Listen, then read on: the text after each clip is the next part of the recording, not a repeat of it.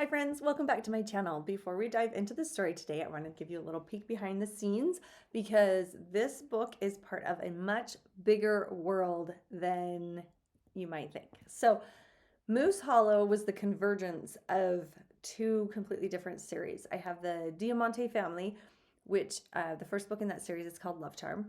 And then I have the Kringle family, which the first book in that series is called Marrying Miss Kringle Ginger. So the Marrying Miss Kringle series is 5 of Santa's daughters who have to find love before Christmas Eve. Like midnight on Christmas Eve, the stroke of midnight, because of course it's the stroke of midnight on Christmas Eve, or else something catastrophic happens at the North Pole. So, this series that is the Kringle Christmas romances are romances that are influenced by a Kringle of the next generation down. So, at the end of the Marrying Miss Kringle series, there was kind of a little people were like, oh, it's a plot hole. It's not a plot hole. I left it open because I knew I wanted to write this series with Nick, and I love Nick. He has gone through the school of hard knocks. His life has not been easy. And there's this whole thing that happened with him before he even came to Moose Hollow. But when I was writing, I ended up writing the whole Moose Hollow series before I wrote Nick's series, Nick's story. I know, it's so confusing. So you have the Marrying Miss Kringle series. Then I wrote the Moose Hollow series. And in between those two is Nick's book, which I will also put up here on YouTube. It is coming.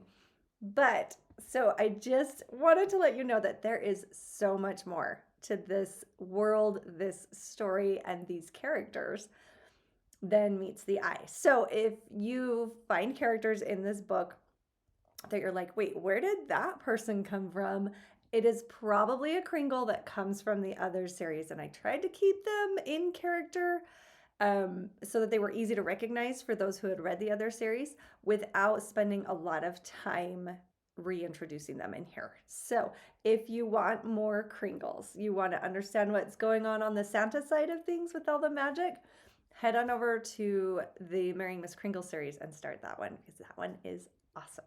So without further ado, I'm going to send you into the Christmas Wish twist, and I hope you enjoy this story. The Christmas Wish Twist. A Kringle Christmas romance novel written by Lucy McConnell and read by an AI voice, Emma. Prologue. The day after Thanksgiving. Ethan Hall struggled with the 7 bags hooked over his arms as he dug for his ringing cell phone. With 2 rings down, he only had 3 more to go before he lost the call dot. Holiday shopping on Main Street Moose Hollow was in full swing tonight. Diamond Fine Jewelry had a Black Friday sale on diamond earrings that had the store crowded out to the street. Their stones were the clearest in the market, or so their advertising claimed. He'd contemplated buying a pair but didn't have a special someone to spoil. Darn it. Maybe he should have put a beautiful girlfriend on his Christmas list this year, Dot. If only it worked like that, Dot. He continued to twist uncomfortably while trying not to bump into one of the other shoppers as the phone rang. Did it get louder with each ring? Charlotte Morris's Christmas shop smelled like cinnamon and pine from all the way across the street. He'd have to take his son Colin to visit her when it wasn't so crowded. Colin wasn't officially related to the Morris family. However, Ethan had grown up next door to them, and his sister married Jacob Morris last Christmas. The ties that bind people together weren't always made of genes, and Colin saw Lois and Michelle Morris as second grandparents.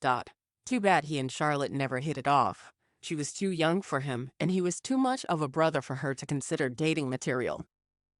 He finally set down a handful of bags on a bench outside the dog groomers to make taking the phone call easier. The person on the other end hadn't given up on him yet, and he was determined to answer. He'd probably bought too many gifts for his 6-year-old at Granny's Candy and Toys, but the kid was pretty much the best thing in his life, so there wasn't such a thing as too many presents under the tree, was there? Also, there might be a present or two for himself in these bags. Colin was tender-hearted and would notice if his dad had nothing to unwrap. Not only would he notice the lack of gifts, but he'd feel bad enough to try to give up his own presents. Besides, he needed aftershave, And the shoulder massager would be handy after a long workday. The Nerf gun? Well, a man had to be able to defend himself, didn't he? Their battles would be epic. Ethan shook his head in amazement at his son. How did he get such a great kid when he'd chosen such a horrible mother for him? He scolded himself for thinking that way about Pearl. Not that she didn't deserve it, but because it didn't do him any good to dwell on the past. He finally managed to get his phone out of his back pocket and cringed at the name on the screen. Dot. Speak of the devil. He swiped the screen. Merry Christmas, Pearl, he boomed, drawing attention from a family with teenagers. He grinned at them, and the youngest girl smiled back and waved. Starting the conversation on a positive note was a good idea, as he never knew what Pearl's phone calls would bring into his day. Your Christmas just got a little merrier, she quipped. Dot. Oh. Ethan studied the snow packed under his feet. They'd had a storm blow through yesterday, making for a cozy Thanksgiving. However, the snow removal crew had the day off, so they were behind. Shop owners were too busy with Black Friday to salt out front. No one seemed to mind the snow because it added to the Christmas spirit. How so? I booked a flight home. She squealed like this was the best news. Dot. His legs went numb. He managed to catch himself before falling into the street and leaned against a light pole. You're what now? I'm coming home for Christmas. Doesn't that sound so dreamy? Like something out of a movie or a song. I'll be home for Christmas, he said the song's name woodenly, because his brain struggled to wrap around the idea of Pearl in the same town. That hadn't happened since the day she left him with a 1-year-old and a mortgage. She laughed. I assumed you'd be home. She totally missed the reference to the song's title. Whatever. Pearl, are you sure? She didn't get along with her parents, sisters, or pretty much anyone in town. He liked his in-laws. They spent time with Colin every week and spoiled him on his birthday. On the other hand, Pearl missed everything from birthdays to school plays and soccer games. An urgent need to put protective lines around his son roared to life. You can't stay with us? I've rented a place. Brad was generous in the settlement. I have money. He could picture how she flipped her hair over her shoulder when she said such things. Pearl loved to throw her ex-husband's money in his face. Probably because he was the only ex who didn't give her any. He had full custody of their son and took over all their debt, including the joint credit card she'd maxed out. But that was in the past. I thought your husband was Jerry? He asked.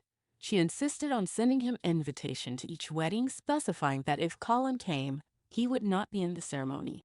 She didn't want any of her new in-laws to know she'd had a child because she was, according to her words, never doing that again. Jerry was lame, she pouted. I'm exploring myself as a single woman and want to spend time with Colin this Christmas. Oh joy, he mumbled. The fact that this was happening kicked in, making his brain go into overdrive. His protective fatherly instincts put up their dukes. Colin was visiting Santa Claus with his Aunt Lauren and Uncle Jacob. He wanted to see his son to make sure he was okay. Pearl had a way of playing with his emotions that tore at Ethan's heart. Where are you right now? He spoke slowly into the phone. The airport. I took a late flight, so don't expect to see me until I recover, she replied. He ticked off the hours she would sleep in, the spa time she'd need to feel presentable, and it all seemed too short. He needed to get off the phone and warn his family. Pearl, thanks for letting me know. I'm in the middle of shopping. Say no more, she chirped. I can't wait to see what you get me for Christmas. He barely held back his groan. Talk to you soon. He didn't wait to hear her response. Dialing Lauren, he tossed the other bags next to the first set and began to pace. Lauren picked up quickly, and he filled her in. She sounded out of breath. You haven't made any Christmas wishes, have you? He paused at the strange question. No good. Don't. That was weird, but he didn't have time to sort out his sister's issues right now. He asked if she wanted him to pick up Colin, but she said he should finish shopping. Ethan hung up and glared down at the packages on the ground. He'd been in such a good mood, looking forward to Ethan's excitement when he opened these on Christmas morning. He couldn't let Pearl ruin all that. He'd just have to work extra hard at having a great holiday season. His eyes went out of focus as he dove into making a mental list. Looks like you dropped something. The jolly voice drew Ethan's attention. His eyes climbed up a pair of shiny black boots, red velvet pants, a red coat with white trim, and a white beard to finally land on a pair of bright blue eyes that seemed to swirl with possibilities. He blinked several times. Santa? Ho ho ho, Santa grabbed his belly as he laughed. Looks like you're a busy elf. Do you need some help? He bent down and picked up several bags, holding them out to Ethan. Bro, you have no idea how much help I need, Ethan shot back as he accepted his bags. If only he had someone to share this burden with, a partner who had his back and whom he could snuggle into for comfort and stability. That was the kind of love he thought he found when he married Pearl. The knowledge that he'd been so incredibly wrong shattered his heart. Enough time had passed that he once again yearned for an authentic and abiding love. He wasn't put back together again, but the right woman would make that happen. I might be able to help, Santa hedged. He scratched his beard. It was fake and probably itched like crazy. He looked over his shoulder to the gathering area where he greeted children of all ages as if making sure he hadn't been followed. I feel like there's something you want to wish for, something important. I got it. Thanks, though. Ethan mentally tucked the rest of his Christmas list into the back pocket of his brain and headed for his truck. The rest of his shopping would have to wait for another time. Merry Christmas, he called over his shoulder. Merry Christmas, sounded back at him. Jingle bells rang out, wild and as if they were right on top of him.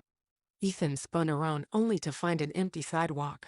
Shoppers still moved in and out of stores, and music played through public speakers, but Santa was nowhere to be seen. Where'd he go? He craned his neck and stood on his tiptoes to look over beanies with giant pom-poms on top. After a moment of searching, he scoffed at himself. He had bigger things to worry about than what a stranger was up to this year. Chapter 1. Valerie Remington drove down Moose Hollow's main street at the speed of frozen molasses. I can't get enough of this, she exclaimed.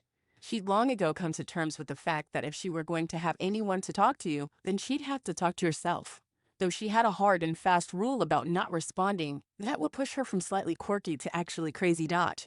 Each shop on Main Street had a holiday window display that made her wish she was on foot and could look closer. Diamonds' fine jewelry sparkled in the afternoon sun. They decorated a Christmas tree with ornaments made from jewelry boxes, the contents worth a fortune.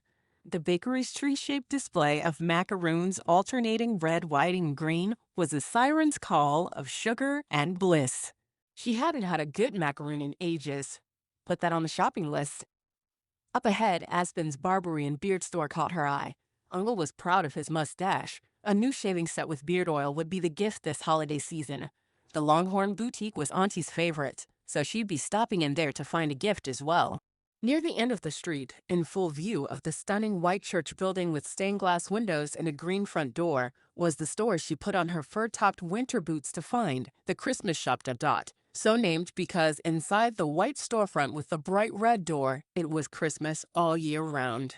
At least that's what their website said, and though Valerie wasn't prone to believing what she read online, she hoped the reviews of this place were accurate, tangled and creases. They have everything Christmas. The selection is amazing, but the owner is even better. It's full of Christmas magic. As a woman searching for Christmas, Valerie put a lot of faith into those anonymous reviewers. Over the window hung a red awning trimmed in gold. Though the shop was several years old, the canopy looked brand new, especially compared to others on the street. Gold lettering proclaimed the store's name in an old-time font, the kind Santa would sign his name in at the bottom of a return letter, if Santa ever wrote back. He hadn't responded to her inquiries over the years. Dot? She found a spot in front of Burns' bookstore, downloaded the app to pay the meter, did so, and then finally made her way along the snow-dusted sidewalk. The mountain air was crisp and thin, pinching her cheeks and making them glow red. Her sandy blonde hair lifted in the breeze. She tucked the collar of her Sandra Spanish merino shearling sheepskin coat with Toscana trim around her neck to ward off the chill. The black fur was soft against her skin, and she snuggled deeper. Stopping at the door to the shop, she stepped back to take in the front of the building. Up close, the tree in the window was visible, the white lights glowing dimly in the sunshine. It was fun that they were on, though. An old-fashioned TV set, with all the guts removed, had been transformed into a winter carnival scene, provided movement as snow continually swirled over the heads of the tiny hot chocolate vendor and ice skaters inside. How cute. She wondered how long it took to put one of those together and debated taking on the project herself. A slight movement drew her eye, and she startled at the sight of a little boy lying on his back under the tree, staring into the branches. He'd reached up to scratch his nose and caught her staring. His lips spread into a friendly, toothless smile. All I want for Christmas is my two front teeth humped through her head, and made her smile back. He motioned for her to come inside. She glanced behind her to see if his grandmother or friend were near, but no one was there. When she looked back at him, he was kneeling at the window, pointing at her and then at the floor next to him. Well, that's adorable, she muttered. How could she resist such an exuberant invitation? She grabbed the golden scrollwork door handle and let herself inside. Warm air scented like vanilla enveloped her immediately. She scarcely had a second to breathe it in before a warm little hand clasped hers. You have to see this, said the toothless little boy. He dragged her to the tree and motioned for her to get down. He got onto his back and wiggled, so his head was under the branches. Come on. Laughing, she crawled to join him and then turned onto her back. Looking up, the lights from the tree sparkled and danced with the sunlight filtering in through the window. She gasped. It's like looking into heaven, he said. She clutched her hands to her chest and relaxed into the moment. Angels we have heard on high pumped through a speaker somewhere in the store. Customers spoke in excited tones, their conversations muted by the music and sounds of movement. The cash register dinged in an old-fashioned way that added to the wonder of this store. It's pretty, huh? Asked the boy. A hint of pine laced through the vanilla, and she reached up to verify that the tree was real. It's so pretty, she agreed in wonder. Well, Colin, called the woman. Oh, shoot. Her companion wiggled out with impressive speed, and Valerie was left to find her way out from under the branches. The lowest one caught her hair and pulled, no doubt ruining the sleek look she'd had before lying on the floor. Colin, what are you? Oh. The beautiful woman in a store apron placed a hand on Colin's shoulder and smiled at Valerie. Did he talk you into going under there with him? She smiled down at the boy. You've got to stop doing that. Colin fidgeted. No one ever says yes, except Dad and this lady. He pointed at Valerie as she struggled to stand. The wooden floor was sleek and slippery under her boots, made wet from the snow, and there was nowhere to hold on to. She looked like a giraffe on ice skates and felt even more uncoordinated as the dark-haired beauty with big blue eyes watched her scramble. Sorry. I didn't know it was off limits, she apologized. It's not. The woman flapped a hand. Her ice blue turtleneck was made of soft cashmere, and the apron over the front of her had hints of the same color amidst the elves. Don't worry about it. I'm Charlotte, the owner of the Christmas shop, and you've met Colin. What can I help you with today? Colin scratched his nose and grinned up at Valerie. She smiled back at him. I'm Valerie. I'm house-sitting for the holidays, and I'm in desperate need of Christmas decorations.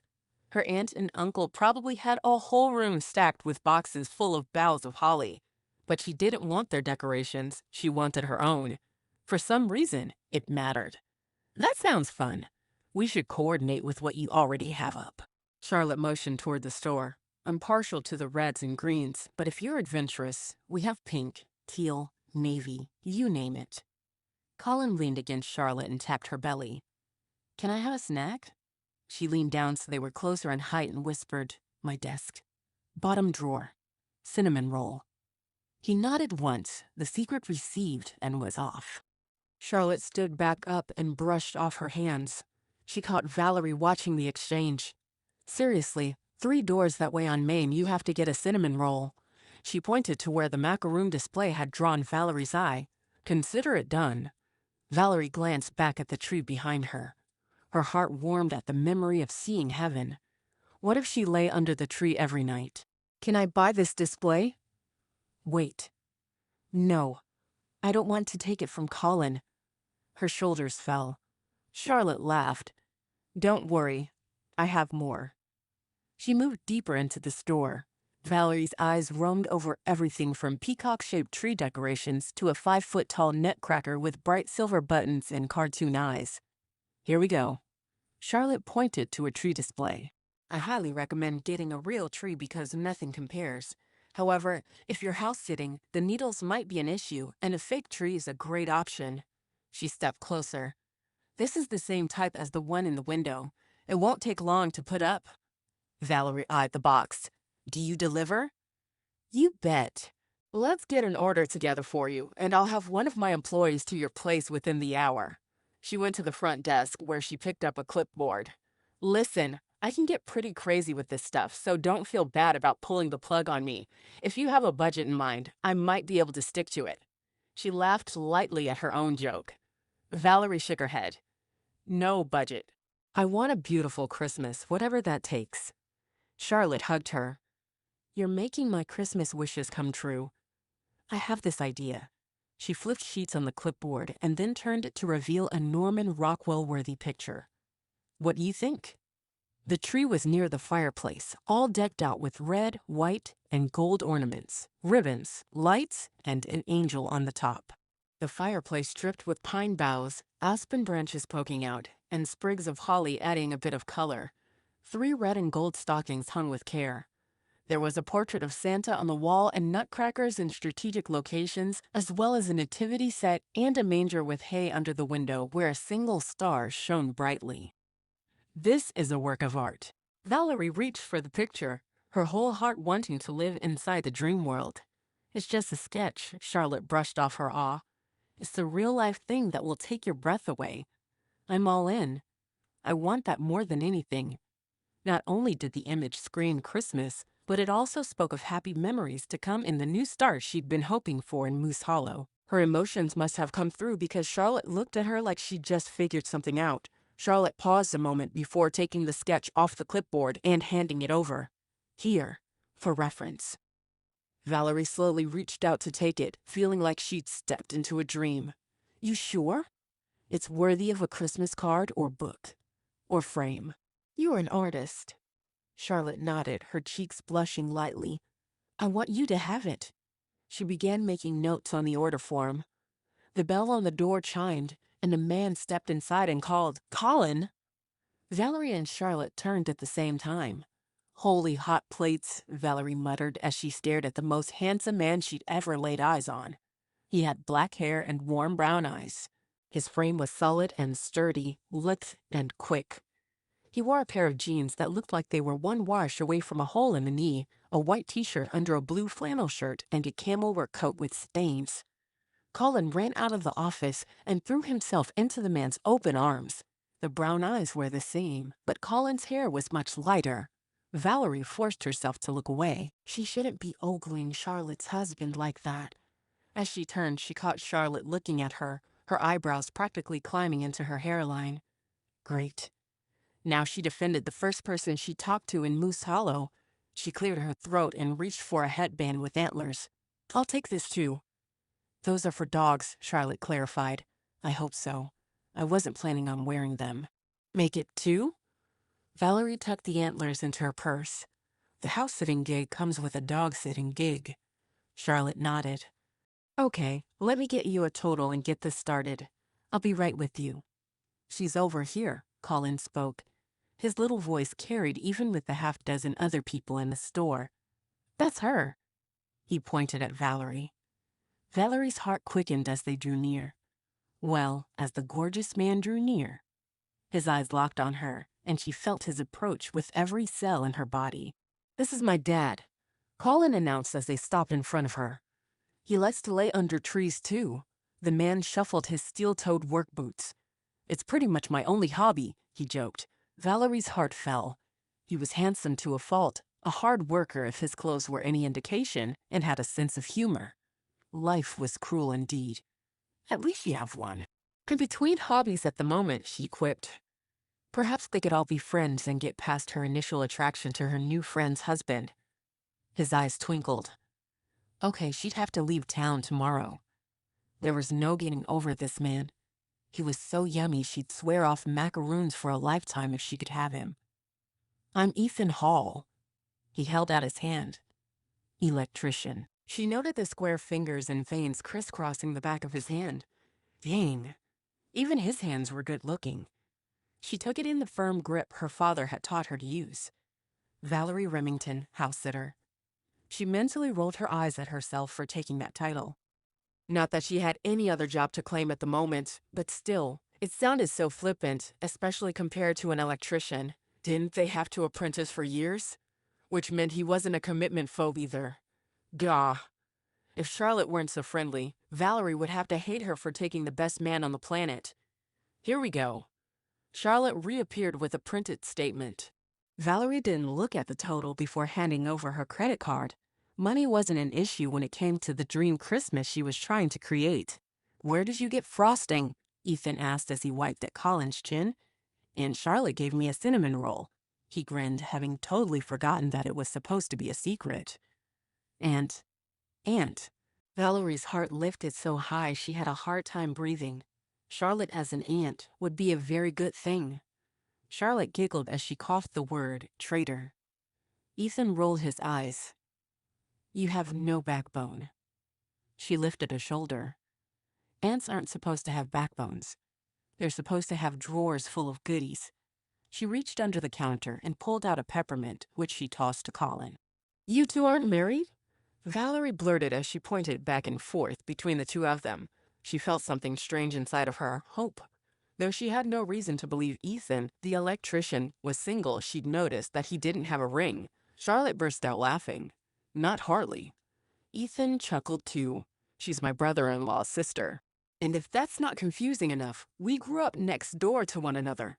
"Didn't I babysit you once?" he asked her. Charlotte swiped under her eyes as she slowed down the laughter. "He's like ancient." Ethan glared at her. "Thanks." With every bit of their friendly banter, Valerie's heart lifted. They were not married.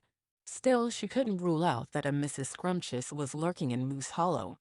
As much as she would have liked to invite him over for some hot chocolate, she didn't want to step in where she wasn't wanted. She'd spent the last 3 years navigating the orphan status and determining between petty invitations, schmoozers who wanted a piece of her family fortune, and the rare diamond of a true friend. It was exhausting, to say the least. Jumping back into all that, after working so hard to find a place for herself this holiday season, was not on the to-do list for today. She pretended to check the time on her phone. "I'm sorry, I have to run. It was nice meeting all of you." Ethan stepped toward her, his hand out as if he would stop her from leaving. At the last second, he checked himself and dropped his arm. "If you ever need an electrician, give me a call." She nodded. Sure. It wouldn't happen. She was in town for one reason, and it wasn't to fall in love with this guy and his adorable son. After stopping at the bakery where she bought way too many macaroons and just the right amount of cinnamon buns to last her a week's worth of breakfast, she drove up the mountain and into the gated community where her aunt and uncle's house stood at the top, overlooking the valley. She parked on the heated driveway, steam rising as it cleared the puddles. The camera scanned her face as she approached the porch, and the door swung open for her. Tanya and Tucker, the two aged beagles she'd been hired to treat like royalty, trotted to meet her. They were long past the days of frolicking in the woods inside the house, but still liked to walk the perimeter fences. She stopped to pet them before removing her coat and boots. "You two keep the house safe?" she asked, rubbing Tanya's forehead. The sweet dog leaned into her touch and thumped her back leg like a puppy. She'd never outgrown the habit. Tucker, ever the gentleman, waited his turn. When Valerie moved to him, he promptly rolled onto his back and exposed his belly for a scratch. "You two are kooky, but I guess that's to be expected around this place." She made her way into the greeting room, where a sofa covered in dark leather sat atop a shag rug. In front of that was a cow print, or ottoman with dark wood and copper accents. The purposely weathered wood flooring was warm under her feet.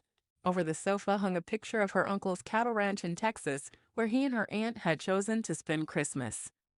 A country music producer, Uncle, was hosting a Christmas movie special featuring some of the hottest stars in country music, broadcast live from the ranch. It was supposed to be a White Christmas meets Garth Brooks special, although it was still up in the air if Garth would come.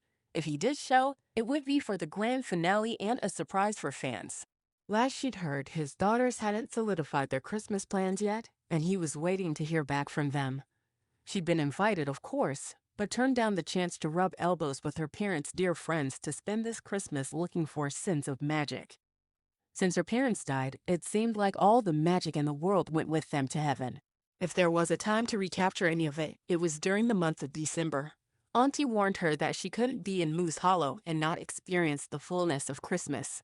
After her jaunt on Main Street, Valerie believed her. A kiss or two under the mistletoe would help bring that magic into her heart, and she knew just the electrician she'd like to find waiting for her. She closed her eyes and pictured Ethan in the space, her space. She dressed him in a green sweater and a dark pair of jeans. Talk about electric.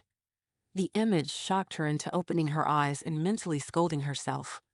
He'd offered his professional services, not his lips. Laughing at herself for being so silly, she turned on the lights and hit the button to clear the fog off the wall of windows. The mountain house continued on and on for room after room and floor after floor. Why two people needed all this space was beyond her. Okay, her uncle hosted parties and clients and people. The house was sort of necessary. However, the emptiness of it often overwhelmed Valerie. Of course, when her uncle was home, it overflowed with his personality as big as Texas, the state that raised him. The doorbell rang, sounding like a dinner bell, and she hurried to the front of the house. Tanya and Tucker moseyed over to their fluffy beds and flopped down. They didn't care who came and went as long as there was food in their bowl at dinner time, and they were adequately greeted when family walked in the door. She glanced out the sun window to the side of the door to see a stack of boxes with Christmas shop labels on the side. "It's time to bring Christmas to the house," she said, as she threw the door open wide. A teenager with hair hanging over his eyes smiled at her. "Are you Valerie?" he asked. "Yep." "Come on in." She moved out of the way as he maneuvered the dolly inside. "I'm Cody Cohen from the Christmas shop. Where do you want these?" He looked around like he was trying not to take in the whole house and trying even harder not to be impressed.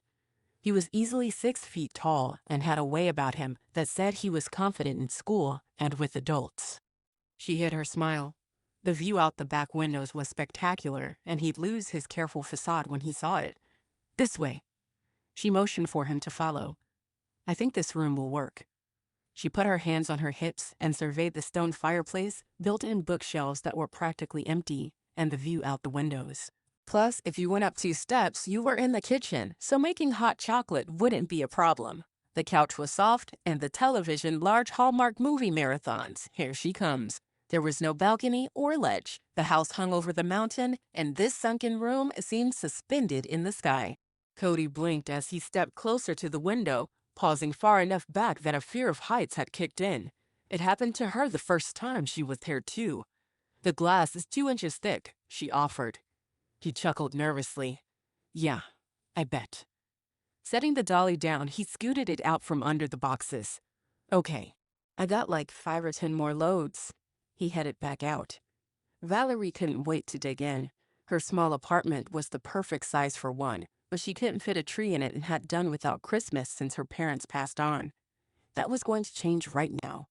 She ripped into the first box and found a beautiful pre-lit swag that was meant for the mantel. She plugged it in, wanting to see what it looked like. It lit up in her hands, and she squealed with delight. The more Christmas lights, the better.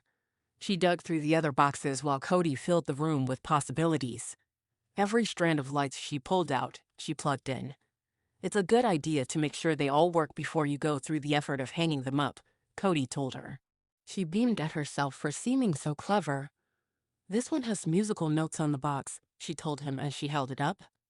"What does that mean?" He lifted his shoulder. "Maybe it sings? My dad would like that one.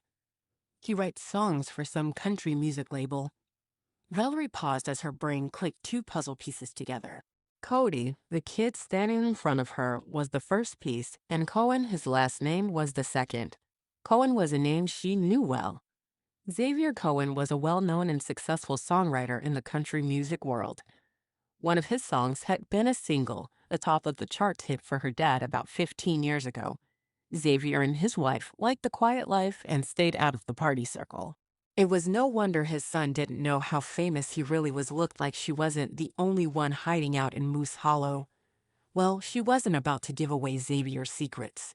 Cody lifted a hand in surrender, drawing her attention away from the puzzle she completed. "I don't do much in the store. I just deliver. So I don't know what this all is. Sorry." "No worries. There's an easy way to figure this out." She plugged it into the back of 5 other lights hanging out of the socket. It lit up and then, poof, everything went dark. What in the world? She asked. Night had come on while she was unpacking, and she hadn't noticed. She could make out the shape of things in the dimness, but all details were lost. Outside the wall of windows, the valley was painted in shades of blue, with lights dotting the landscape. She'd forgotten how early the sun went down in this mountain town, especially in the winter. Try unplugging it, offered Cody. She did. Then she went to the computer pad on the wall and touched the screen. Nothing happened. Uh-oh. She wrapped her arms around herself, feeling the draft from the open front door. I think I blew out the electrical system. Oh, you should call Ethan. Cody was so excited to have a solution for her that he practically shouted it. Aye. She stumbled over inviting that incredibly handsome man into her home. How would she think a coherent thought with him here? I don't have his number. I can get it for you. He was on his phone faster than she could think of a reason not to call him that didn't make it sound like she was fangirling the local electrician. Here, he shoved his phone at her. Her eyes widened as she heard it ring. You called him? How else were you going to talk to him? I gotta finish unloading. He rolled out of there. Shut the door behind you, she yelled in that direction. I did, said a deep voice on the other end of the line. She froze in place, her legs like lead. Not you. He chuckled. I figured as much. This isn't Cody, is it? Her legs turned to jelly, and she sank into the couch. It's, Valerie Remington. We met at the Christmas shop today. I was under the Christmas tree with Colin. She put her free hand over her face and slouched to the side, laying across the cushions in mortification. Could she have added any more memory triggers to that sentence? I had on a brown coat. My hair looked like I'd been lying on the floor. I could hardly make eye contact with you because you are a mystical creature calling to my soul. I remember you. Her stomach flipped up and over, and then did it one more time. Good. I plugged in a bunch of lights and killed the power to my uncle's house. I might have shut off the heat too, I'm not sure. But this delivery kid said I should call you. She cut off before she blathered on about how she didn't want to call him because he was too hot to be alone in a house with. Not that she would do anything untoward, but she would embarrass herself beyond measure. Actually, she might have already done that. I can be there in 15 minutes. Oh, shoot. I don't mean to take you away from your family. She shoved her face into the couch. She wasn't fishing for information on his marital status, but she sounded like it. He chuckled. Colin has practice for the school pageant tonight, so I'm free. She held onto that info and rolled it around. Did that mean he wasn't married? Or did it mean that his wife was taking their son and so he had the flexibility to take a work call? Ah, she shouldn't care so much. This was bad. So bad. Letting people into her life was hard enough, but letting them into her heart was impossible. If she gave in to this attraction and did something stupid, like ask Ethan on a date, her heart would definitely get involved. Text me the address.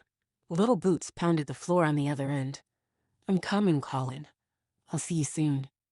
He said the last part to her. Okay, she managed before hanging up the phone. With her face on the couch, she started a pep talk. He's just a man, a handsome man, a man who works hard and is a great father, a man who takes time to lay under a tree and look at the lights. Can I have my phone back? Asked Cody, who was standing right next to her. Valerie jumped up and screamed. Cody stepped away from her. No doubt her face was red. It was certainly hot enough to be the color of a Christmas stocking. Sorry. She fanned her face. You scared me. You scared me. He smiled easily. Here, can you send Ethan my address? He bobbed his head, typing as he headed for the door. Done. Bye. Wait. She scrambled to the kitchen where she'd set the pastry boxes. One of them had 2 cinnamon rolls. She slipped a 50 under the string. Thank you for your help. She handed it over. He grinned. Thanks. Wow. That's really nice of you. She lifted a shoulder. It's Christmas. Buy your mom a nice gift. I will. He left, and she glanced around at the room, noting the darkness growing thicker. There was no way she was going to light a bunch of candles. Nope. Candlelight was too romantic. She would, however, fix her hair. She took off at a run toward the guest room. She might be a damsel in distress, but that didn't mean she had to look like one. Chapter 2. Ethan stood on the doorstep of the mountaintop mansion and whistled in appreciation of the enormous wooden doors. He could easily see his breath in the moonlight that bathed the courtyard in a soft, silver light. Up here, the stars were clear, and he could touch the Big Dipper. It looked that close. "These doors belong on a castle," he muttered as he used the flashlight on his phone to find the doorbell. Over the river and through the woods, Grandma's house had nothing on this place. With the security gates and guards at the entrance and the twisted turns to find the home, he might as well have had to cross a moat and scale a wall to find this place. The general outline of the home was country, with several wings and large windows. Though the doors were large enough to be a drawbridge, they looked more like barn doors than anything. The rest of the house was barn-like too. The weathered wood and stone exterior gave it a feeling of being old, though it couldn't have been more than 10 years built. There was a carriage house off to the right with several large garage doors and the half doors he'd seen in pictures of horse stalls with horses poking their heads through. The fenced round pen was up a level. Since the lot was on the mountain, they'd used boulders to create retaining walls and spots of level ground. Between the house and the garage was a hitching post. Next to it was a rustic wooden bench with wagon wheels as armrests. He glanced around, half expecting a herd of wild horses to thunder up the mountain and run circles around him, or a band of train robbers to ride through, shooting their pistols in the air. The door swung open, and the woman from the Christmas shop, the one Colin couldn't stop talking about and even couldn't stop thinking about, stood before him. She wore a heavy sweater 2 sizes too big over her clothing and a stocking hat. She looked so cute, all bundled up. At the Christmas shop, she'd seemed glamorous with her fur-lined wrap, perfect hair, flawless skin and makeup, and those fancy boots that probably cost more than 3 months' salary. She was so far out of his league that he chickened out and didn't ask her to hot cocoa tonight. He'd wanted to, mainly because she and Colin had hit it off. There weren't a lot of women out there who would get into a child's world, and she'd done it without hesitating. At least, that's what Colin told him. His son didn't say exactly that, but he did say she went into the store and got right down on the ground with him. Ethan would like to climb under a tree with her. That sounded dirty. He didn't mean it like that. He meant that he'd like to stare up through the branches of a Christmas tree and get to know her better. Who shouldn't be thinking about her, or any other woman, for that matter. Women were off limits as his life centered on Colin and the business. Speaking of business, he was here for a reason. Her little pink nose told him it was getting nippy inside the house. "I'm so sorry. It took longer to get Colin settled at the school than I thought it would." He'd pictured dropping him off at the curb, but all the other parents were walking their kids in, so he did too. Inside, the gym was Christmas in chaos, and he didn't feel good leaving until he was sure an adult had eyes on Colin. "I feel bad you're cold." Valerie motioned for him to come inside quickly.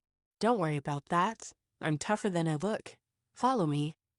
I think the problem is in the Christmas room." She didn't look tough at all. She looked cuddleable. He did his best to keep his eyes on the paintings, furniture, and bare floor as he followed her through the house. She used her phone flashlight to show the way. He pulled a small flashlight from his jacket pocket and added his beam to hers. "I'm not sure what happened," she explained.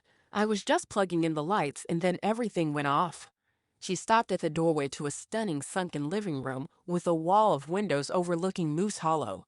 Stars and sky were visible at eye level. He had to walk toward the window and look down to see the town. Instead of being inside a castle, they were in some kind of spell. The scents of vanilla, cinnamon, and pine infused the air, probably coming from the vast amount of the Christmas shop merchandise strewn about the room in semi-organized piles. But it wasn't the room that drew him, it was the sky.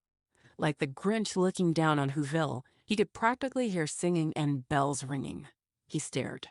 "This is incredible." She came to stand next to him and sighed. "I know, right? I keep thinking this is what Santa sees on his Christmas Eve ride." She chuckled at herself. "What I wouldn't give for a ride in his sleigh." Right? It would be a once-in-a-lifetime experience for sure. Ethan's lips twitched with a grin. "This view changes a person's perspective," Ethan said. How so? He shrugged, coming out of the spell the room cast over him.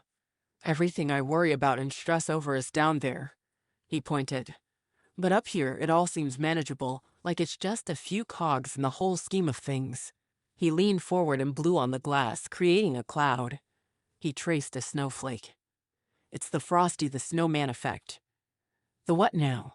She turned slightly toward him, and Ethan's cheeks heated. He hadn't meant to get so philosophical, but something about this place got to him, and Valerie was all too easy to talk to. You know the story, right? She nodded. When the kids make Frosty, and he comes to life, they forget everything and play all day. No worries. No holiday shopping. No homework. No bullies. No problems. Just a day to play. This space has that feeling. Valerie also blew on the glass and drew a snowman. I felt that too. That's why I picked this room for Christmas. How did you narrow it down? He widened his eyes and exaggerated the lift of his shoulders as he swung from side to side to include the whole house in his gesture. She chuckled. It wasn't easy. She glanced back at their window drawings that weren't fading away as they would if the room was warmer.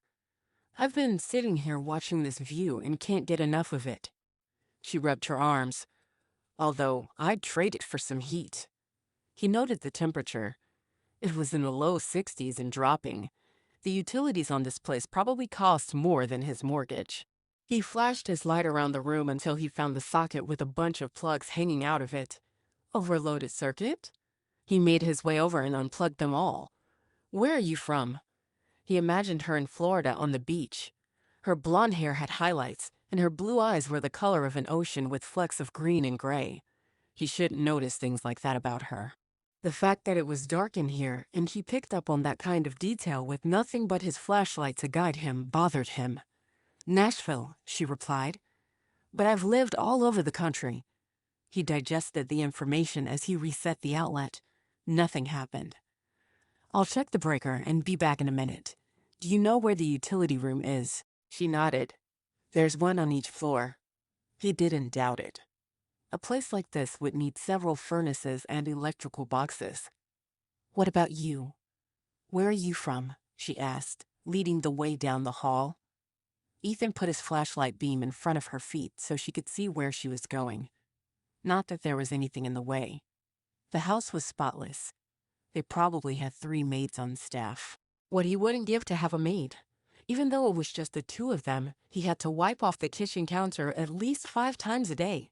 His mother assured him that was normal when a kid was in the house. She also thought it was hilarious that he complained about it since he never wiped the counter growing up. Karma was a mother's best friend. Right here, he replied. Born and raised. She opened a door and motioned for him to go first.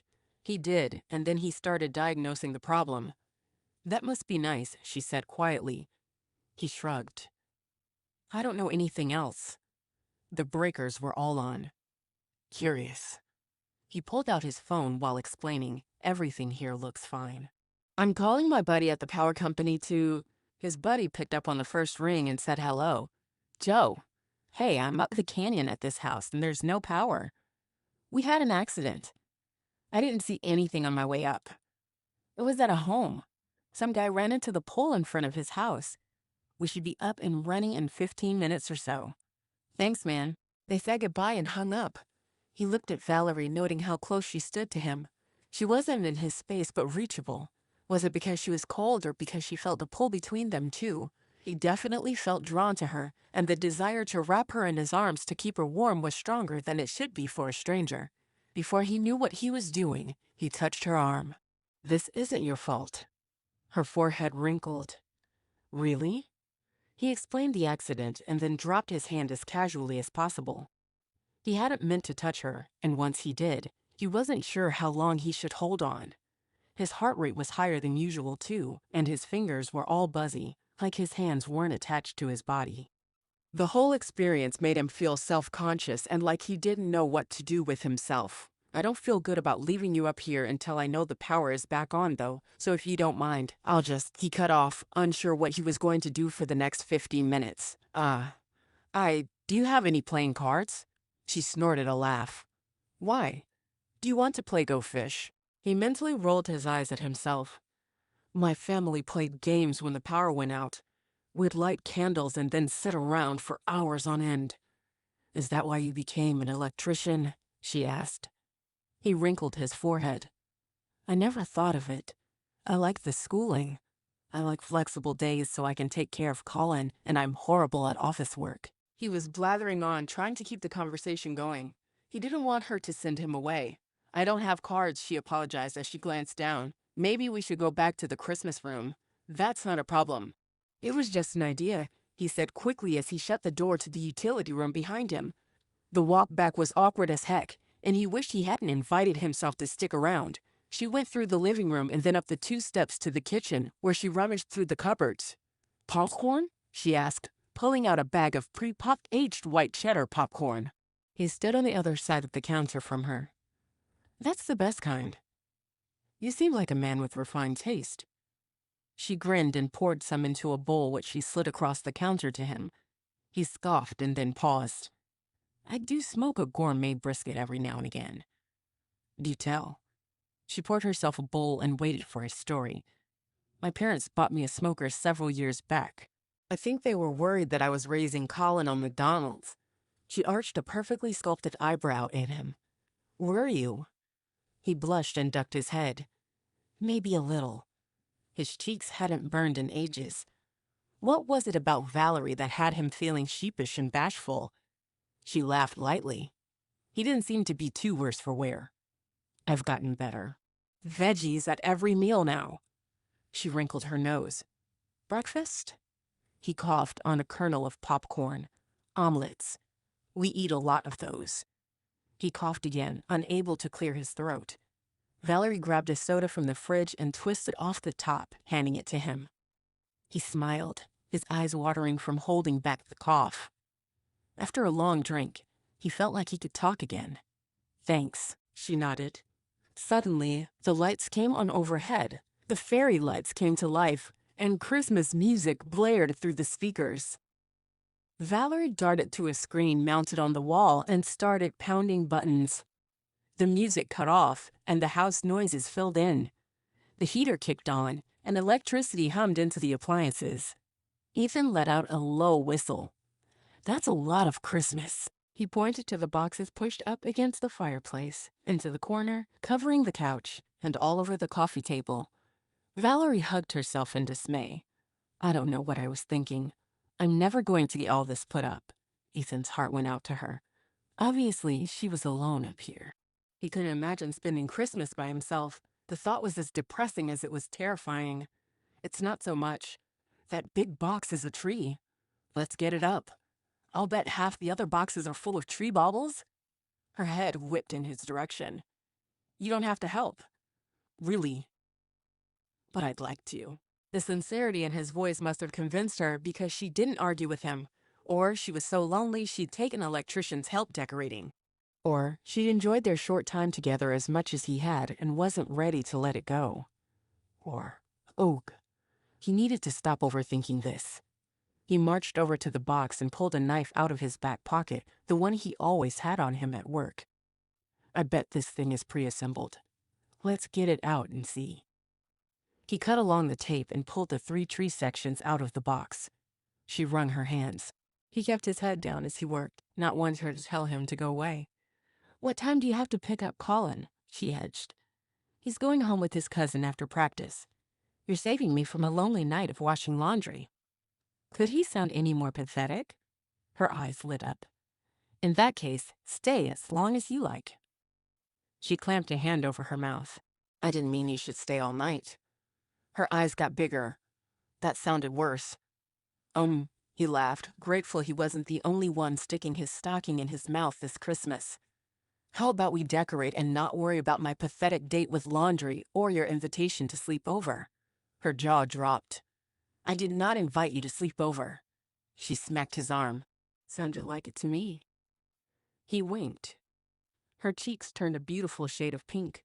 I'm going to pretend you didn't say that because I want your help decorating. He laughed. I'll pretend you aren't blushing. She rolled her eyes. Start unboxing, Christmas elf.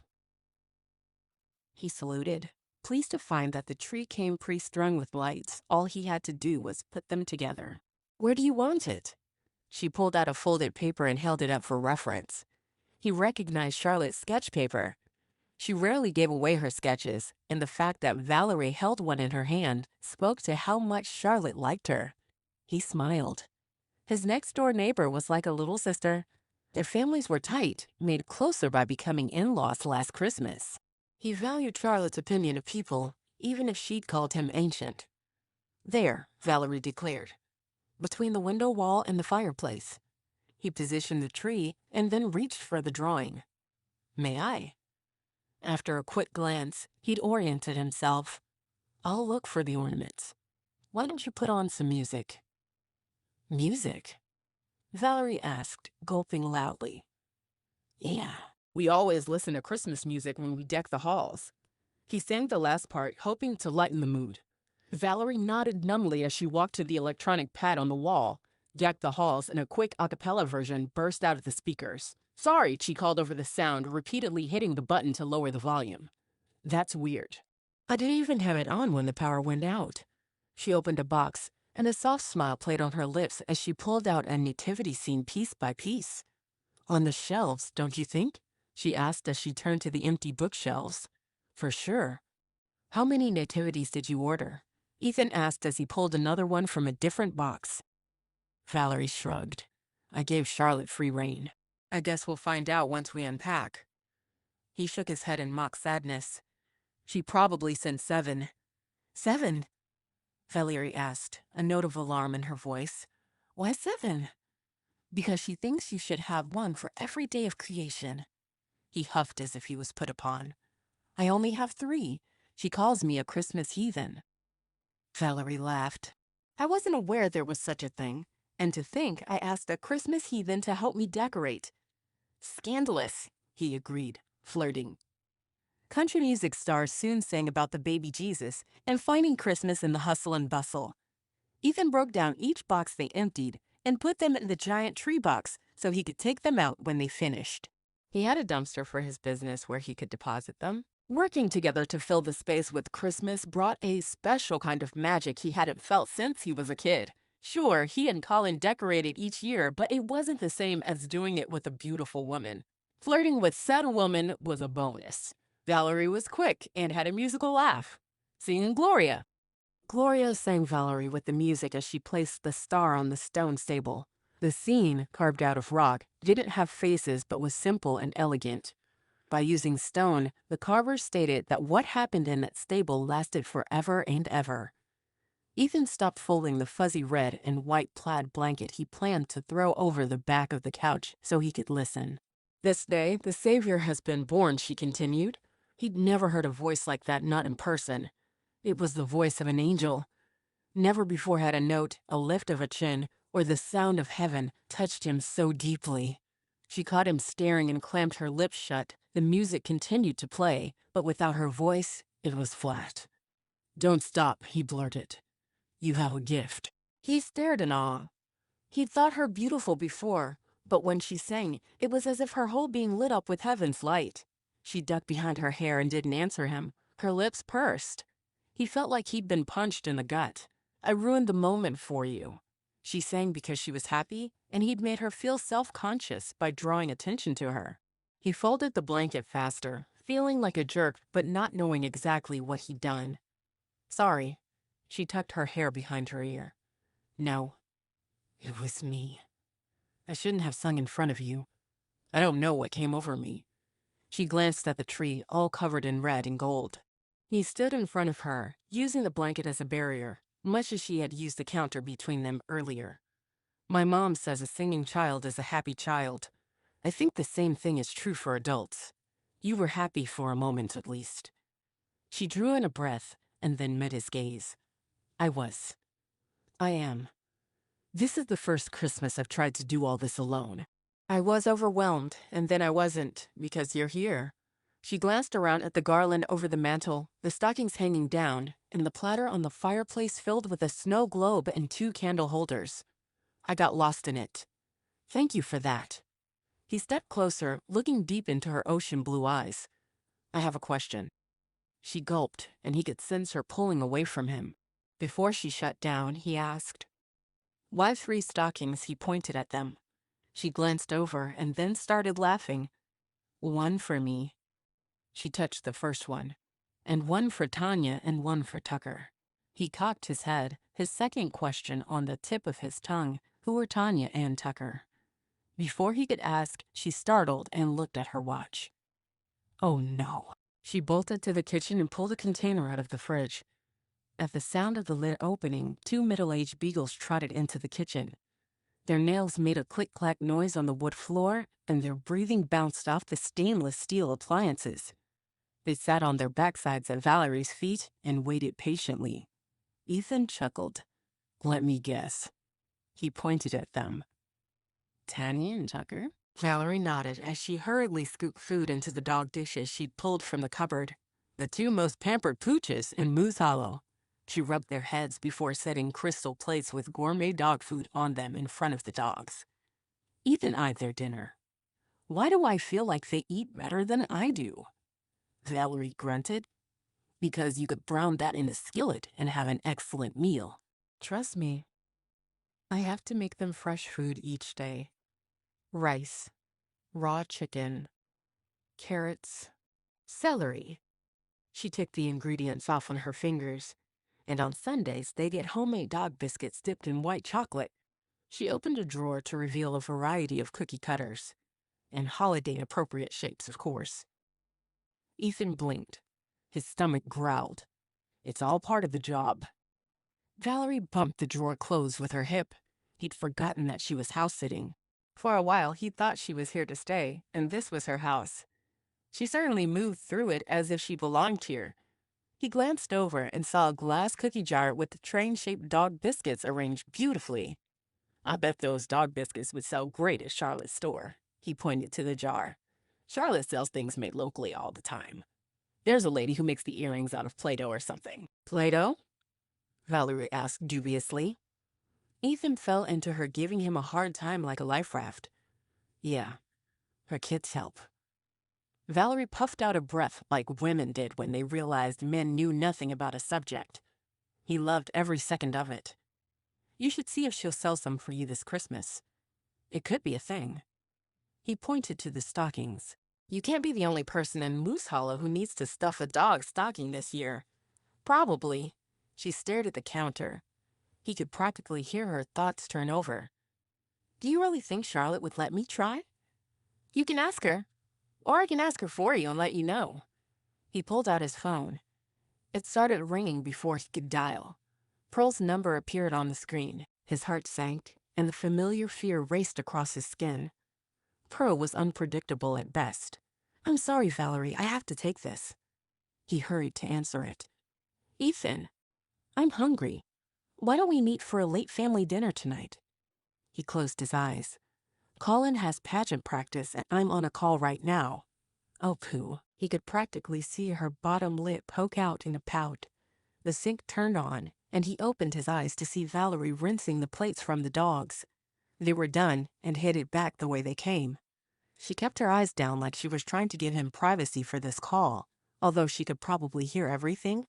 Pearl wasn't quiet. He hadn't planned to spend this much time here, but Valerie was easy to be around, which was strange considering they'd only met that day, but he didn't feel like they were strangers. He'd become invested in her in a way that made it difficult to leave. But he had to go. His job right now was to raise his son and mitigate the damage Pearl could cause during the holidays. He wasn't free to pursue more with Valerie, no matter how tempting she was. "Maybe your parents would like to go out," he offered. Pearl sighed as if he'd asked her to resurrect the Titanic. "I'll order in. Ta-ta." She hung up without waiting for his goodbye. He stared at the phone for a second before putting it away. There was no guarantee that she wouldn't go to the school and pick up Colin without asking his permission. He shouldn't have told her that he and Colin weren't together. "I need to get going." He didn't want to involve Valerie in this mess. She deserved to have a Merry Christmas. "Thanks for letting me hang around. It was fun." Her smile seemed forced. "Yeah, I had a good night."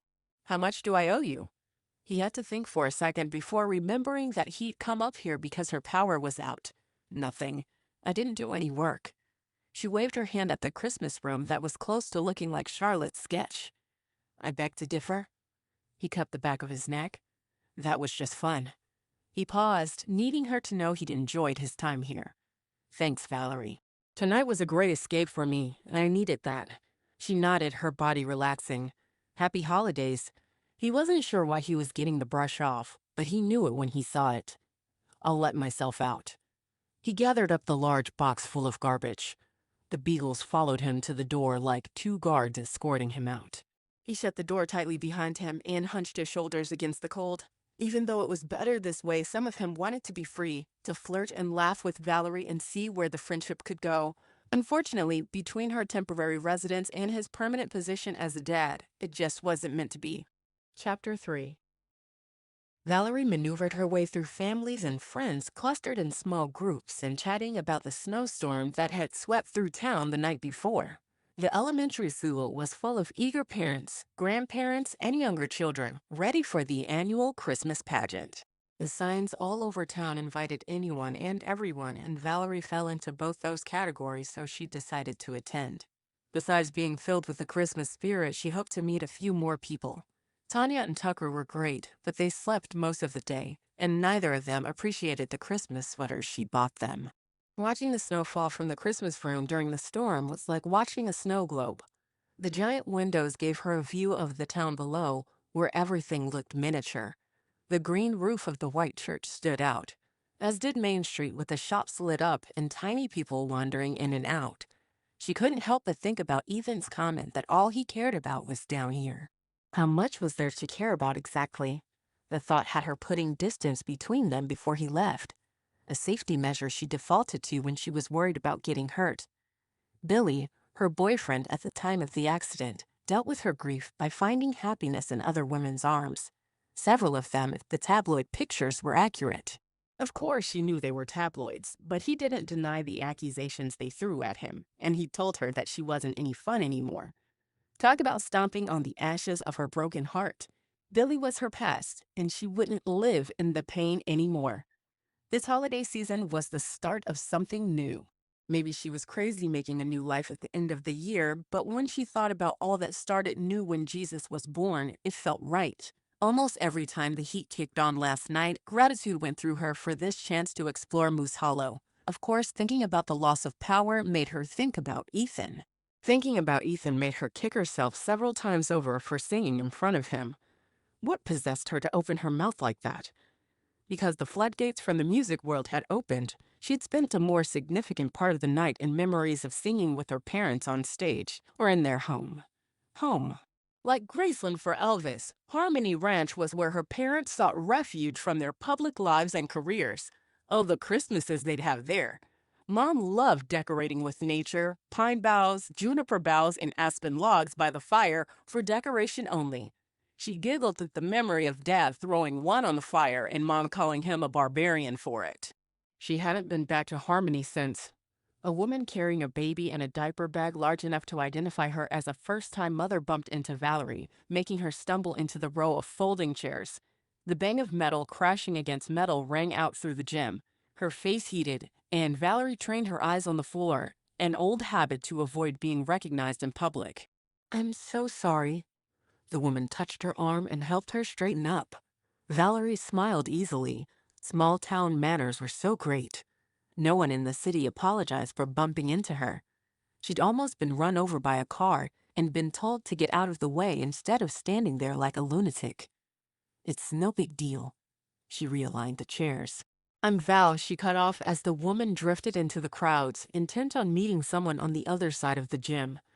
Valerie sighed. Why did I decide to come to this? She asked herself as she brushed her hair off her face. The gym was warm with all these people inside, and it smelled like wet wood floors and Elmer's glue. Not to mention, there was glitter on everything. "Ready for some Christmas cheer?" asked a familiar, warm voice. Valerie spun to find Ethan smiling down at her, his hands tucked into his pockets.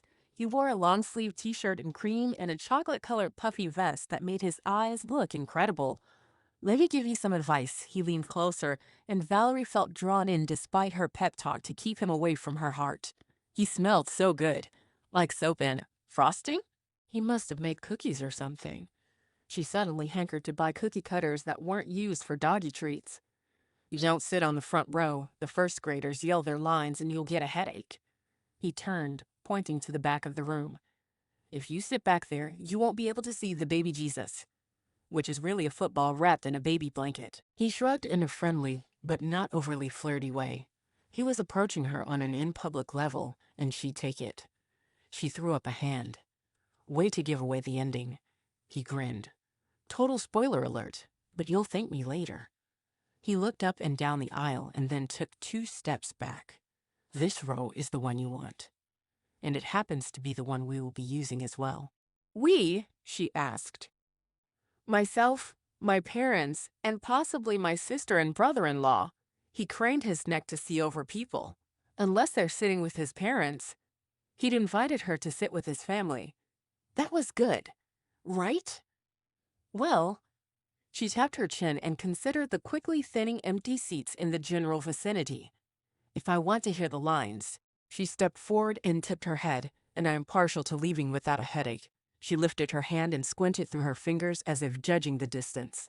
Yeah, I think this row is probably my best bet. Ethan's smile widened. In that case.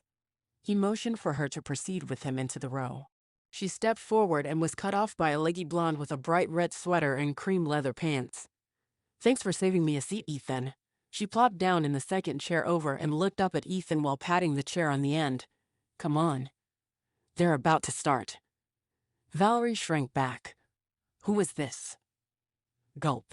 Her eyes went back and forth between Ethan, who looked like he'd rather sit in a pile of snakes than take the chair next to the woman. Valerie checked the woman's hand and didn't see a ring. That didn't mean anything these days. Lots of married people didn't sport the bling. Perhaps they weren't married and lived together to raise Colin. Or she could be a girlfriend. Working this out was complicated. She shouldn't have given in so easily to Ethan's easygoing manner and invitation because now she'd have to find a way to excuse herself and sit elsewhere. That wasn't awkward. It didn't matter, though. What mattered was that Valerie distanced herself from him once again. She wasn't in Moose Hollow for complicated. Excuse me. She hurried off without any more of an explanation. Ethan didn't chase after her, which was for the best. What could he possibly say that wouldn't be a lie or make the situation all the more uncomfortable? Coming tonight was a mistake, one she wouldn't make again. Christmas movies were her new best friends. They'd spend every night together. She'd order in, and they'd share dessert. She looked from right to left as she exited the gym to see if people were talking about her. No one seemed interested in the stranger, and she felt invisible again. Funny. She'd spent years trying to disappear, and now that no one saw her, she missed being seen. She pushed open one of the heavy sets of doors. There were 2, and drew up short at Santa Claus coming in the other side. Ho, ho, ho. He waved at her. She smiled faintly. Merry Christmas. Is it? He hurried to ask before she pushed through the second set of doors. Because you have a Christmas wish waiting to be granted. I do, she blurted. How can you tell? He chuckled. My fingertips are tingling. She balked. You should have that looked at. Leaning closer, she was engulfed in the scent of frankincense and pine. How old are you? You might be having a stroke. He laughed, grabbing his stuffed belly as if the pillow might fall out. Not as old as the beard makes me look. She met his gaze and was astonished at the many colors of blue and gray that swirled together. About that wish? He prompted.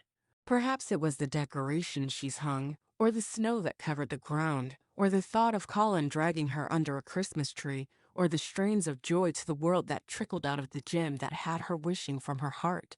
But more likely than all of that put together, it was Ethan's dark brown eyes that warmed when he looked at her that had her speaking her deepest desire. I wish I didn't have to be alone for Christmas ever again.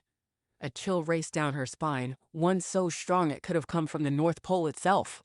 She shivered and wrapped her arms around her middle. Interesting. Santa stroked his beard. Embarrassed that she'd said what was so deep in her soul, Valerie shoved out the door. She needed to get out of here. Merry Christmas, she called over her shoulder. It will be, he promised. She walked fast even as she thought back to the strange encounter. What an odd Santa. He seemed so genuine, as if he knew her wish would come true. Oh well, time to go back to Tanya and Tucker. She brightened as she thought of the doggy treat she'd made to take to Charlotte's store in the morning. They needed to be packaged, and she'd found just the right clear baggies online. They should arrive by 8 a.m. If there was one lesson she'd learned, it was that keeping busy kept her from noticing she was alone. Maybe she'd sell out so fast that she'd spend her holidays in the kitchen trying to keep up. That wouldn't be so bad. Maybe that's what Santa meant when he said it would be a Merry Christmas. Yeah, that was probably it. Because he couldn't have meant that she'd find her way under the mistletoe with Ethan. That was as impossible and improbable as her ever getting on stage again. Chapter 4. Ethan sent Colin home with his parents after the pageant. Pearl claimed she had a headache, which he knew was her excuse for getting out of going for hot chocolate with his family. She'd gone back to the Airbnb she'd rented. He hadn't been over there, didn't plan to set foot in the place. However, he had done some work on their upgraded bathroom a few months ago and knew that that house was worth twice what his was worth. Whatever. She was only renting and would be gone after the holidays, or sooner if he set her up with someone. She'd run away with a man without a backward glance at her son, although he couldn't do that to any of his friends or acquaintances. "Thanks for volunteering to help with the cleanup," said Mrs. Holland. She wore an ugly green Christmas sweater with candy canes knitted in and glued on. Her blonde hair was more gray than blonde these days, and sometime between his elementary school days and Cody's, she tattooed on new eyebrows. She'd been the principal for as long as Ethan could remember. When she retired, he was sure they'd rename the building after her. After all, she practically lived here. Only a few people have the dedication it takes to educate children anymore. At least that's the way it seemed online. All he ever saw was posts about teacher quitting and job listings for substitute teachers to fill in the gaps. A person like Mrs. Holland deserved to be honored. It wasn't easy being a teacher these days. Heck, it wasn't easy when he was a kid teasing the cute girls in class. "I'm happy to help.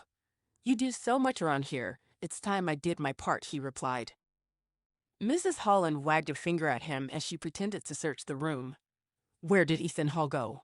"Are you the same kid who told me you didn't have to clean around your desk because you didn't sleep under it?" Ethan laughed. "In my defense, my mom always told me that if we slept in the house, we had a responsibility to clean it.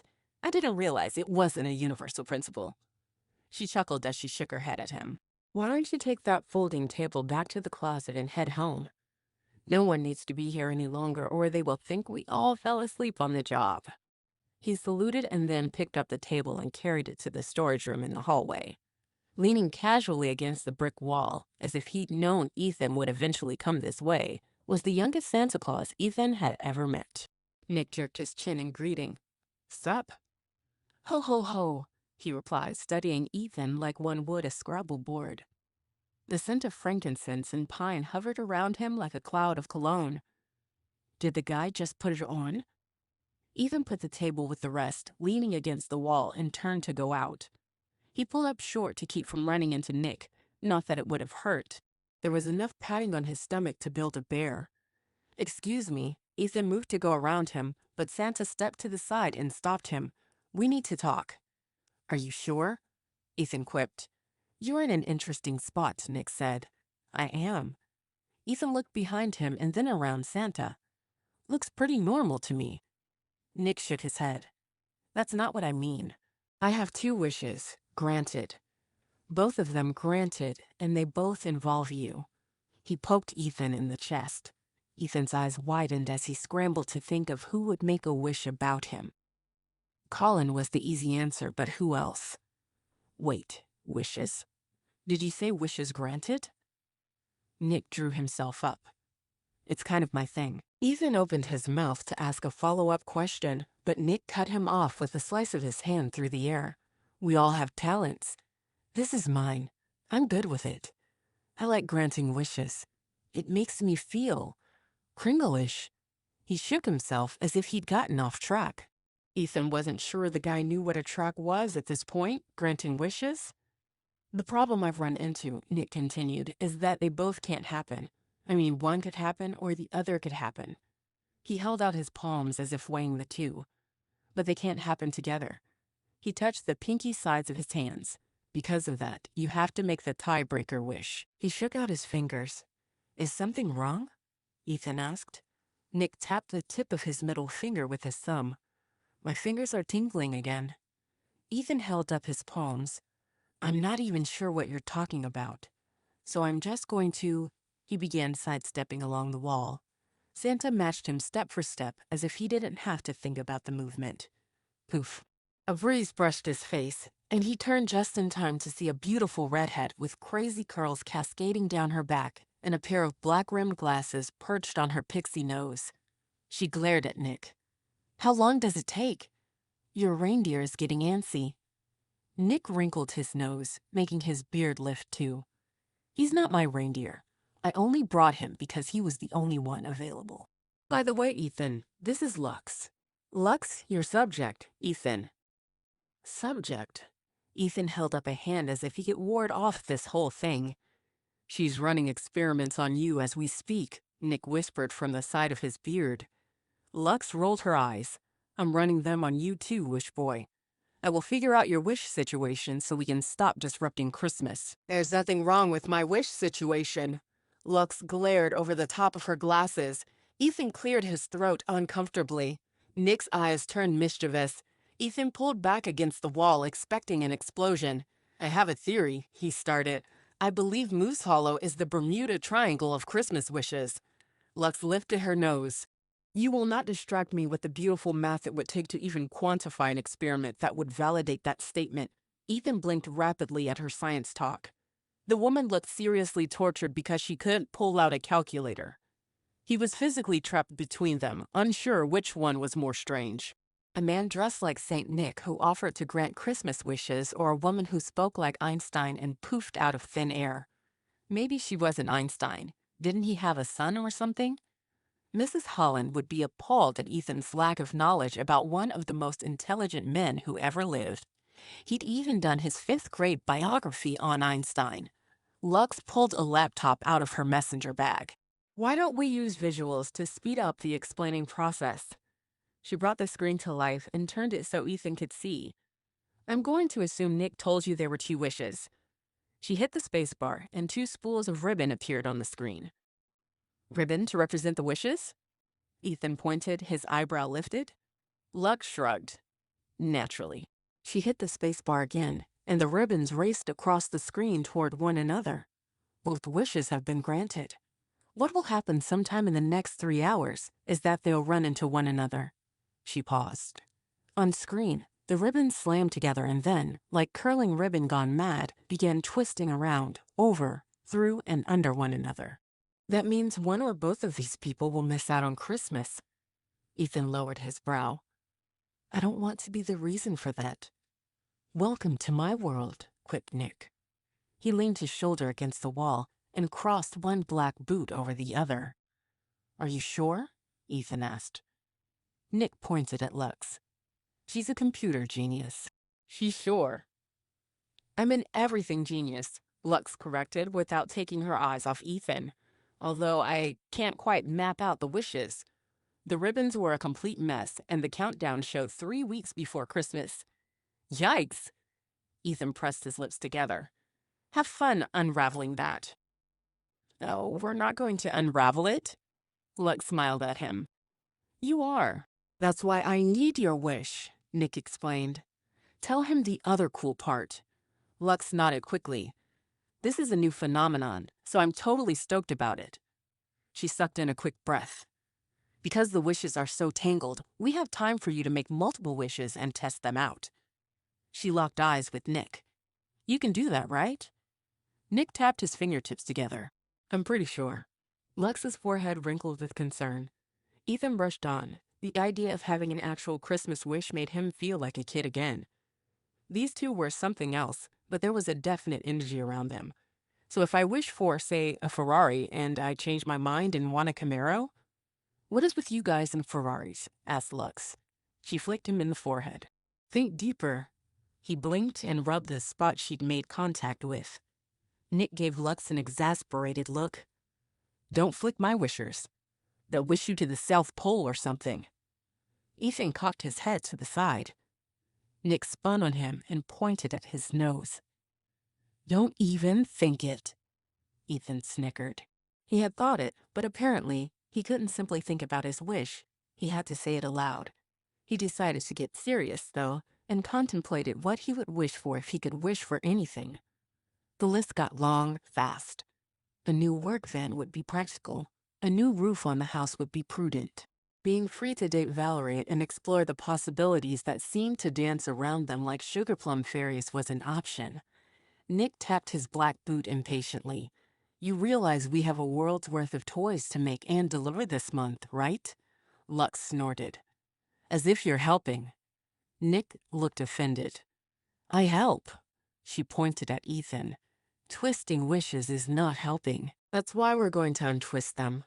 Nick spun on Ethan, his hands on his hips. "Well, okay, okay."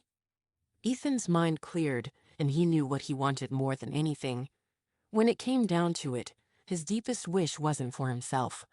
"I wish Colin had a regular family dynamic, one where his mother and father are equally part of his life and invested in him." Okay, so there would be side effects that would benefit him, but really he just wanted his son to be happy. Lux hugged her laptop to her chest. "That's sweet. Blended families are complicated, but they can be wonderful." A note of sincerity rang in her words, and Ethan wondered what her relationship situation consisted of. Nick bobbed his head. "Here we go." A chill raced over Ethan's arms and raised goosebumps on his skin. He shivered. Before he'd recovered, Nick thrust a business card at him. "If you change your mind, call me. I'll be around town." Lux bounced on her toes. "We're studying the effect of your wish on the other two. It's the most fascinating advancements in—" "Lux!" Nick cut her off. "Family confidentiality." She rolled her eyes. "I know. I just get so excited about all this. Wait until Matthew sees the new charts." Ethan, still feeling the effects of the cold breeze, looked down to zip up his coat. Poof! He jerked his head up to find himself alone. What in the world? A loud stomp on the roof had him ducking his head. A second later, jingle bells rang out. He straightened. "No way," he whispered. He'd been caught up in the whole conversation, but now that he wasn't staring Santa in the face, he felt a little foolish for believing them so quickly. "PFT," he snorted. "Next thing you know, I'll compare Christmas notes with Charlotte." She ran Santa's fan club. He adjusted his shoulders and put the whole weird conversation behind him. Chapter 5. Valerie parked on Main Street and hurried to the Christmas shop, a bag of gourmet chicken-flavored dog goodies hanging over her arm. She was so excited and scared. She was excited because her mind came alive with different flavors, shapes, decorations, and packaging ideas. And probably because of the family entrepreneurial gene, she jumped ahead 12 steps and become a gourmet dog food mogul. Ritual step aside, there's a new dog mom in town. Tanya and Tucker would be with her through all of it, of course. They'd be the faces of her brand, the happy, pampered dogs every dog yearned to be. She'd set up charities and 5K dog runs in all the major cities. There would be photo shoots, commercials, television specials, and more. And that's where the terror stepped in. Who was she to create a line of dog food? Let alone design all these cute dog treats and expect someone to plunk their hard-earned cash to buy them.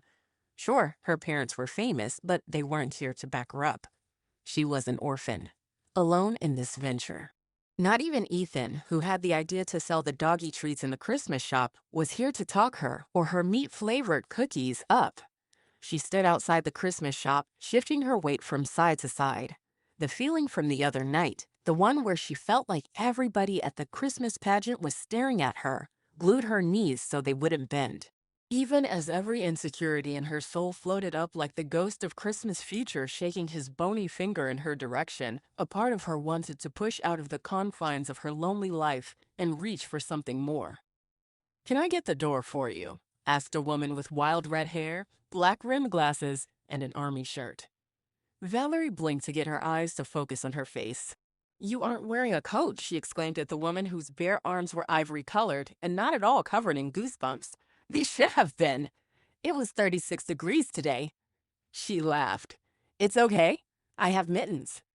She held up her hands to show off two beautifully knit mittens with the letter K set inside an oval on the backs. "I'm Lux.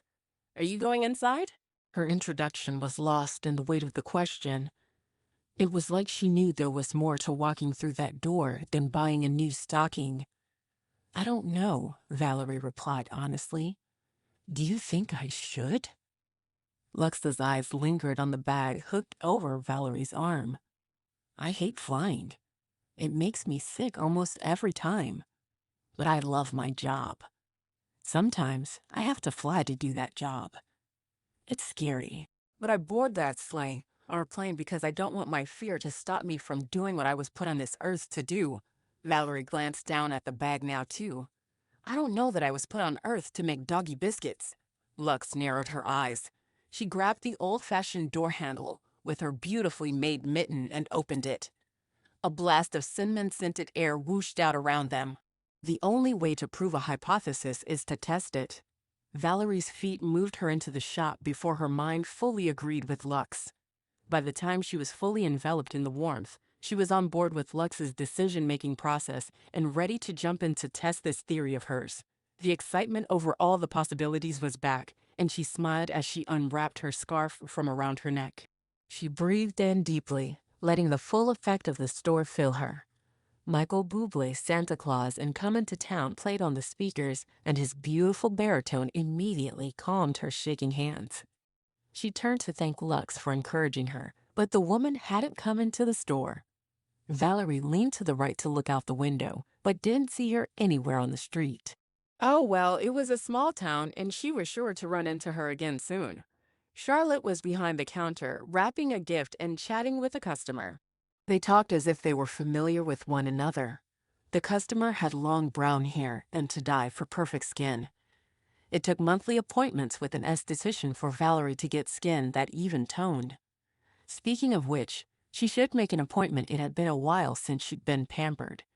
There was a spa a few streets over that had discreet signage and would keep her beauty secret secret.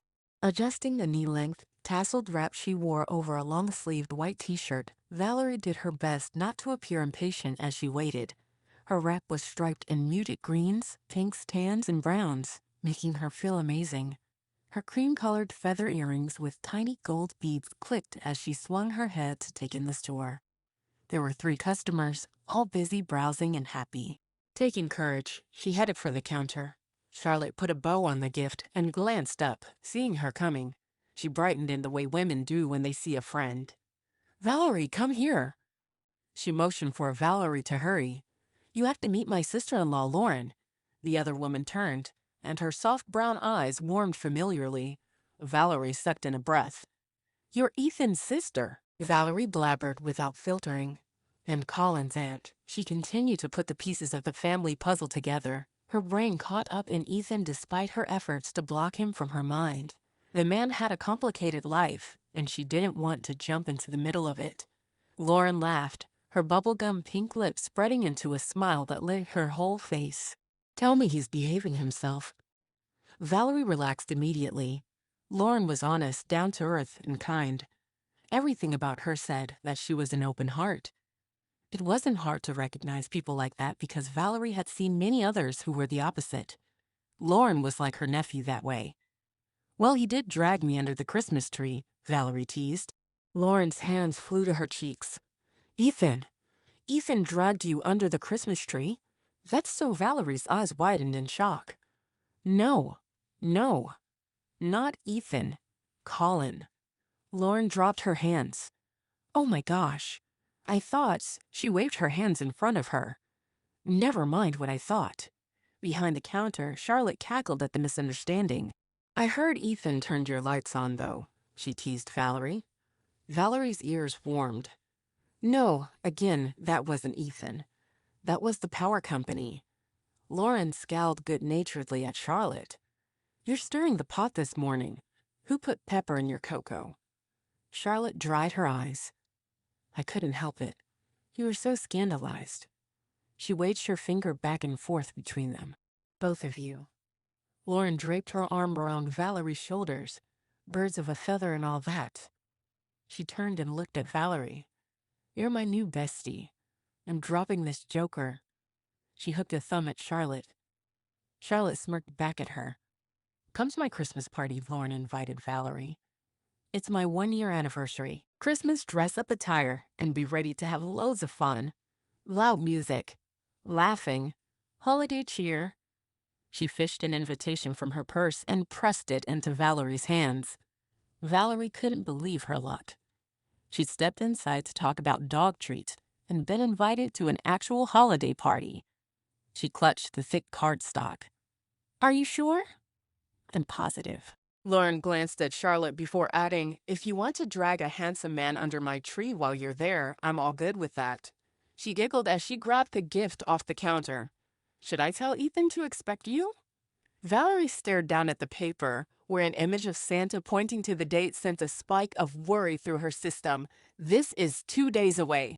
She ignored the question about Ethan and hoped that Lauren would let it go too. Lauren nodded. We got married on Christmas but decided to celebrate early. Smart. She tucked the invite into her purse. Okay, I've got like a billion things to do today, so thank you for wrapping this. She pointed to the gift as she spoke to Charlotte. And I'll see you in 2 days. Ta-ta. She wiggled her fingers as she hurried out of the store. Charlotte leaned on the counter. Don't let her teasing bother you. She's a bundle of fun, and you'll get used to all of us giving each other a hard time. It's how we say we love you. I'm not too worried. I grew up with people who know how to give someone a hard time. She smiled at the thought of her uncle and his rough edges. But you looked so worried, Charlotte hedged. Valerie chuckled. I was mentally combing through my closet to see if there was anything appropriate for Christmas dress-up. If not, I need to add shopping for a dress to my list. Charlotte relaxed. I'm sure you have several things. You dress so cute. She pointed to the tasseled wrap. Speaking of dressing things, how did you like the decorations I sent over? Her eyes dropped to the bag. Any returns? Not a one, Valerie declared. Let me show you some pictures. She pulled out her phone and scrolled through. Charlotte gobbled up the images, drawing the phone closer to her nose and enlarging different parts to see details. She sighed happily. I've enjoyed every bit of it. Valerie put her phone away. Did Ethan happen to talk to you about the doggy treats I make? She asked hesitantly. He said he might, but I wasn't sure. He did. You have some with you. She glanced at the gift bag hopefully. Charlotte's interest gave Valerie the shot of courage she was looking for. She pulled out the top 3 treats, a tree, a stocking, and a snowflake. She'd taken some extra time decorating them with color white chocolate instead of the plain white she used for Tanya and Tucker. They were more festive and fun than usual, which meant she felt guilty and had to make Tanya and Tucker's all cute as well. The effort was worth it, though a sense of pride filled her as she presented them to Charlotte. Charlotte oohed and awed. They're so cute. She stepped around the counter and considered it from the customer's side. Off to the right was a display of Christmas bath bombs. She moved those down a shelf. I wish I had a sign for them so people would know they are for dogs. They're so adorable kids would eat them without thinking twice. Valerie had been quiet the whole time Charlotte was thinking, but she piped up now. They're organic so kids could eat them, but I used change flavoring so they might not like them. She dug in the sack. I made a little sign. You don't have to use it. I was playing around with logos and stuff. In truth, she'd spent several hours lost in the process of coming up with a logo she liked. It was more complicated than she thought possible. She wanted to stay true to her country roots, but most ranchers didn't want to buy their dogs gourmet treats. Her clientele was dog moms and dads who treated their pets like family, people like her aunt and uncle. She finally settled on a paw prints inside of an oval. It reminded her of a belt buckle, but was cuter. Her uncle would never wear a buckle like that, but her aunt would buy it because it was adorable. I love it, Charlotte exclaimed as she put the sign and the treats on display. I'll buy this batch and see how it goes. Here. She handed Valerie her phone. Put your name and number in here so I can call you for more. Do you think you'll sell them all before Christmas? Valerie typed quickly and hit save. I do. Charlotte brushed off her palms and stood back to look at her handiwork. Valerie stared in awe. Her treats were stacked and displayed in such a way that they looked even better than before. We have a section for decorations for pet lovers, and it's always bare by Christmas. I never thought of including things to stuff the stockings with, though. It's great that these are handmade and unique to our store. She blinked and made a face like she'd said something wrong. Of course, if you want to expand to other outlets, I understand. Valerie considered the courage it had taken her to come into this store, and she'd met Charlotte before today, and Ethan had put in a good word for her. Cold calling another shop seemed like a big step. Besides, she wasn't sure other people would like them as much as Charlotte thought. This Christmas was about trying new things and getting out of her comfort zone. She hadn't specified how far out she needed to get. I'll see how these sell first. Okay, but if you change your mind, let me know. Charlotte paused. You know, we could put them online too. Valerie gulped audibly. An online retailer had been in her great big bar. It's too much for me. Possibilities are endless daydreaming session. Charlotte waved her hands as if erasing the pressure she'd just laid on Valerie's shoulders. Don't worry about that right now. If you have some time and the equipment, take pictures. But no pressure, okay? Pictures. I can do pictures. Valerie stood tall. She had a lot of experience with a camera. After her parents died, she spent a year driving a small motorhome across America, photographing whatever beauty she could find. It was lonely, which is what she'd wanted. She wanted to fall into the identity of an orphan and embrace it. Over that year, she learned that color and interesting things hadn't left the world with her parents, but that there was hope, love, majesty, and God's hand in every vista and valley in every minute of the day. She'd had to go looking for it because the grief had shrouded her in a veil of sadness. At this moment, she recognized that same hand. If she hadn't spent that time behind a lens, learning techniques for lighting and shadow, she wouldn't have the skills she needed today. God was good. A customer approached the counter, her arms full. Valerie stepped out of the way. She smiled at Charlotte and gave a small wave. Charlotte winked. Mrs. Tilly, have you seen these organic doggy treats? They're the perfect gift for Zippy. Valerie's cheeks warmed with a combination of humble embarrassment and joy. Charlotte had a gift to sell products. She couldn't have trusted anyone better with her first business venture. Once on the street, she paused to adjust her wrap that had slipped open in the store. Her phone rang, and she answered. Hey, Uncle. How's the party coming along? It's doing fantastic, darling. Your auntie wants me to ask how the dogs are holding up without her. Valerie smiled and started walking as she talked. It was unlikely that Auntie had asked him to call. Uncle was just as invested in the pooches as her aunt. They miss her terribly, you too, but are putting up with me. Sounds about right. He said things in short clips, turning them into 1 or 2 syllables instead of the 7 it would take an average person. Listen, little darling, I was talking with a gentleman this morning who is putting together a fundraising concert in Nashville for Valentine's Day. They're raising money for the Children's Hospital. It's something your mama sang at when she was alive, bless her soul. Did it every year. Valerie slowed her steps. I remember. She remembered sitting on the side of the stage and swaying as her mother's alto filled the Grand Ole Opry. The red velvet seats filled long before showtime because people were excited to sit close to her mom. Mama had a soft spot for the children. Her heart was bigger in Texas, Uncle agreed. I got to thinking that it would be a good opportunity for you to sing in her name, honor her memory, and help some sick kids in the process. What do you say? Valerie dropped her phone. Her ears rang, and she couldn't move a muscle. Sing? On stage? She'd come a long way in the healing process, but singing in front of people wasn't something she could bring herself to do. A part of her blamed her parents' careers for their early deaths. If they hadn't been in a time crunch to get from one concert to another, if they hadn't felt pressured to fly in that small plane. A shiver raced over her skin, waking her up. She bent to pick up her phone. It was cold against her fingers, and the screen was dark. It didn't turn on when she pressed the button. With a sigh, she turned around and headed to the cell phone store she'd seen at the end of the street. At least the accident bought her some time before she had to give her uncle an answer. Even as she formed her polite refusal, she couldn't stop the feeling that her mama would want her to do this from bubbling up. Darn it all, Mama, she mumbled. Guess if there was one thing she knew about her mom, it was that she would be standing in the front row, cheering her on. It didn't matter if she was an angel or not, she'd be there. Maybe that was why Valerie didn't sing anymore. She wasn't sure she could say hello and be able to say goodbye again. Chapter 6. Ethan jolted out of slumber and stumbled into the kitchen. He bounced off the wall in the hallway and slipped on the rug that didn't have the non-slip backing his mom had said he should get to go under it. "Colin, what are you doing?" He hadn't opened his eyes more than a slit, and his world tipped precariously, making him grab onto the wall for support. "Well, it's nice to know you haven't lost your looks," quipped Pearl. Ethan's eyes flew open to find his ex-wife standing in his kitchen, wearing a hot pink apron with black polka dots over her skinny jeans and a tight t-shirt. Her blonde hair was pulled up in a Barbie ponytail. She scraped a pancake onto a plate using a metal spatula that ruined the finish on his best frying pan. The air soured with the scent of burnt pancakes wafting from the garbage can.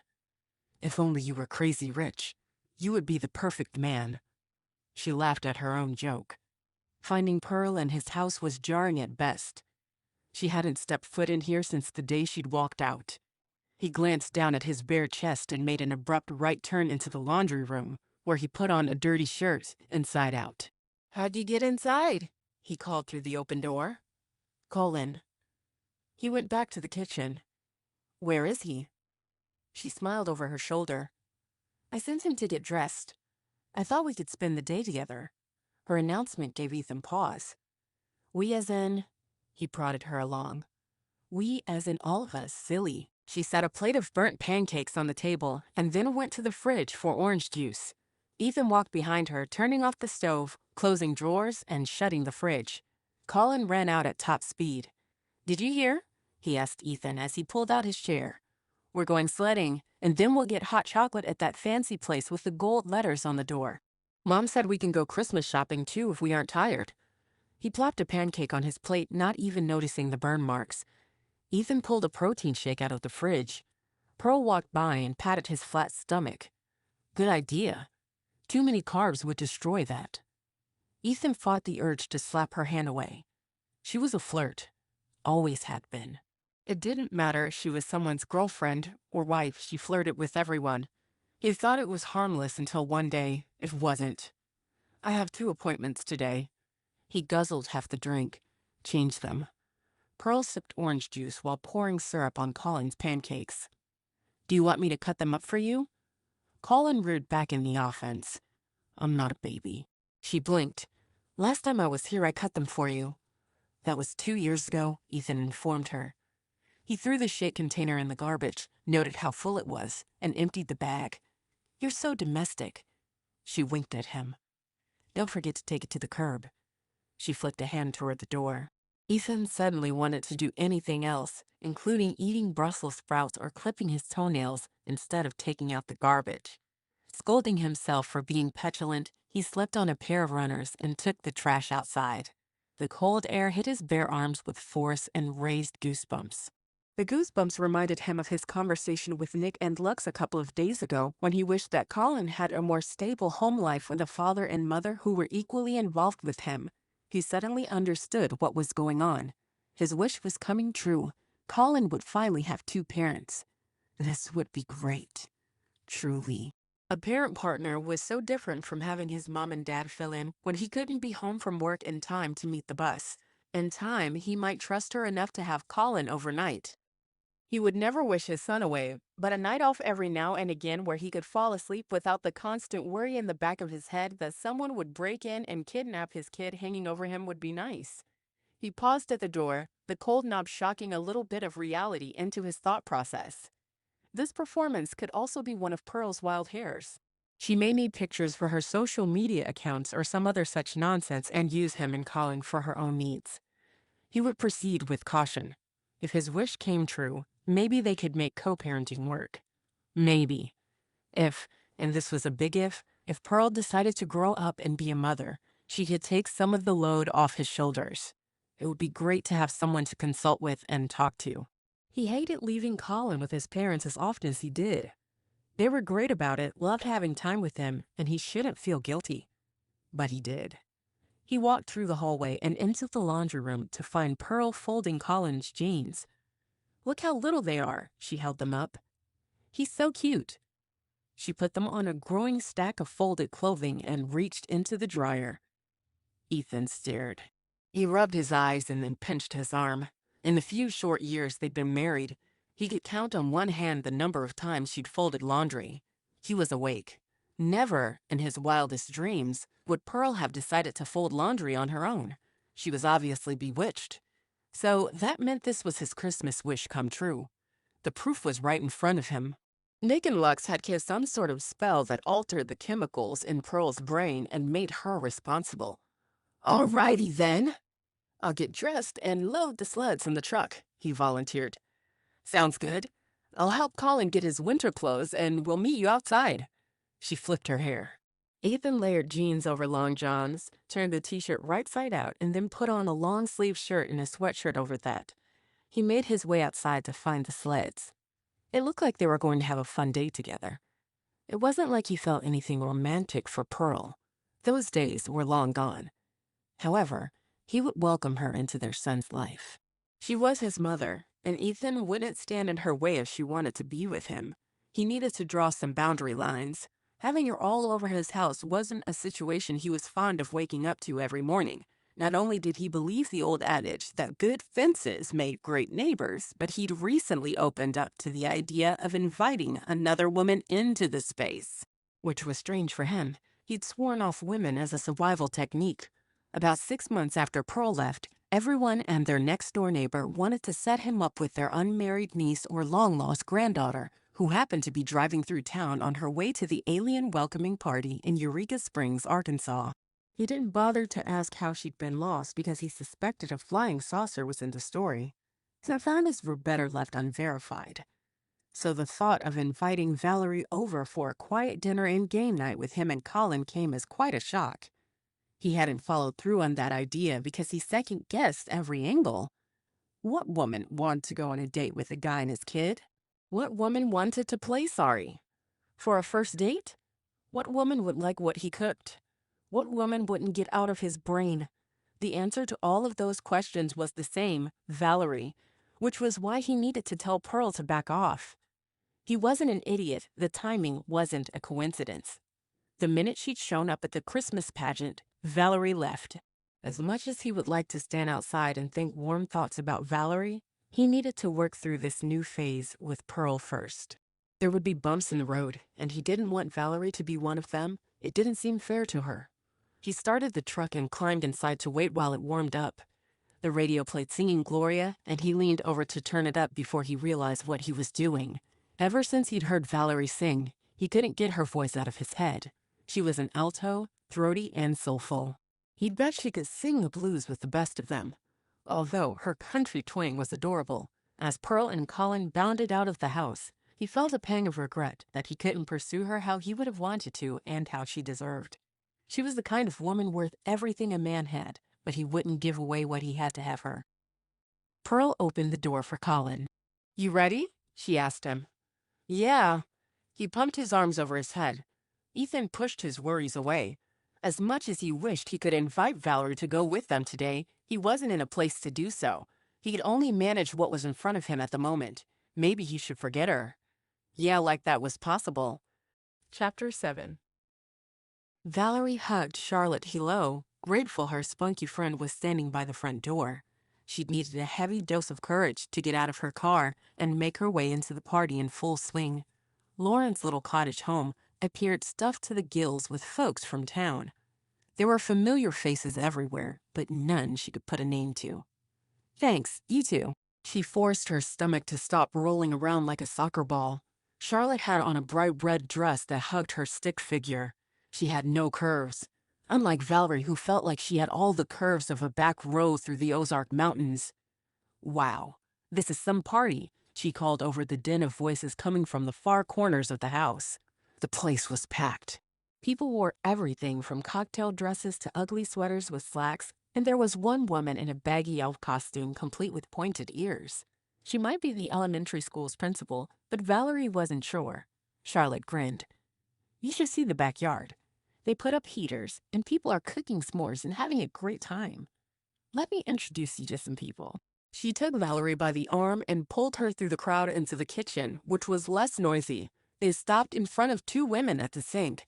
Pointing to the first, she said, "This is Ethan and Lauren's mom, who also happens to be my next-door neighbor all growing up, Raji." Rose had black hair and warm brown eyes that she'd passed on to her children. "And this is my mom." Charlotte side-hugged the other woman, who was blonde with a splash of spunk in her gaze. They exchanged pleasantries. "Why are you two in here doing dishes?" Charlotte scolded them. "I started by washing my own, and then it snowballed into this." Rose held up her suds-covered hands and giggled. "I'll get out and mingle in a minute." "Me too," promised her mom. Charlotte made them cross their hearts, linked her arm through Valerie's, and pulled her into the living room. "You're going to want to meet this lady. She's bought half of the doggy treats in my store. Which reminds me, I need to order another batch." Valerie grinned. 2 days. 2 days and she'd almost sold out. Hope soared within her chest. "Really?" Charlotte stopped walking and turned to look at her. "You sound surprised."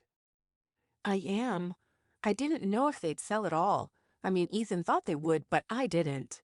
She tucked a stray piece of hair behind her ear, embarrassed that she'd brought up Ethan. "Ethan's a pretty good judge of things." Charlotte eyed her. "That's the second time you've blushed when his name comes up. What gives?" Valerie splayed her hand over her chest. "Nothing. He's married." "I would never."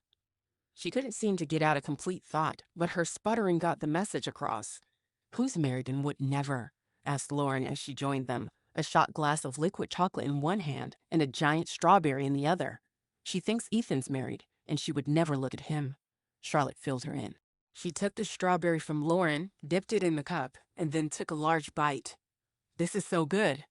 Valerie glanced around for a table she could hide under. She hadn't meant to blurt out her fear that Ethan was married, but there it was for the world to judge. Lauren handed off the glass to Charlotte, who threw back the liquid chocolate like a cowboy in a saloon. "Ethan's not married," Lauren yelled over the music. "I was just going to tell her that," Charlotte said between bites of the giant strawberry. "This is so good." "You fill her in. I will find more of these." She lifted the glass in a farewell salute before disappearing toward the open doors to the backyard. Lauren brushed off her palms. "Let me see how to explain." "Nope. There's too much." I'll sum up. Ethan was married to Pearl right out of high school. They had Colin. Pearl ran off with a hot tub salesman and left Ethan with Colin. She divorced him 2 months later. Valerie's hand on her chest shifted into a fist. High school sweethearts broken up by a hot tub salesman. That's it. Ethan was single. The news was like bells ringing on Christmas Day, all happiness and joy. Not cool. "Believe me, I was one of the angriest of the bunch." She sighed. "But Ethan is a great dad, and Colin is an amazing kid, so maybe it all worked out for the best." She did a hostess glance around the room and then came back around to zero in on Valerie. "But I want to know why Charlotte asked you about Ethan." "Who's asking about me?" asked Ethan behind Valerie. Of course, he'd show up in the middle of them talking about him. That was the humor that seemed to follow Valerie through this life. Even as she worked to hold back her massive amount of embarrassment, a thrill rushed through her. She zipped her lips at Lauren, who gave her a tiny nod in reply. "I was. Where's my nephew?" Lauren demanded. "Here." Colin jumped out from behind his dad. Valerie grinned down at him, his eyes brightened in recognition. "My tree friend." He grabbed her hand. "Come on. You have to try Aunt Lauren's tree. It's all white lights, which I normally don't like, but it looks good when you're under there." Ethan put a hand on her arm and a hand on Colin's shoulder. "Dude, she's in a beautiful dress. I don't think she wants to crawl under a Christmas tree." He'd started at the point where Ethan's hand lay on her arm and then rushed through the rest of her body. "You like my dress?" she asked in total shock as she glanced down at the dark green ruffled skirt, long sleeves, and sweetheart neckline. The green did fun things with her eyes, and the bow at her middle accentuated her curves. She'd felt like $1,000,000 when she put it on, but having Ethan look her over like she was something to behold was another level of awesomeness. His Adam's apple bobbed. "Yeah, it's great." Lauren coughed into her hand like a good sister trying to save her brother from stumbling all over himself in front of a pretty woman. Ethan let go of Valerie and Colin. Valerie glanced down at the boy still holding her hand. My mom used to say that people are more important than things. Colin wrinkled his nose. What does that mean? She squeezed his hand. It means I would love to check out this tree with you. He showed her his missing front teeth in a big grin that could light up her world. Tugging her arm, he dragged her over to the tree, then dropped onto his knees, flopped onto his back, and scooted under. Valerie took a little more time, careful to ensure she wasn't flashing the partygoers under her tree skirt. That's all she needed was a picture of her underwear popping up on social media. If anyone here found out who her parents were, she'd be the focus of every camera all night long. Her year-long sojourn around the country had erased her from people's minds. Half of them probably thought she died in the plane crash, too. Which reminds her that she hadn't answered her uncle about the Valentine's Day fundraiser despite getting a new phone. Darn it all, she'd been happily oblivious to the invitation as long as she'd forgotten about it. See how there's not as much color? Colin pointed up through the branches. There are lots of colors, she protested. I see silver and gold, white, and lots of greens. Colin twisted his lips. I like red and blue and yellow. Me too, she replied. Being under the tree was like being in their own little space and away from social pressure. She didn't have to worry about talking with or introducing herself to the other guests, although she'd come for that very reason. It was time to start making friends again and building a life. Do you have a tree? Colin asked. I do. She pulled her phone in front of her face and opened her gallery. Want to see a picture? Thankfully, the guy at the phone store was able to transfer everything to the new model. Colin scooted so his head leaned into her shoulder, and he could see her screen. She tried not to think about how silly they must look to everyone else with their legs poking out from under the branches like some strange holiday decor. It didn't matter, not really. This was her moment with Colin. He was adorable and her first friend in town. He grabbed her hand to stop her from swiping. Are those your dogs? She stared at the picture of Tanya and Tucker as they lay in front of the large windows. The scene was so sweet, the two of them back to back and snoring away. No, I'm dog-sitting them, though. Cool. Can I meet them? They don't get out much, so you'd have to come to my house. Auntie didn't like them tromping around town and hadn't trained them to be around other dogs. Suddenly, Colin slid out from under the tree. One second he was there admiring Tanya, and the next the space was empty. What in the world? She asked as strong hands grasped her ankles. Ready? Asked Ethan. I'll slide you out. Valerie giggled as she put her hands at her side to ensure her skirt didn't come up. Ready. He pulled, and she easily slid against the wood flooring. Laying on the floor, looking up at Ethan's outstretched hand, she giggled again. I'm not gonna lie, that was weird. He helped her up. But fun. She brushed off her backside and ran her hand down the back of her head to smooth her hair. Colin tugged on Ethan's hand. She said I could visit her dogs. Ethan grinned down at him. Really? Yeah. They're lazy and don't go outside. Colin patched together what she told him into his version of the story.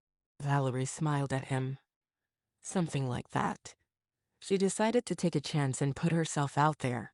I figured since you already know the code to the gate, it would be a shame to waste that kind of power. He grinned. Agreed. We'll come over tomorrow when he gets out of school. Valerie barely held back her squeal. It's a date. Ethan's eyes widened. I mean, she hedged. Not a date. Date. Colin will be there. And the dogs. I just meant that it's an appointment. We have an appointment. Could she blather anymore? Probably. But she wisely clamped her lips together and refused to open them again. Ethan smiled softly. I like date. Oh. This man was too much. Just as Valerie was about to melt into a puddle of fangirl goo, Pearl walked in, and the whole room went silent. Heads swiveled back and forth between Ethan and his ex-wife, who looked like she'd stepped out of a commercial. Her hair was shiny. Her dress was so tight Valerie counted her ribs. She didn't look motherly. She looked like she was on the prowl. Valerie glanced at Ethan. Was Pearl trying to win him back? People backed up, opening a channel for Pearl to get to Ethan and Colin like actors in a western scooting to the side of the road for a shootout. Pearl smiled like a beauty queen and began shaking hands and kissing babies, literally kissing babies and leaving behind smears of red lipstick on their flushed cheeks. Valerie didn't even remember seeing a baby at the party. It was like the little elf magically appeared to make Pearl look good. Valerie had no intention of taking on a queen bee tonight. Obviously, Pearl was a hometown girl, knowing everyone from the elf principal to the ex-football star wearing a football jersey. She lightly touched Ethan's arm, a zing going over her skin at contact. "I think I'll check out the backyard. It was good seeing you." Ethan's brown eyes held hers for longer than conventional. "I'm glad we connected, and I look forward to seeing you tomorrow." He touched her side lightly, making the moment more personal and intimate. She floated away. Tomorrow afternoon, she'd have Ethan and Colin all to herself. She needed more lights for her tree. The pre-lit ones were fine, but if she was going to lay under there with the two of them, she wanted to knock their socks off. Chapter 8. Ethan followed Jacob into the master bedroom, where he laid Colin on the bed after he fell asleep on his shoulder. On one side of the bed was a pile of coats, and Colin was spread eagle, snoring softly, on the other. Jacob hung out in the doorway, making sure no one interrupted Ethan as he gathered his kid. The party was still in motion, though it had moved to the after-party stage when couples played card games at the tables in the backyard or talking quietly in the front room. The music was turned down and mostly instrumental, and two of the food tables were cleared out. "Sorry to leave you with cleanup," Ethan said as he bent over to arrange Colin's limbs to make it easier to pick him up. Poof. "Oh, no, you don't." Jacob stormed into the room and shut the door behind him. Pressing one hand against the wood, he looked ready to pounce. Ethan straightened, staring at his brother-in-law and good friend like he'd lost his marbles. "No, I don't. What?" "Not you." Jacob folded his arms and glared behind Ethan. Ethan turned to find Nick and Lux leaning against the gas fireplace. The flame was off. The house was warm enough with all the people in it. They didn't need to add artificial heat. Ethan smiled. "What's up?" Jacob moaned. "Don't tell me they got to you." Nick coughed into his fist. "Gratitude." Lux scowled. Jacob breathed deeply. "I am grateful. But guys, stay out of my bedroom."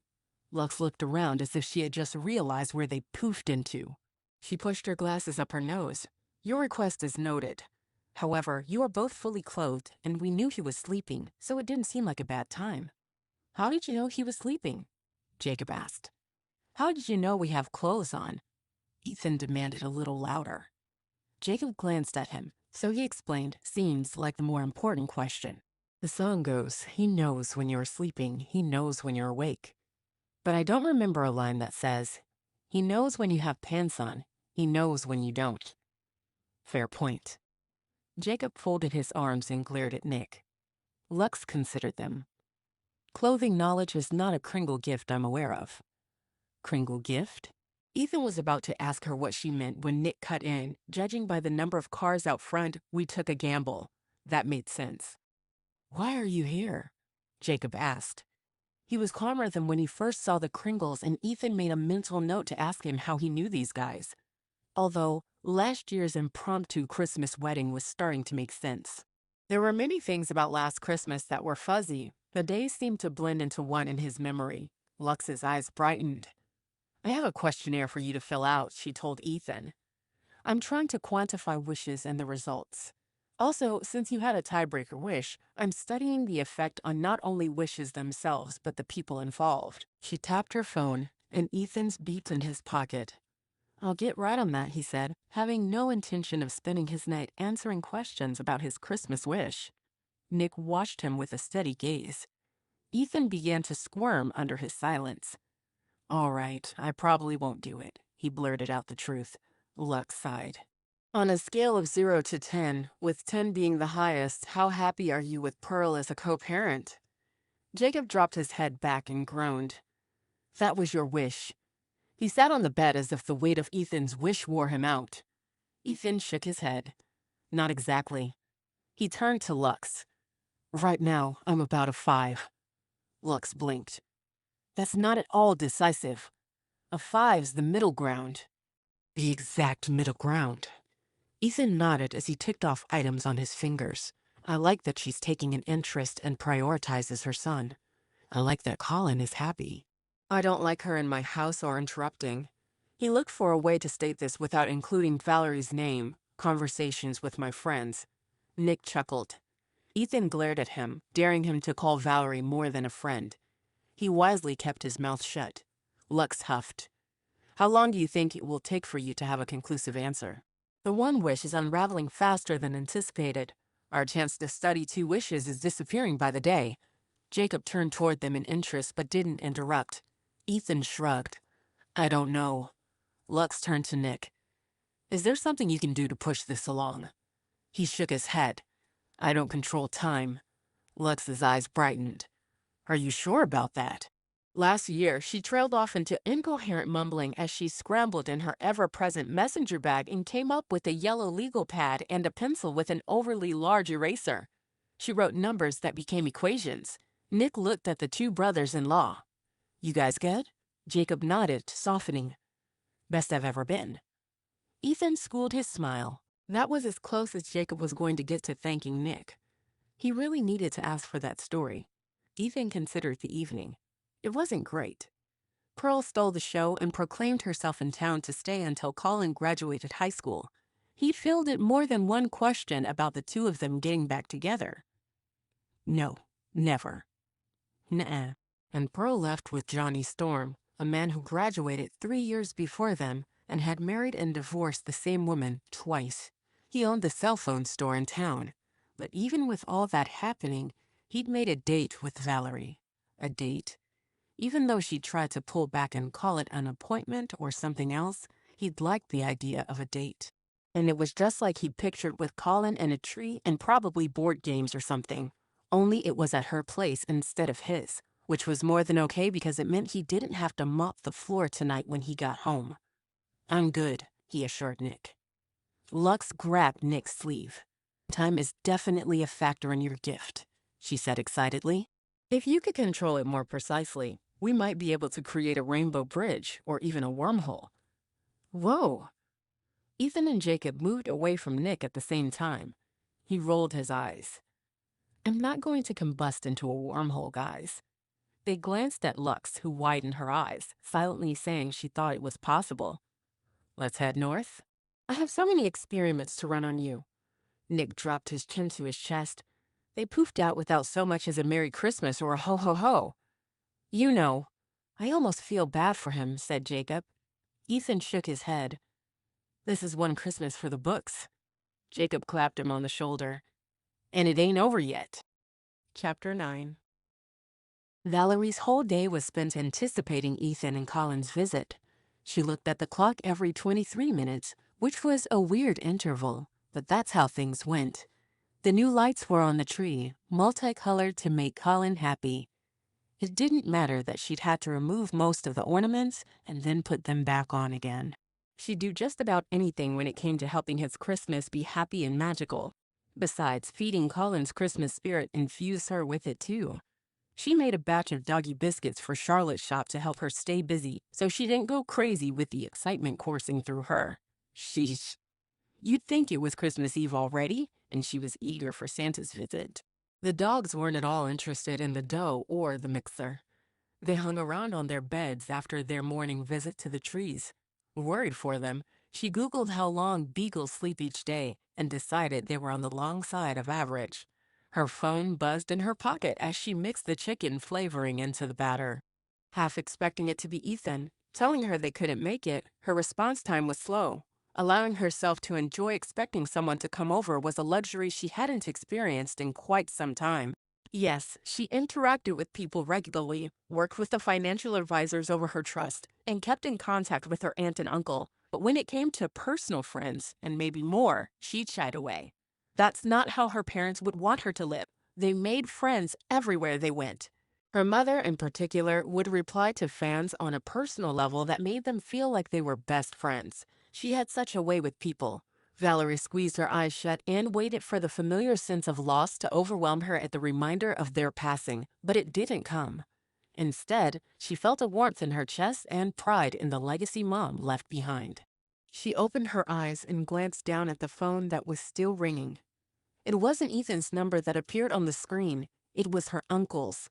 Shoot!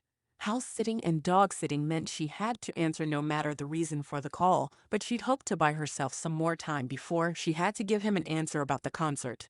She should do it. Should. What a difficult word to live with. She turned off the mixer and wiped her hands on her pants before swiping. Howdy, she chirped, hoping he was worried about his dogs again and had forgotten about her. Darlin', you've got us sitting on the fence and twiddling our thumbs out here. His deep voice filled the line. She grinned. I doubt you're sitting around at all. If you sat down, you'd kill over. His booming laugh answered her teasing. What exactly are you talking about? She tried to buy herself some time. Being a gentleman, he didn't act like she was crazy for playing dumb. Sweetheart, I know it's hard. We've all been through it since Body and Hope died. But it's time you start singing again. You were born for it if anyone ever was born to be on stage. A cold sweat broke out on her forehead, and she swiped at the moisture. I'm not there yet, she rasped.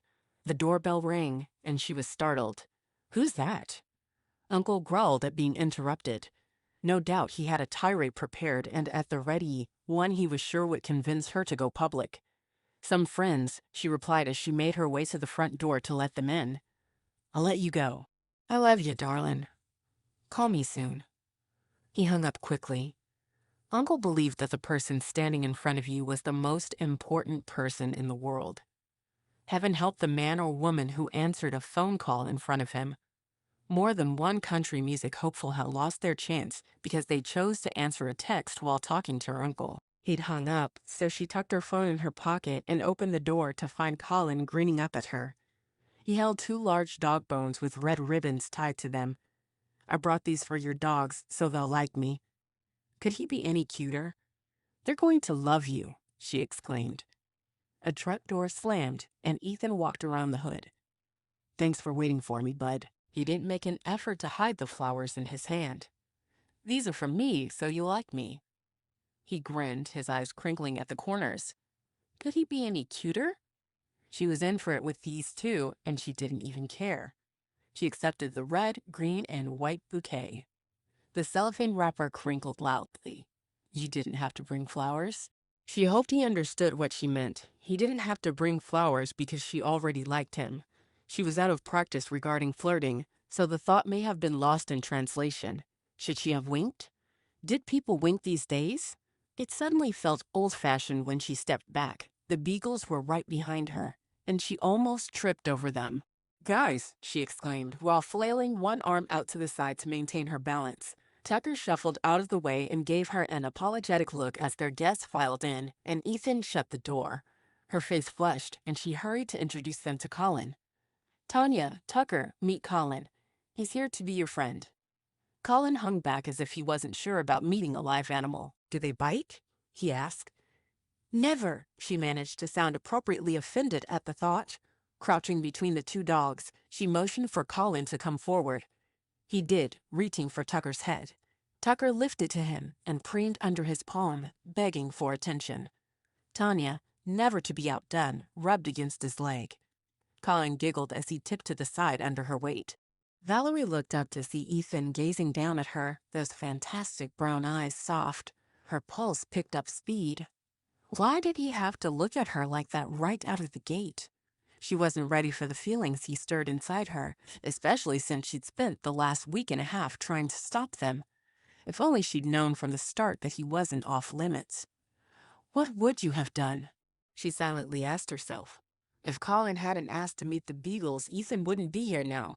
Realizing she'd been staring at him longer than appropriate, she surged to her feet. I'm going to find a vase for these. Do you guys want to come into the kitchen? Tanya put her front paws on Colin's belly and sniffed the bone he'd tucked into the crook of his arm so he could pet her. He jerked away, and her paws landed on the floor. Tanya, Valerie scolded lightly. She never jumps on people. I'm so sorry. Ethan leaned over and scratched between her ears. I think we're okay, right, bud? Colin nodded. She wants her present. Can I give it to her? Let's take them to the kitchen where they eat. Then she'll behave. Valerie shook her finger at the dog, who didn't seem repentant. The group rolled into the kitchen, where Valerie motioned to the mess on the counter. Check it out. I'm already making another batch of doggy biscuits. Charlotte says they're selling well. I can't quite believe it myself. Colin held out the bones, and Tanya and Tucker sat on their backsides. When he didn't give them over immediately, Tucker barked. Colin laughed. Okay, here you go. He held onto the far end of each bone and gave one to each dog. They accepted them as if they were due a treat and trotted to their beds to gnaw the afternoon away. Colin brushed off his hands. That went well. Ethan looked at Valerie in the way adults do when they think a child is so cute. That was awesome.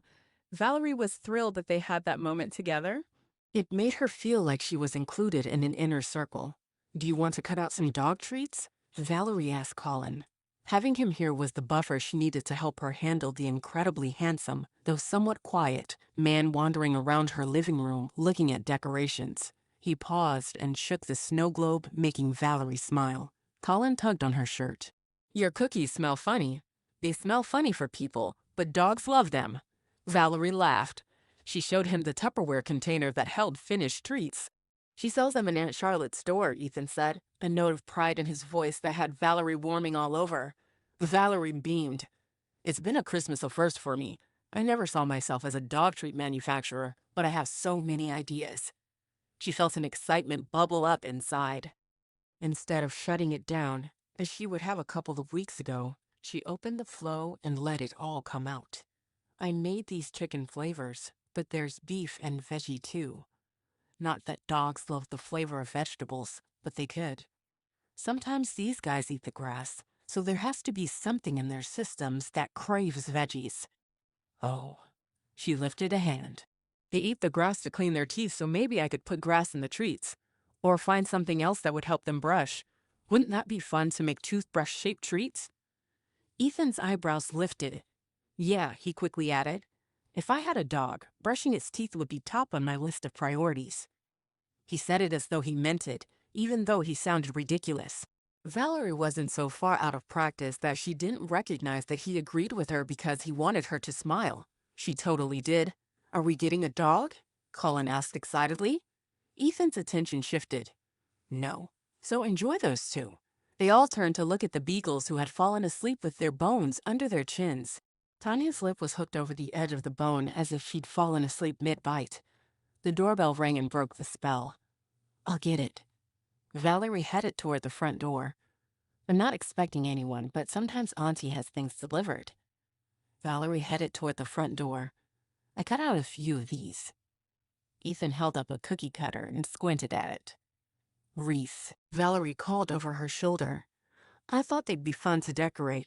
She had visions of holly berries in groups of threes against the green topping she'd whipped up that morning. Once she was out of sight, she skipped to the front door. Ethan was in her kitchen, cooking. Colin sat between the dog beds, petting the beagles while they snored softly, his confidence around them growing by the minute. She had the number for the pizza place taped on the side of the fridge in case they were here long enough to stay for dinner. She hoped they did. The house was full and cheerful with them in it. The bell rang again. I'm coming, she called. She opened the door and stared in shock at the blonde woman who brushed past her and walked right into her home. Hi, I'm looking for my son. Pearl continued on into the house uninvited. Colleen. Gosh, this place is huge. Who lives here, Elvis? She tossed her coat at Valerie. Be a dear and hang that up, would you? Excuse me? Valerie gripped the fabric. My son. Colleen? Pearl said son with all the authority of a woman who knows her place in the world and knows that Valerie doesn't belong in it. Not that she was trying to take Pearl's place. The thought hadn't crossed her mind. For a brief moment, she considered throwing the woman out and calling security to escort her off the mountain. But Pearl was Colin's mother, and creating a rift with the woman wouldn't help any future interactions if there were any. This was also new, a first date. If you could call making dog treats a date, she would. Ethan had. But, well, it was all just new. It was Christmas. Goodwill to all men and women and all that. She could extend a hand of friendship to Pearl. Valerie pointed toward the kitchen, there in the Christmas room. Colin saw her first and popped to his feet. Mom. You gotta come meet Tanya and Tucker. They're sleeping, but they're so nice and they love the bones I brought them. Look. Pearl, Ethan dropped the cookie sheet to the floor with a clatter. What the heck are you doing here? He bent to get the pan and hit his head on an open cupboard he'd pulled it out of. He rubbed his head and muttered something that sounded like nutcrackers. Are you okay? Valerie rushed over to check his head. She lightly brushed her fingers over the top of his scalp where a bump was already forming. There wasn't any blood, so that was a good sign. She framed his face and made him look at her. How many fingers am I holding up? She held up 3. He smiled softly. If I say 7, will you keep playing with my hair? She blushed and glanced away, only to find Pearl staring at the two of them. A tiny, almost imperceptible line appeared between her eyebrows. Oh my gosh, I know who you are. Pearl whipped out her phone and started filming the room. You're Hope Remington's daughter. I thought you were dead. Ethan, can you see the resemblance? She looks just like her mom. She ended filming on Valerie's stunned face. A blink later, she'd flipped the camera and spun so she could take a selfie with Valerie. Ethan jumped in front of Valerie and blocked the shot. Ethan, what the heck? Pearl scowled fiercely, giving Valerie a glimpse of the woman who had walked out on her family. She looked ready to claw Ethan's eyes out for nothing more than ruining a picture. Ethan leveled her with a look. What are you doing here? How did you get past the security code at the gate?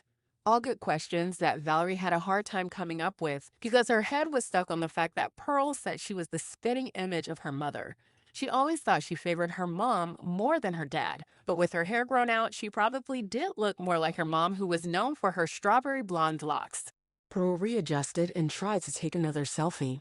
Ethan stepped between them again. Pearl scowled and lowered the phone. It was a delivery truck in front of me. I followed him in. Why? Ethan said with measured calm. Pearl sighed. I can't explain it. I feel this need to be with Colin, like all the time this Christmas. She glared. You're the one who always tells me to call him on Christmas, his birthday, the 4th of July, and all that crap. I thought you'd be happy I made an effort to drive all the way up here to see him. Valerie glanced over to see Colin burying his face in Tucker's neck. The dog was sitting up and glaring at Pearl. He was a good judge of character. Valerie cleared her throat. Maybe you two should take this conversation outside. She tipped her head toward Colin. Ethan got the gist of her hint. He nodded, took Pearl by the arm, and escorted her out of the house. What do you want from me, Ethan? Pearl continued. It's not my fault I have motherly instincts that I can't suppress. Believe me, I've tried. Valerie squatted down in front of Colin. You okay? He nodded, his face drawn in sadness. I don't need her to call me all the time. He focused on Tucker as he talked. They shouldn't fight about it. Valerie's heart wanted to jump out of her chest and wrap around this kid 3 times. She put a hand on his back. You're right. Fighting isn't helpful. Even Tanya and Tucker have disagreements, though. They growl at each other and sometimes don't talk for a while. Colin stared at Tucker for a moment before looking at her. They do? Why? Valerie tapped her chin as she thought about it. Usually, it's silly things. Or things I think are silly, like who gets to go outside first. Speaking of outside, she pushed to her feet, ready to distract Colin. Do you want to help me take them out? He lifted his chin. I guess. It won't take long because they don't like to be cold, so they go fast. She nudged Colin, earning a smile. The small mudroom was full of dog sweaters, leashes, and toys. Valerie put a leash on Tucker and handed it to Colin. He likes you, so you should hold that one. Tanya is a little pushy, so I'll take her. Colin scratched the top of Tucker's head. I like him too. We're friends. I think so. She opened the back door, and they went to where Tucker and Tanya liked to do their business. Colin was happy to trot along with Tucker and talk to him about the squirrel climbing the tree or the cool rock he'd found. He seemed content and not at all worried about his parents, which was precisely the way Valerie wanted it. She was doing enough worrying about them on her own. Nothing in Ethan's reaction said he wanted Pearl as a romantic partner.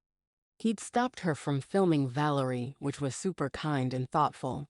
His response was so quick she wondered how often he'd worked to protect Colin from Pearl too. Now that her head had cleared, she wanted to tell him she could handle women like Pearl. The truth of that statement warmed her from her toes to her nose. She could handle Pearl. She could handle the attention. She could handle the media blitz. She could handle so much more than she'd given herself credit for over the last couple of years. The big question hanging over her was, did she want to? The quiet life had its appeal, especially if it included Ethan. Chapter 10. Ethan handed Pearl her coat, which hung on a hook by the front door, and didn't wait for her to put it on before propelling her to the porch and shutting the door behind them. The cold air hit his cheeks and made his muscles tense. "How did you know we were here?" he asked. Pearl lifted a shoulder. "I installed that family tracking app on both our phones." She showed him on her screen. "We're a family, and we should be able to reach each other any time." Her lower lip pouted out. "I thought you'd be happy to see me. I came for Colin." Ethan ran his hand down his face. "Pearl, this was a date." Her eyes widened. "You're dating her," she screeched, scaring birds in the nearby tree. They screamed and took flight. Ethan sighed. "Not dating, but a date." "No, I get it." Pearl touched his forearm. "The daughter of 2 famous country music stars. The house. I mean, she's the whole package, right? If she were a man, I'd be all over her." Colin yanked his arm away. "It's not like that. I didn't know who she was." "You didn't? Are you blind?" "It doesn't matter to me who her parents were, or how much money she does or doesn't have." What caught his attention that first day was that she would get down on the store floor and go under the tree with Colin, a kid she just met. That was a special kind of woman and one he'd like to get to know better.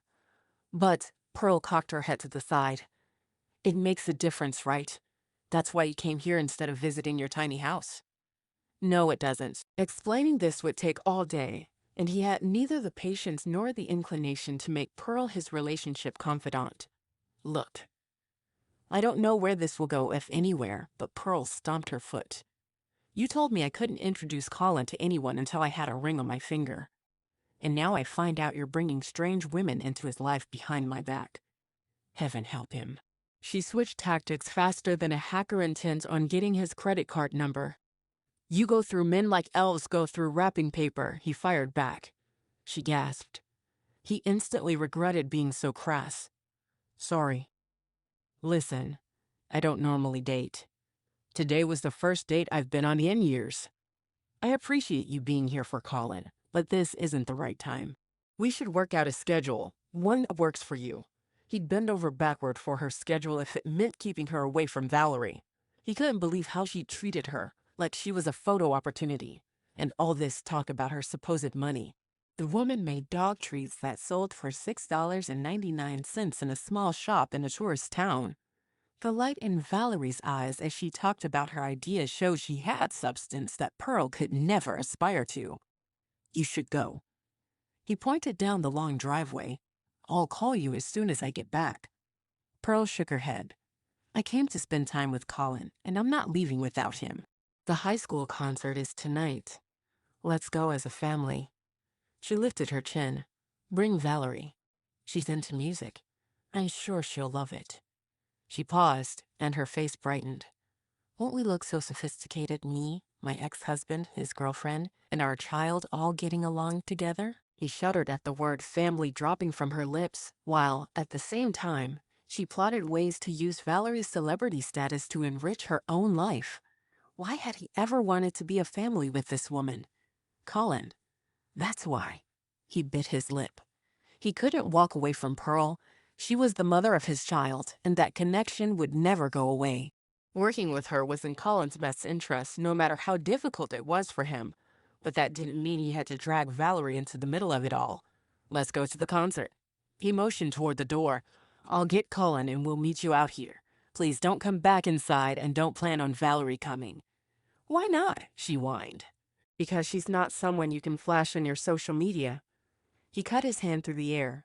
"People like her are used to the spotlight. She doesn't care." Pearl flipped her hair over her shoulder. Ethan let silence fall over them until Pearl shifted uncomfortably. Then he said, "It matters to me." Pearl stepped back and ducked her head. "Whatever. Hurry up, it's cold." He pushed back into the house, which had gone quiet. He headed for the kitchen. Another door opened and closed, and Colin's voice filled the house. "He's so strong, but he didn't pull me over." "You did well.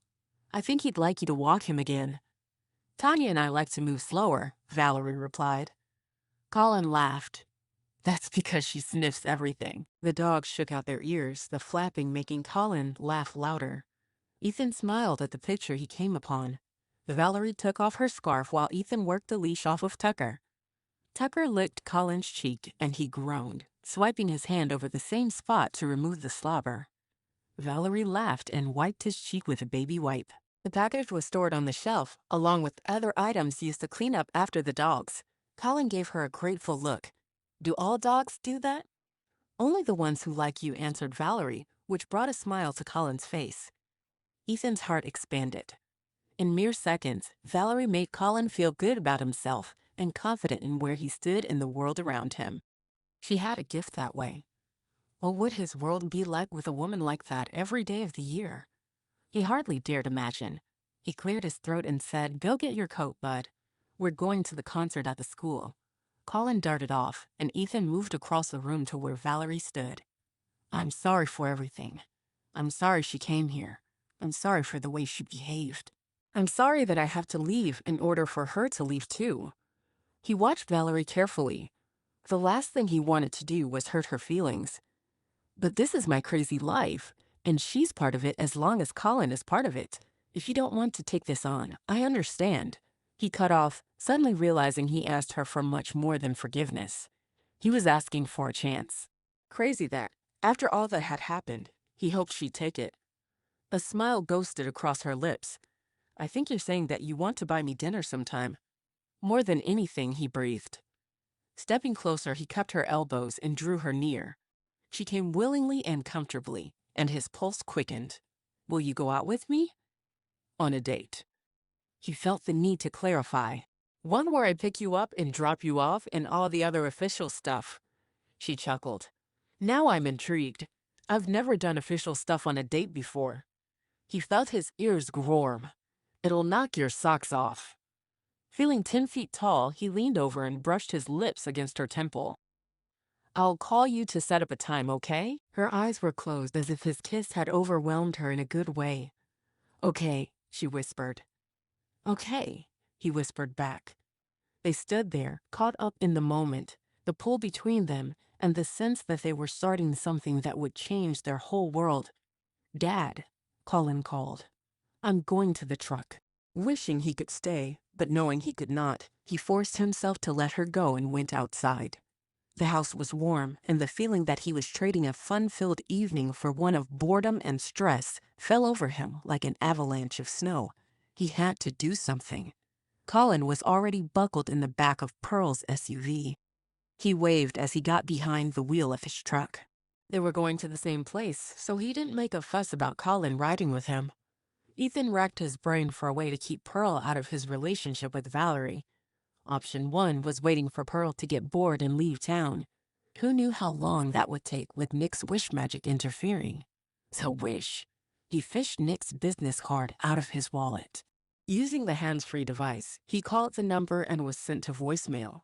"Nick, this is Ethan Hall." "Ethan Hall from Moose Hollow," he clarified, feeling like an idiot. "I want to change my wish. So, I don't know how this works. Do I call back? Do you call me? This is weird." He hung up, feeling like an idiot. But really, he had the guy's card.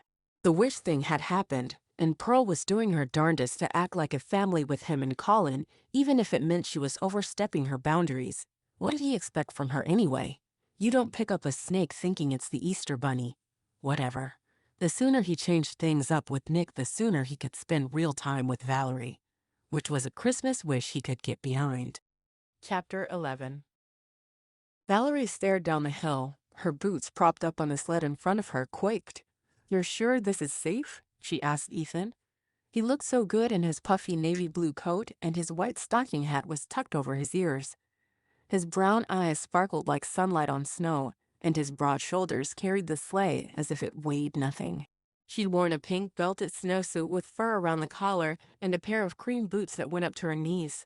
The outfit seemed warm enough at home, but on the top of the sledding hill, a trickle of cold seeped inside and made her shiver.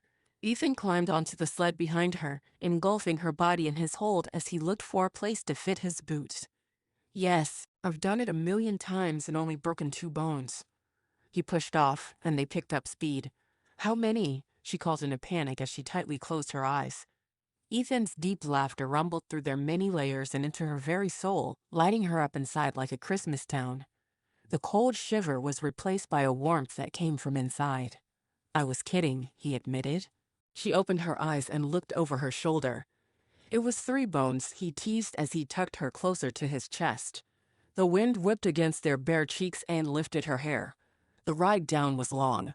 They lived in a mountain town, so it could have been called a sledding mountain instead of a sledding hill. The hike was easy enough and totally worth this experience. She leaned into his embrace and let her cares fall behind. They hit a small bump and got air. She yelped as her stomach lifted. Tipping her head back, she laughed out loud. This was living. Every part of her was aware of the experience in a way that hadn't happened in a long time. It was like she was waking up from a long winter nap. The sled stopped at the bottom of the hill, and she twisted, throwing her arms around Ethan's neck. "That was amazing," he grinned. "And you're still in one piece. Want to go again?" He wagged his eyebrows at her. "I'll race you to the top." She scrambled to untangle herself from him in the sled, only to catch her foot and fall into the snow. It was like landing in a pile of pillows, and she laughed at herself. "Hey, you too," called a voice from the parking lot. "Save us some good tracks." Valerie brushed the snow off her eyes and found Lauren and Jacob untying the ropes that held a sled to the roof of their car. "No way." Ethan reached down and picked Valerie up, setting her on her feet. "First one to the top gets the good run." He reached for Valerie's hand, and she eagerly grabbed on as they ran up the hill for the first 20 feet. After that, they slowed to a quick march, laughing at themselves for being so out of breath. Lauren and Jacob were making good time, but there was no way they could overtake them. "When you asked me on a date," Valerie gasped. "This wasn't what I had in mind." She playfully shoved Ethan's shoulder as they neared the top. He took a moment to find the best snow. It had to be pre-packed to get any actual speed. He sat down first and motioned for her to get on. "What?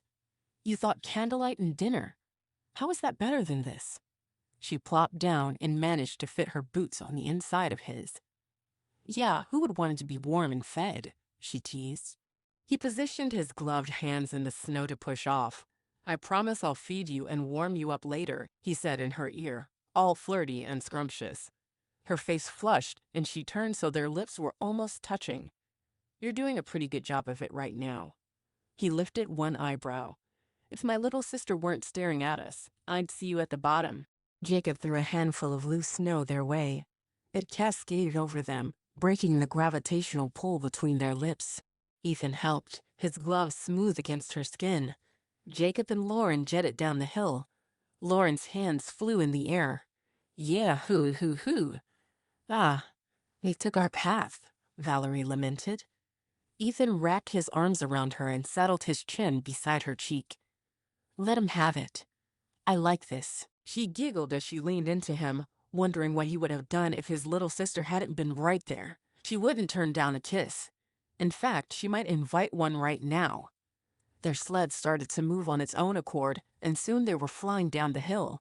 Valerie whooped, feeling all the more free and like she could fly because of how Ethan looked at her. In his eyes, she was beautiful and special. She'd been on a few dates since her parents passed away, but none of them compared to this.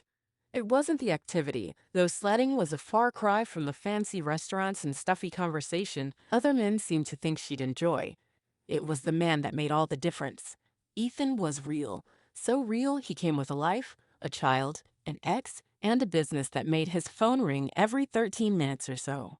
After a few more runs, 2 of which they raced Lauren and Jacob in one, they all piled in their cars and headed to Lauren's house, where they settled around the table. Ethan told her on the way over that this was the plan from the beginning. She thought it was great. Lauren and Jacob were fantastic, and she was looking for ways to make friends in this small town. Had he known that?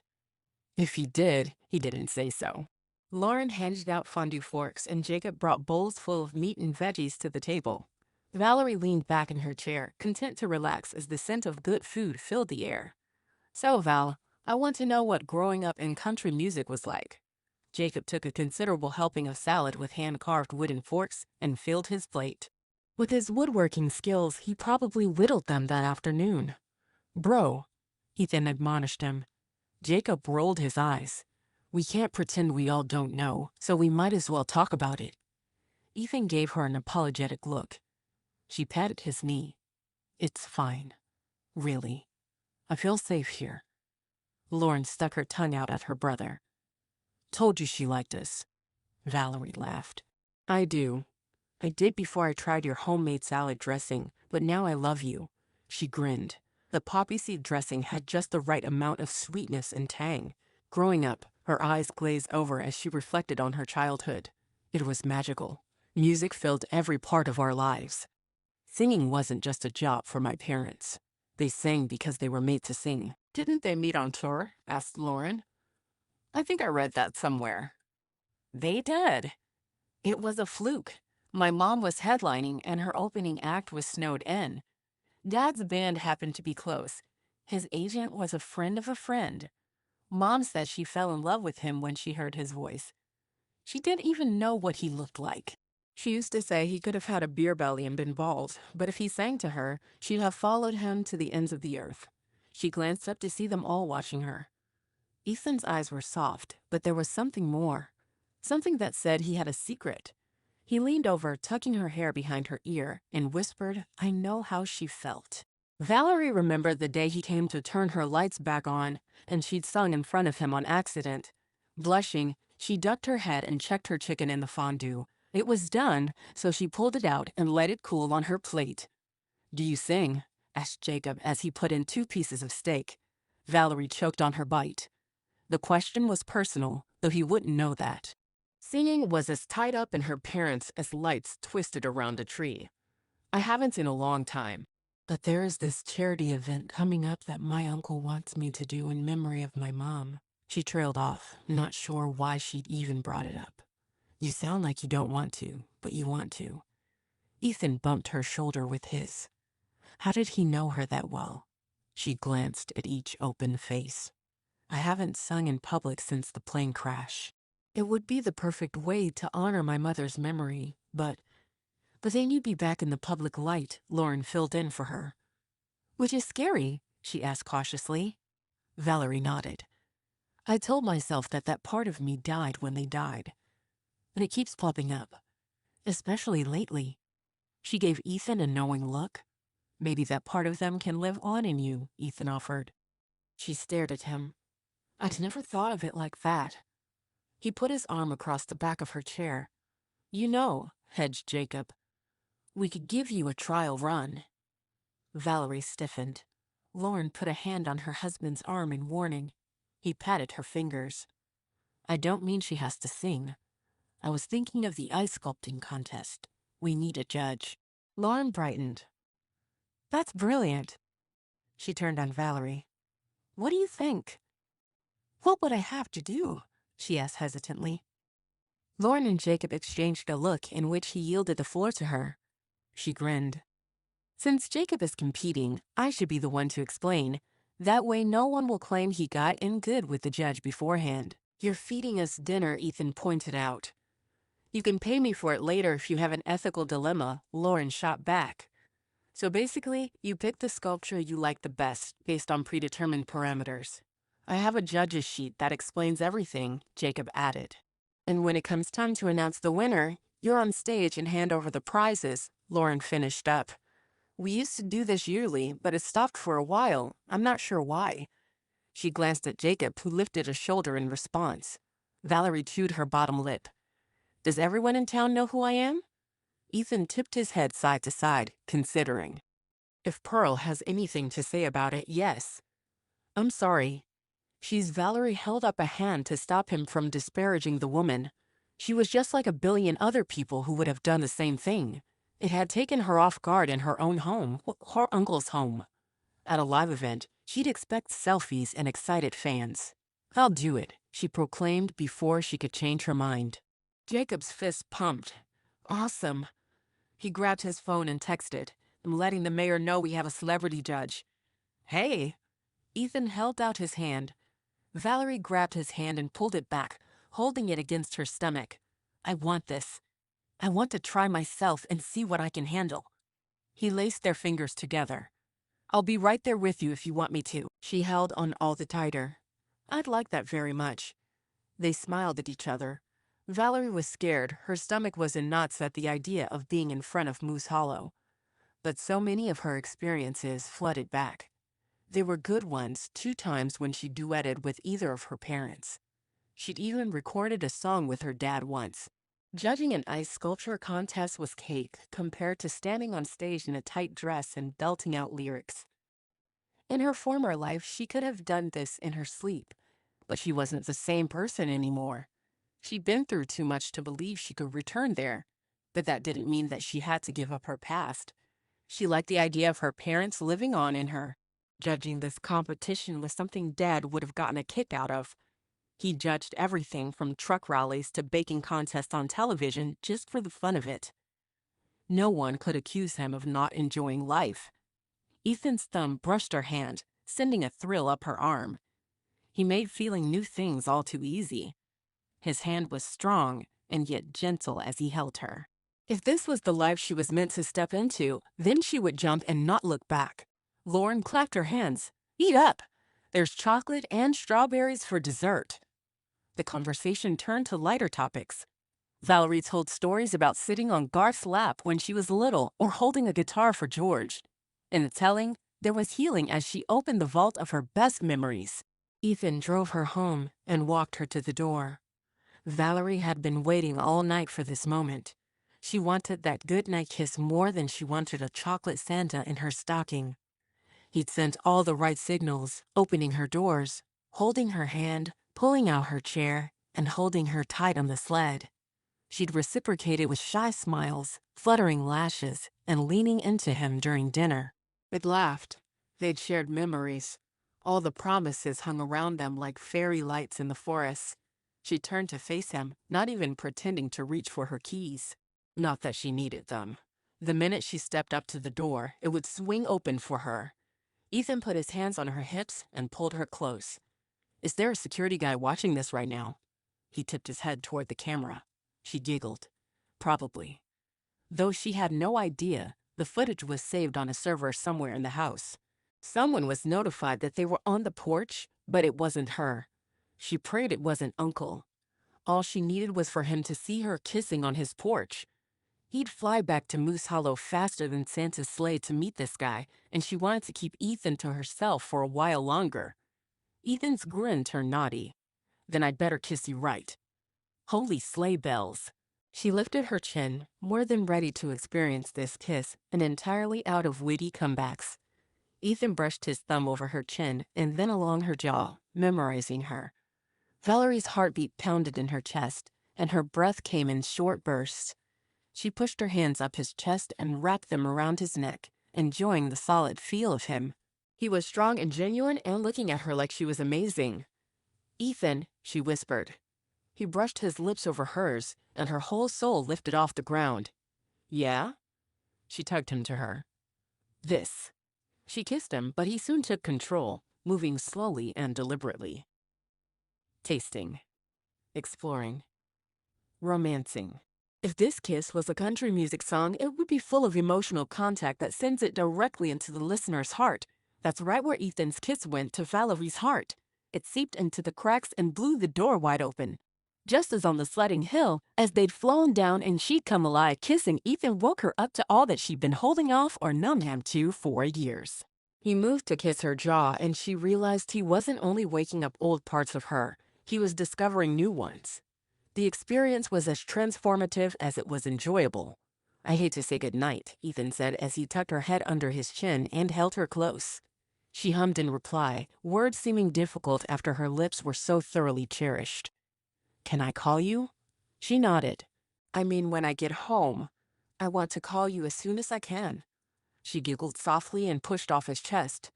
I'll wait by the phone. He kissed her forehead and she made her way inside, her knees barely holding her up.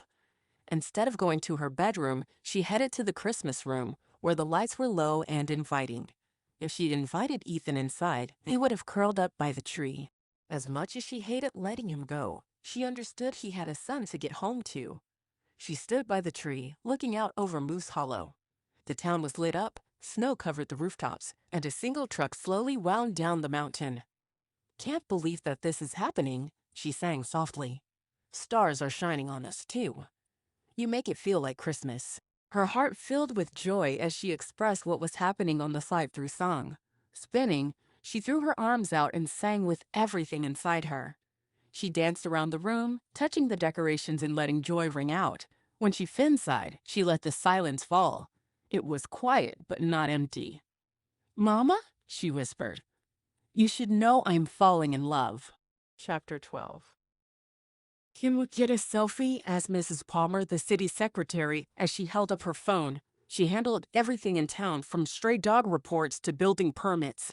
Her two sisters crowded behind her as if they'd been too shy to ask Valerie themselves, but they weren't missing out on this opportunity.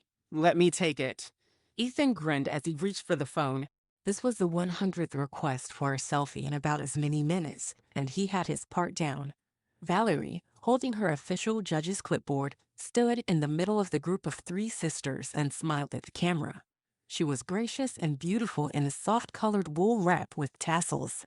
Her long blonde hair hung in artful waves and shone in the winter sunshine. Thanks to the cold air, her lips were a delightful shade of pink, but it was her smile that captured his heart every time it appeared. Ethan took several shots from different angles. He took his job as an unofficial photographer seriously. Besides, this way, he ensured no unflattering images of Valerie made it onto social media. He felt an immense level of protection for her, something primal and robust. Although she was so beautiful, he doubted she could take a bad picture. I still listen to your mom's albums, said Mrs. Palmer. All the time. When the first few comments like this came through, Valerie teared up. At this point, she was humbled and sweet about the attention and the care people expressed for her that her parents weren't around. That's wonderful. Valerie lightly touched her arm. She'd love to hear that. Thank you. Mrs. Palmer and her sisters wandered off, looking at the images on the phone as they went, probably posting them all over their social media feeds. Ethan shook his head in wonder. If the world thought you were dead yesterday, they must believe in miracles this morning. He paused, cringing that he'd taken things too far by joking about the situation. Valerie nodded, her eyebrows lifted. I haven't opened my phone all morning, but it's been buzzing like crazy. My uncle is probably having a fit. He knows how much I value my privacy, and here I am, flaunting myself. She threw one arm out to the side and wiggled her hips, like I just don't care. Ethan smoldered at her. Why don't you flaunt that again? Laughing, she shoved him. Stop! I'm not wiggling my bum for you when there are a million cameras around. So you'll do it when there aren't cameras around? He winked to let her know he was teasing. I just want to know the rules here. She laughed again, and his heart soared like Superman. Valerie? Asked a man in a cowboy hat.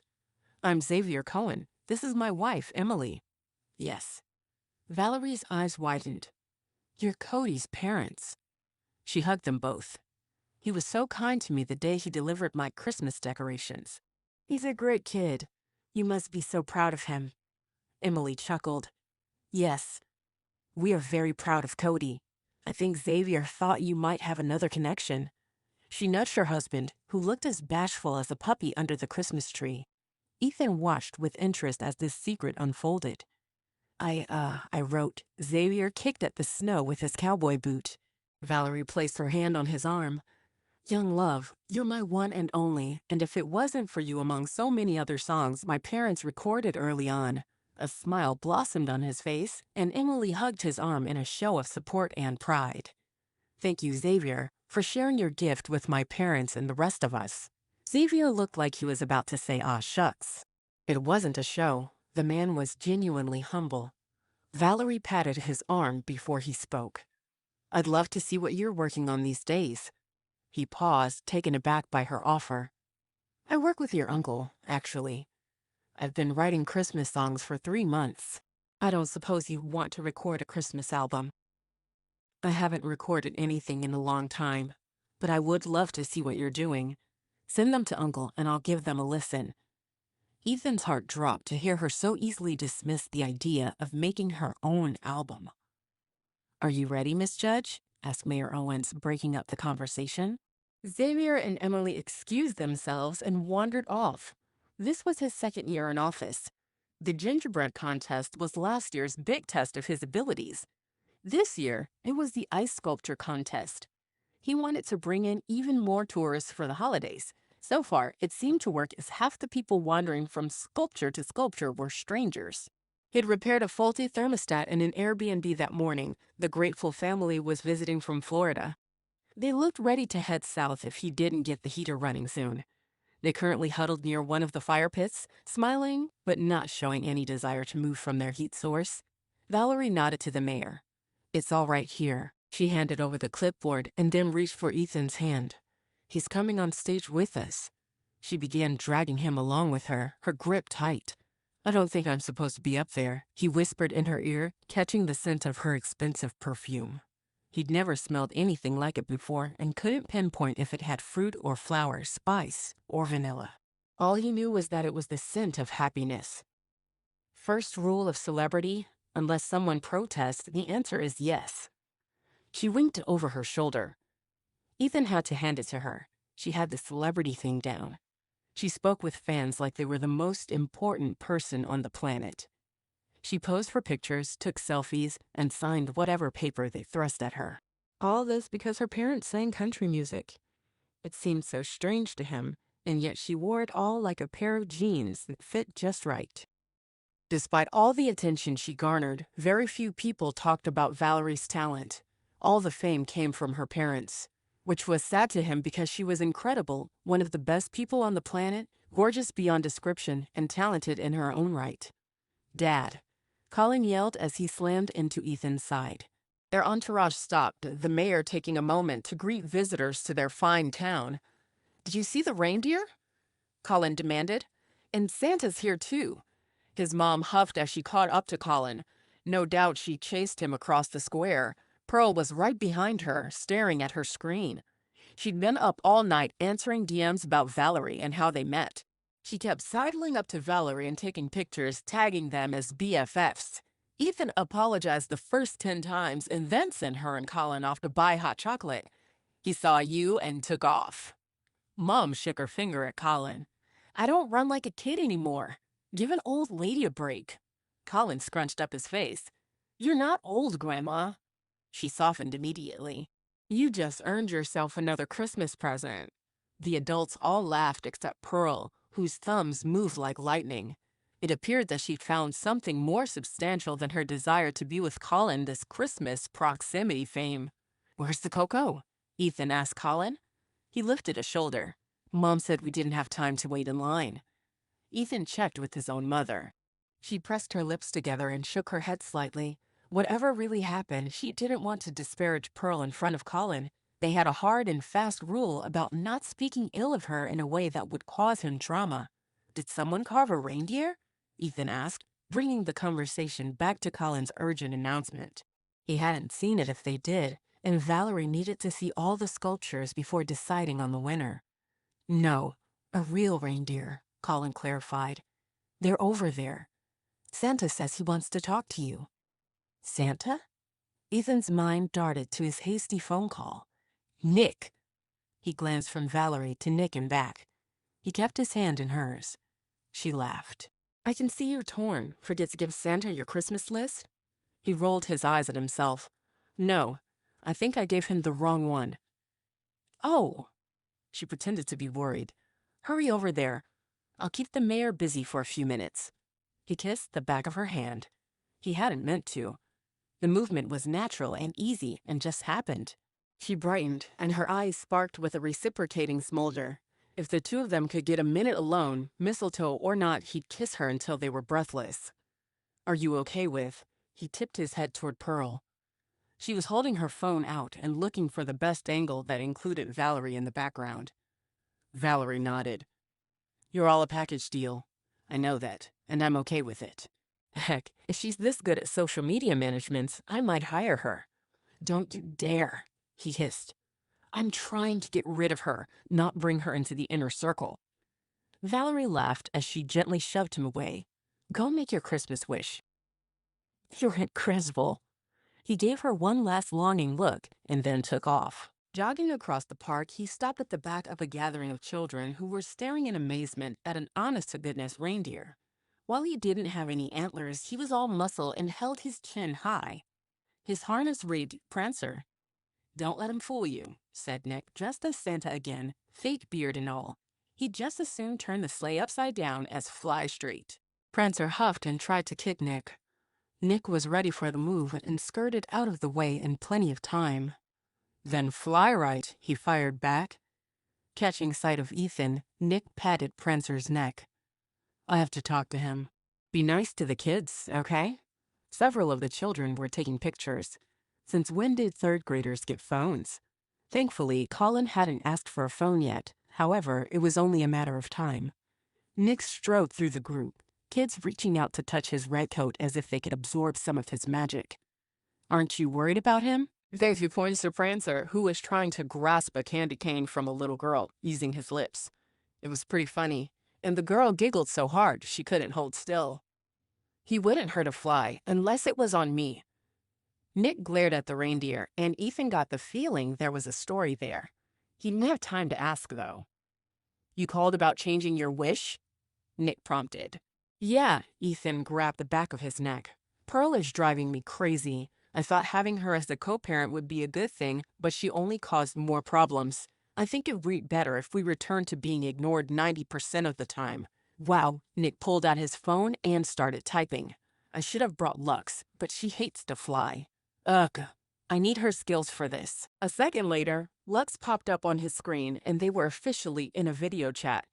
Ethan glanced around, but no one was paying them any attention because Prancer was stealing the show. He was using the end of the candy cane to draw in the snow, and the kids were trying to guess what he drew. "Snowman!" yelled Cooper McCoy. Prancer stomped his hooves to celebrate his answer. He moved to a new spot in the snow, and the kids gathered in. "The clock is ticking, Nick." Lux put on a heavy leather apron as she spoke. "Stella's stuffing machine is down, and I have to weld a part together." "She welds too." "Impressive." Ethan nodded in appreciation. Lux reached for a welding mask and paused. "Is that Ethan?" She set the mask back down and pulled her laptop toward her. "I'm pulling up the Christmas Wish simulator now." Nick nodded. "She's put together a whole program to monitor my wish granting. I can't believe she's even able to measure things like this, but ahem," Lex cleared her throat, stopping Nick from divulging more information.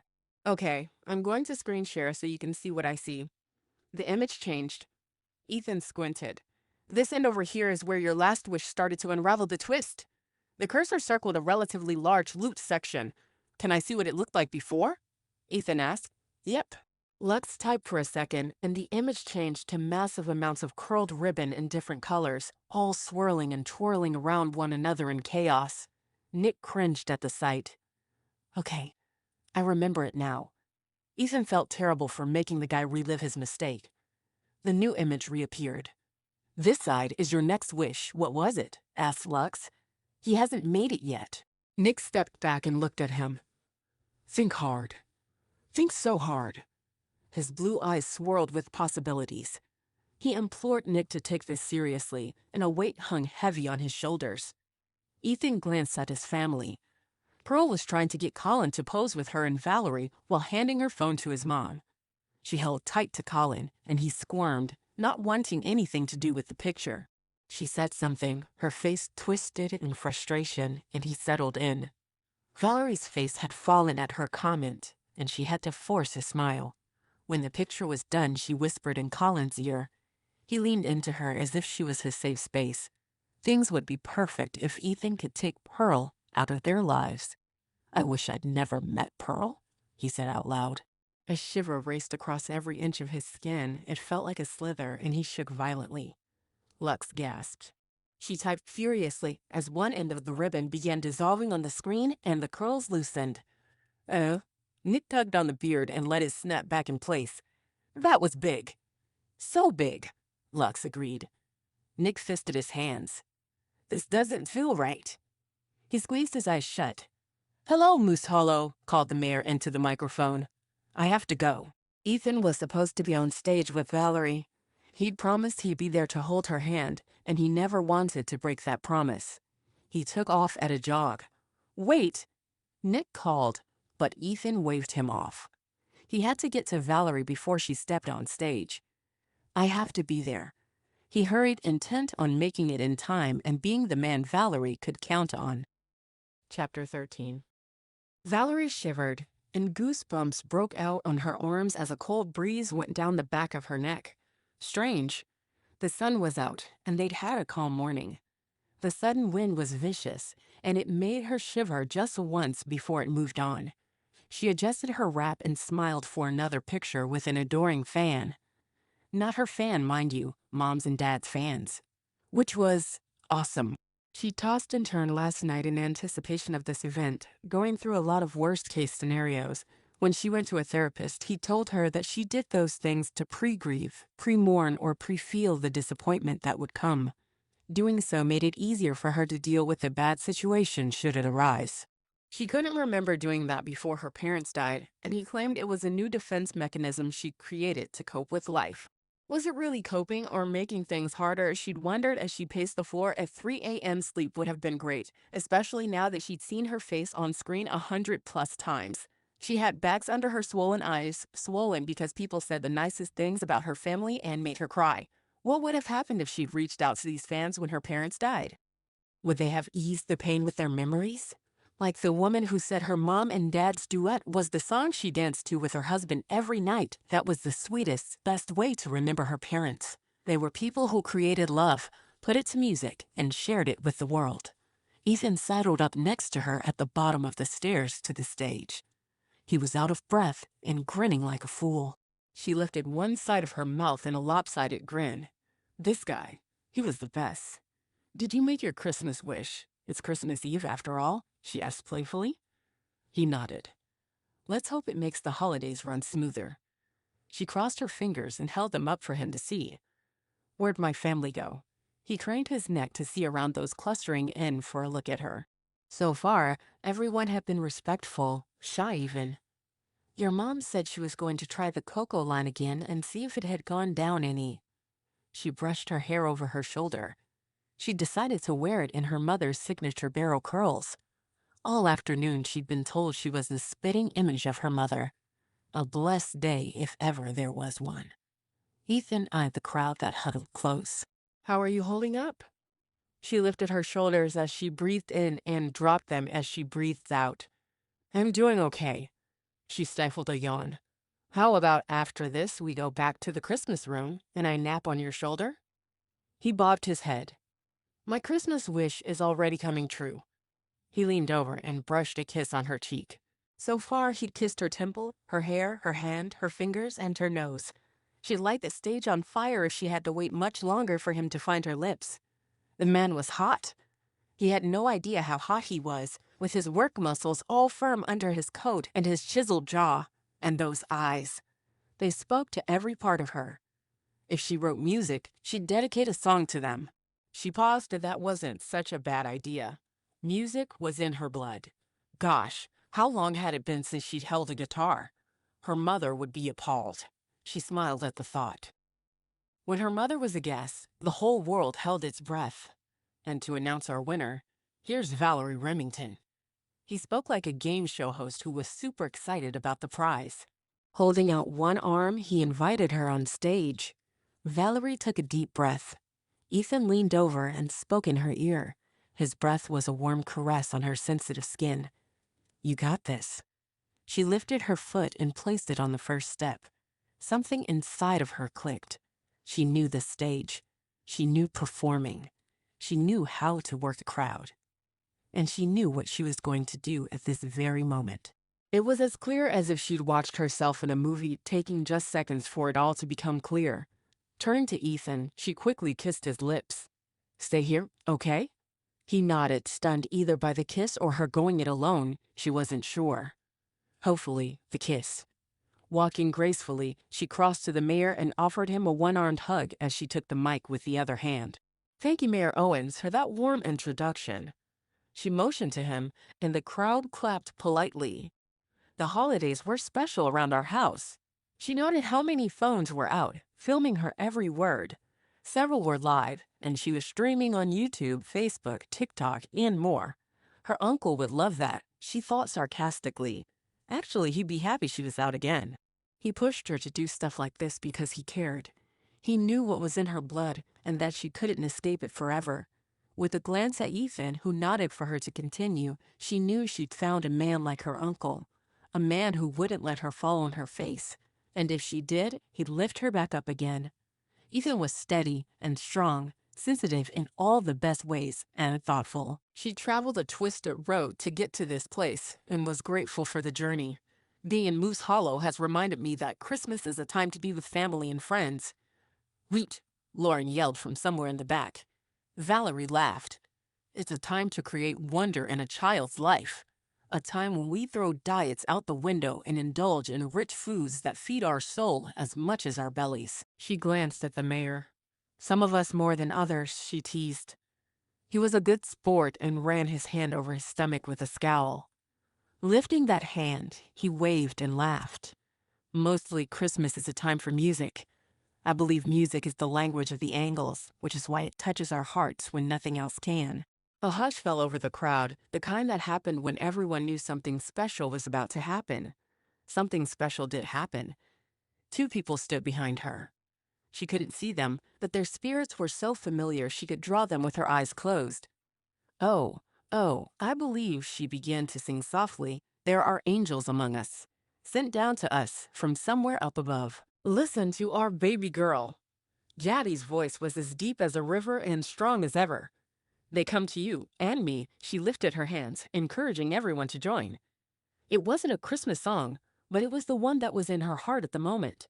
She's so beautiful. Mom was like the wind, swirling around every part of her with love. Pretty soon, the whole crowd sang with her. But ain't it kind of funny, at the dark end of the road, that someone lights the way with just a single ray of hope? Their harmony was perfect, like they've found a new level of music together. At the end of the chorus, she waved her hand, and the crowd cut off, leaving her voice to carry out over the group and fade like the angels who had sung behind her, loving her with all they had. To guide us with the light of love, she slowly lowered the mic and let the last note hang. 2 tears dropped, one for Mom and one for Dad. She didn't wipe them away. She smiled wide and lifted her arms out. Thank you, Moose Hollow, for being a place of hope this Christmas. A huge cheer went up. When they quieted down again, she grinned. I guess you want to know who won today? They stomped their feet and cheered. Her heart lifted. She'd done it. She'd faced her fear and lived in this moment, lived the heck out of it, as a matter of fact. Our winner is Duke Diamond. She held up the gold medallion, letting it sparkle in the fading afternoon light as Duke and his wife Jennifer made their way to the stage.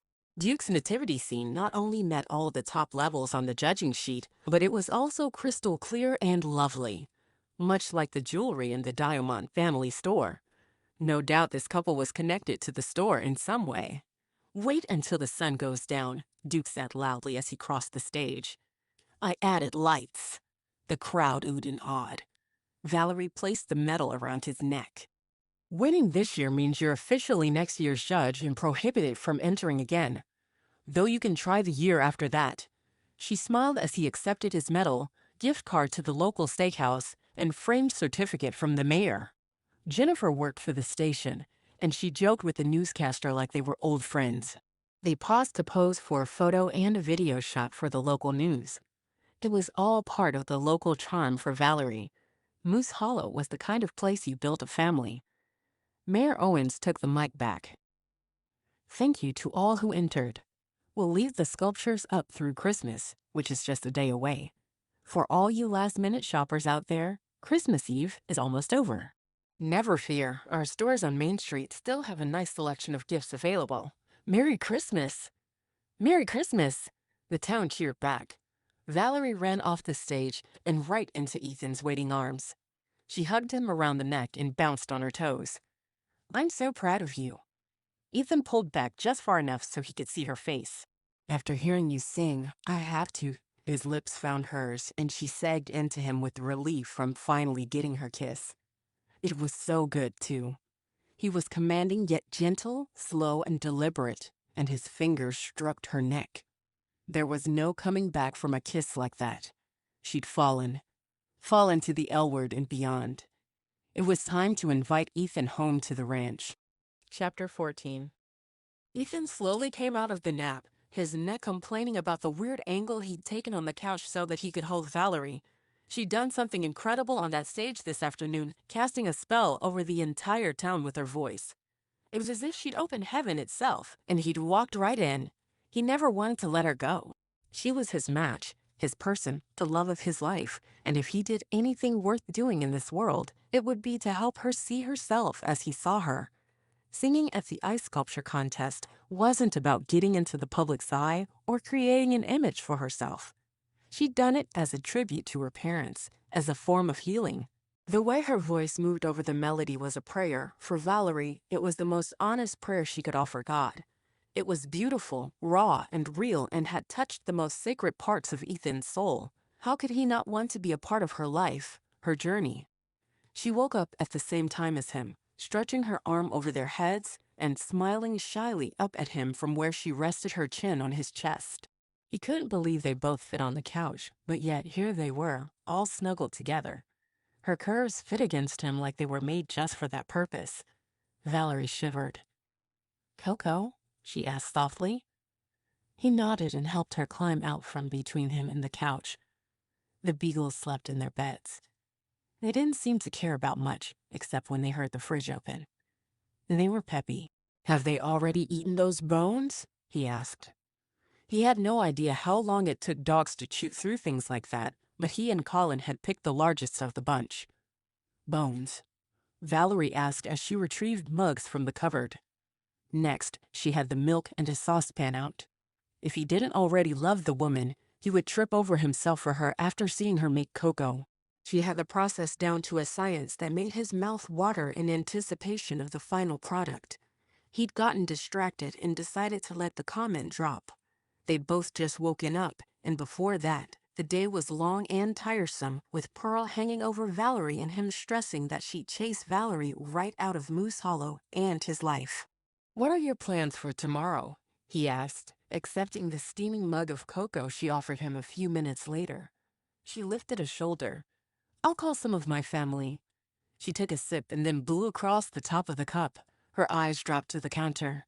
"I might go out to the ranch, though it would seem bare because no one's been there to decorate. We have a staff that keeps the place up." She trailed off. "The ranch? You mean where you grew up?" This was big for her. The woman who RV'd across America for a year and house said over the holidays. She'd come so far already. Going home was a move toward a new level of healing her broken heart. "I didn't think I wanted to be there this Christmas. But after today, I think I could do it." She lifted her gaze. "Do you want to go with me? It would mean missing Jacob, Lauren, and your parents on Christmas, so I understand if you don't want to go." He considered her for a moment. He wanted to go. Wanted it more than he'd wanted anything in a long time. A holiday spent cuddled up with her on the couch, watching the sun go down with Valerie in his arms and Colin at his side, sounded like the best day in his life. There was only one problem. One blonde-haired, determined, and slightly crazy problem. "Unfortunately, I have to check with Pearl." "Pearl?" Valerie asked as she poured the steaming liquid into mugs decorated with horseshoe handles. "Who's Pearl?" He stared at Valerie. "What do you mean, who's Pearl?" She set the pan down. "I mean, who is Pearl? You've never mentioned her before." Ethan looked down at the mug and then back up at Valerie. "Are you teasing me right now?" He smiled, thinking how nice it would be to actually forget Pearl. She shook her head. "Did I meet her today? Does she work for you?" She blew across the top of the steaming liquid, her sumptuous lips forming a perfect O. Her eyes were open and sincere. It was like she didn't remember Pearl at all. The hair on the back of Ethan's neck stood up. "Valerie, you know Pearl. She's been here." He motioned toward the sunken living space. "When?" Valerie sipped the cocoa, her eyes closing in pleasure. "A couple of days ago? She's Colin's mother, my ex-wife," he felt the need to add. A spot of anger, like an ink stain, began to spread through his chest. Valerie slammed her cup down, sloshing the contents across the pristine countertop. "You were married? When?" He set his drink down, too, and lifted both his palms. "Why are you getting all upset about this? You know my situation. You met Colin before you met me." She sputtered. "Colin?" "My son." He gritted his teeth. Was she having some kind of episode? "The kid you climbed under a Christmas tree with the day we met." He felt ridiculous for reminding her about that moment. "I did no such thing." She glared at him as she pressed her hand to her forehead. "I can't believe you didn't tell me you were married. I mean, I wondered here and there if you were, but I brushed it off." "I feel like I've been ambushed." The ink stain spread to all corners of his mind, and all he could see was red. "Ambush? Valerie, you've met Colin and Pearl. She took videos of you all day. It drove me nuts." He grunted in frustration. "What's going on here?" He scraped his fingers through his hair. She started pacing on her side of the counter, and he did the same on his. "Look, if you don't want to go to the ranch or I was moving too fast by asking you or something, just say. You don't have to make up an ex-wife to scare me off." He wanted to throw something. "Make her up? I wish." He stormed to the couch and grabbed his coat. "You know what? I'm not going to play this game, whatever it is." Clearly, performing today messed with your... He swirled his hand around his head. "And I have enough drama in my life." "I'm not the drama," she yelled after him. "You're the one dropping bombs in my living room." He shut the door on anything else she had to say and stormed to his truck. He stared at it momentarily before realizing his magnetic logo strip wasn't on the side. Instead of paying to have the truck wrapped, he'd bought large magnetic sheets and had the logo printed there. Seemed like a good idea at the time, a great way to save money, but now it was gone. "That's just great." Looking under the truck, he grunted. It must have fallen off somewhere. He'd have to order a new one made. Wonderful. Cruising down the mountain, he decided to go home and chill for a minute before picking up Colin from his parents' house. He needed to think this through, and that wasn't going to happen while Colin's excitement for Christmas grew. Besides, he didn't want to rain on Colin's joy and be a downer because Valerie had gone cuckoo. He still didn't know what had happened. She acted like Pearl and Colin didn't exist. Weird. Who did stuff like that? Celebrities, that's who. Although, to be fair, he didn't know many celebrities and based his assumptions on what he read in the supermarket checkout line. He turned into his driveway and slammed on the brakes just in time to avoid colliding with the silver Honda parked there. "Who is at my house?" he grumped. He slid out of the truck and slammed the door. A new snowman was on his lawn, and a wreath he'd never seen hung on the door. "Pearl," he groaned. The woman had no idea what boundaries were. Why was he always bringing in the crazy ladies? He glanced down at his everyday pair of jeans, coat, and boots. Nothing about him looked like a target, yet they were drawn to him like children to a reindeer. Storming up the steps, he walked in, yelled, "Pearl, we need some serious boundaries." A woman screamed and scrambled off the couch, putting the furniture between them. She held out one hand as if trying to ward him off. "Help. Get out. Get out." "Ah." He pointed at her. "This is my house. Who are you?" She started crying and gasping as if she was too scared to breathe. "It's not your house. It's not." A teenage boy came running in, and she threw her arm out to keep him from charging Ethan. "Mom," he protested. "It's okay. He's leaving. He's leaving." She held on to the skinny kid and pleaded with Ethan to get out. Why did she repeat everything? "I'm not leaving.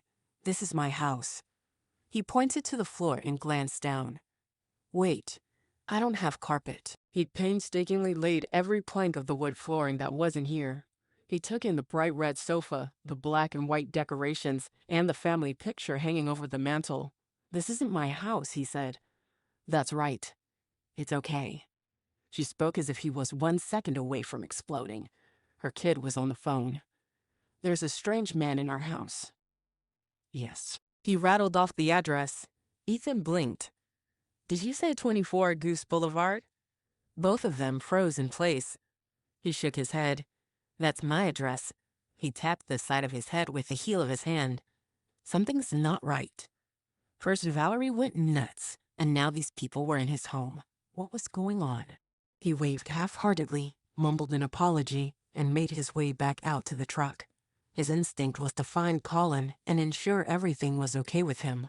They'd get this all sorted out. Him and Colin. The way life should be. A block away, his mind cleared and he smacked the steering wheel. "I should have had them call the police. It's my house. The squatters." He had a hard time figuring out how they'd change his furniture and laid carpet so fast, but he'd been at the ice sculpture contest and then Valerie's all day long, so they could have if they'd had help.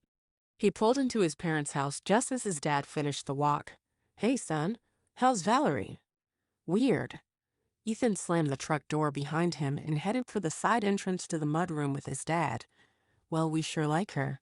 It's about time you found a lady and settled down." Dad checked his coat and gloves, putting all his outerwear in the cubbies. "Your mother's already counting the grandkids." He chuckled at his joke. "She already has one. How many does she need?" Ethan grumbled.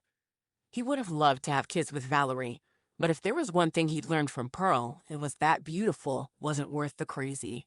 Dad's hand landed heavily on Ethan's arm. "Is there something you want to tell me?" Ethan felt the weight of his fatherly stare and gulped. No. He searched the recent past for a transgression that would bring about that tone. His father rarely had to get after him growing up. He stayed busy and kept his nose clean. There was no denying the edge to his gaze, nor the firmness in his grip. "Nope," he added for good measure. Dad nodded once, accepting his answer before moving to the kitchen. "Smells like soup," he said as if Ethan's life hadn't been in danger a moment before. Okay, that was a bit dramatic. However, grown men had respect for their fathers. Matching them in height didn't take that away. Ethan shook himself. This day kept getting worse and weirder. Mom was at the stove stirring a pot. Her slight frame seemed so normal that Ethan drank in the scene. Fresh, warm rolls filled a tray next to the oven, and a feeling that the world was right where it was supposed to be filled him up. This was home. Smells so good. He rubbed his stomach, realizing how hungry he was for the first time. "I'll get Colin and wash up." He was probably in the living room watching a movie. "Whew," asked Mom absently as she checked the pumpkin pie in the oven.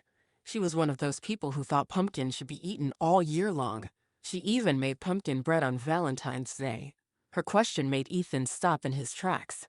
"Colin," he said again as he waited for her response, watching her every move. "Do you have a friend with you?" she asked. "You know I like a little warning so I can set the table when you bring someone home with you." The pie was ready, so she slipped on her favorite Christmas oven mitts and gently removed it. Dad pulled a stack of plates out of the cupboard. "I've got this." Ethan stopped him with a hand on his shoulder. "Dad, where's Colin?" The words were like sand in his mouth, and he wanted to spit them out. Dad shrugged. "Why don't you call him and see if he's almost here?" He smiled. "Any friend of yours is always welcome in this house." Ethan went numb, and then he shivered. Shivers. Cold. Nick. He ran out the front door and into the street, headed for the last place he'd seen Santa, which was in the Commons on Main Street. "Ethan!" Mom called behind him. "Come back. You're not wearing a coat." He didn't stop. The wind was cold and tore at his clothing, scratching his face and making his eyes water. He grabbed his phone and paused long enough to find Nick's number. Then he started running again. It seemed like the only productive action, even though he knew it was crazy. What was he supposed to do? He'd wished his son away. Chapter 15. Valerie cleaned the kitchen, wiping the counters twice. There wasn't a crumb big enough for a mouse in this house on Christmas Eve. She wasn't cleaning to clean. She just needed to keep her hands busy and her mind from falling all over what had happened with Ethan. Instead of the warmth she thought would fill this house with snuggles and whispered, "I love yous," it was empty and cold. Once again, she was spending Christmas alone. Dog tags chimed, and she turned to find Tanya and Tucker looking up at her expectantly. "Why do you two look sad? You have each other." She squatted down and rubbed both of their ears. "Beagles always look sad, though, don't you? I should feel sorry for myself that the only ones I have to talk to tonight are you two, but I'm grateful you're around." She hugged their necks and then leaned back. "Let's open your present." Digging under the tree, she found the gifts she sought and opened them for the dogs. Holding them up, she gauged their response. Tanya was the first to move. She sniffed and then snorted. "You don't like them?" Tucker huffed and lay as flat as possible on the floor. His cheeks even spread out. Valerie shook the elf-like doggy headband she bought at the Christmas shop, making the bells at the end of the elf hat ring. "It's like you don't want me to know you're there," she teased him.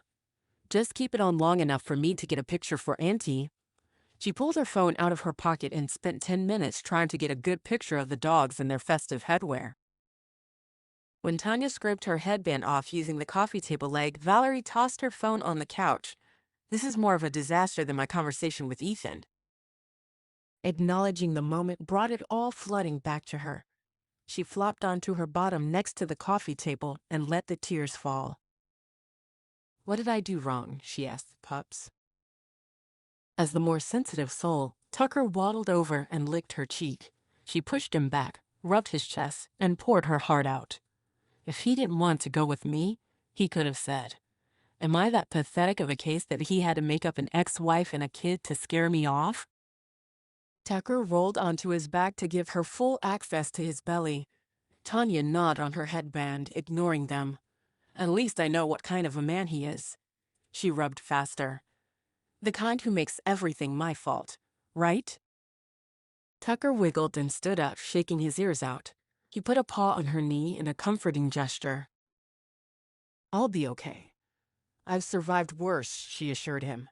"Although this is a new kind of pain." Tucker whined, empathizing with her tears. "Maybe love isn't worth the heartache."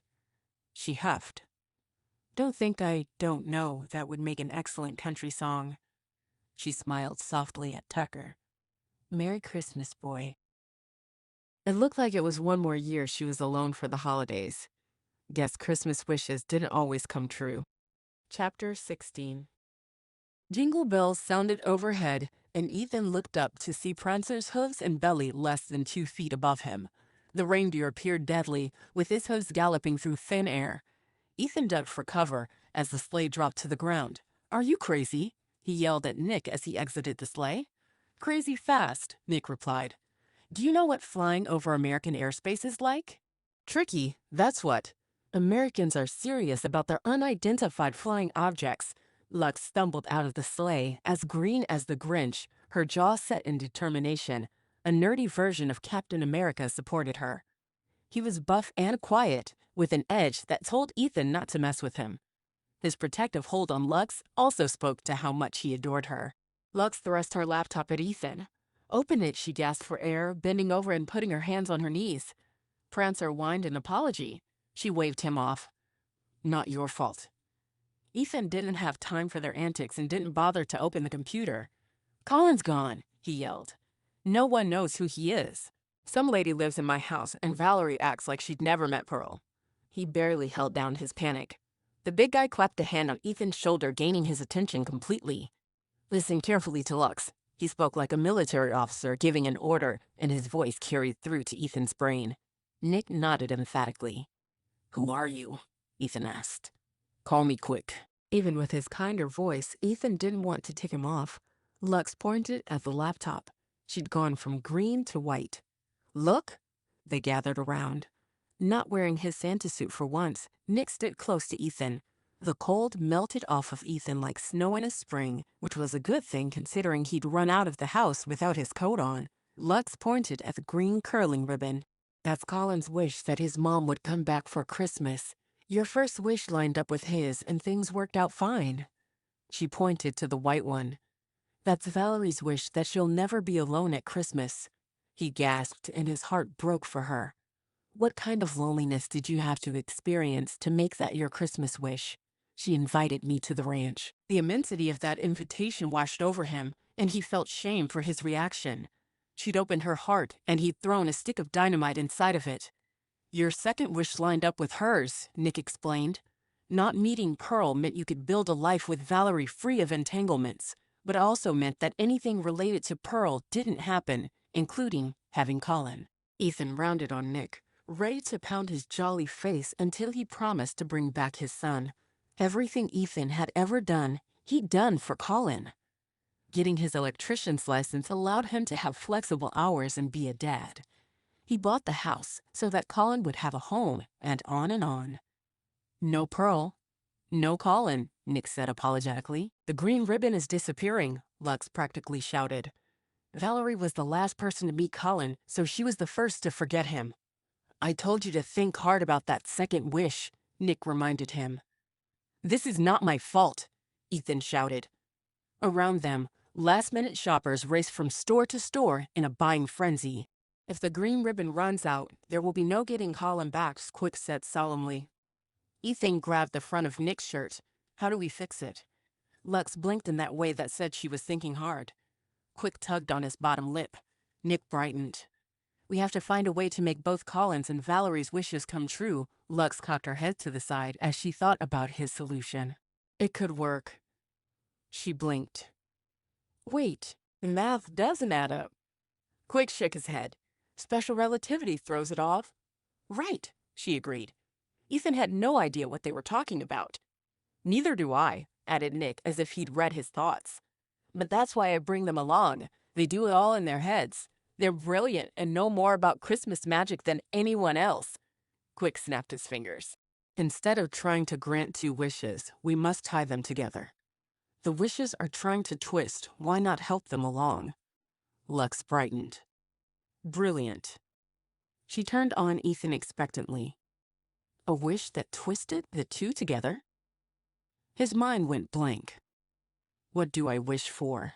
He demanded. Two faces held utterly still in masks of anticipation. Lux looked like she was waiting for him to catch up. If you know the answer, tell me, he demanded. She shook her head so fast that her glasses slipped. I can't. If it doesn't come from your heart, it doesn't count. If the situation weren't so serious, he would have laughed. But this was no laughing matter. His son was being erased. You can do this, Nick prompted. I believe in you. Nick's belief was like a ball of warmth in his stomach that grew up and out, illuminating Ethan's mind. Okay. Colin wished for his mom at Christmas. He held out one hand. And Valerie wished not to be alone for Christmas. He smashed them together. Therefore, Valerie needs to be Colin's mother and live with us forever. He stared at his palms, pressed together and holding in place. His fingers laced together like a family joining as one. Valerie needs to be my wife. He all but whispered the last part. Peace, like a blanket, settled over him. He lifted his eyes and looked from Kringle to Kringle. I need to marry Valerie. Whoa! Quick held up a hand. His eyes ticked from side to side as he did the computations. Okay, that could work. He turned to Lux for verification. She was already nodding. This Kringle was one step ahead of all of them today. She snapped her laptop shut and pulled out a walkie-talkie. Nick moaned. Not again? Quick pounded him on the back. You can't deny the Kringle family is efficient. Nick looked like he'd rather eat yellow snow than live through what came next. Ethan didn't care. He wanted his son back. I wish to marry Valerie as soon as possible. Nick threw up his hands. Glitter erupted out of his palms, one red and one green spray. They twirled and twisted around each other before colliding and turning into gold, raining down on their heads. Ethan brushed off his right shoulder and stared at his left hand. No ring. He held it up for the others to see. I like your trust in Christmas magic. Nick pounded him on the back, sending glitter sprinkling to the ground. But you still have to ask her. Lux pointed at Quick. You'll get Jacob and Lauren. He hopped in the sleigh, his face alight. Prancer leaned into the harness, a sprinter at the starting line. "On, Prancer," he yelled, and they were gone. Ethan's head swirled. "Lauren and Jacob?" he asked. Last year's Christmas wedding on the church steps suddenly made much more sense. He turned to Nick. "That was you?" "It was all of us," Lux defended Nick. Ethan snapped his fingers. "The lady with the white hair?" "My sister, Frost," Lux filled absently in as she texted. "She's pretty." "The other one?" "Layla?" He snapped his fingers. That was it. Layla. Nick lowered his eyebrows, looking every bit the overprotective brother. "What about her?" Ethan enjoyed getting under the wish-granter's skin. "She was nice." Nick glared. Ethan chuckled. He had nothing to worry about. Ethan's heart was firmly under Valerie's tree, where he intended it to stay. "Sure, the church is available," Lux said into the phone. "But Stella, I don't think a public wedding is Valerie's style." "I'll ask." She looked expectantly from Ethan to Nick. "Any ideas, gentlemen?" Nick tapped his chin and thought. Ethan thought about when Valerie was herself, the happiest and content. The stage, she'd killed it there. The only other time he'd heard her sing was the Christmas room. He grabbed Nick's arm. In her uncle's house. She decorated it and called it the Christmas room. "That's where we should be married." Jingle bells rang out, and the sleigh stopped next to them. Lauren glared icicles at Nick.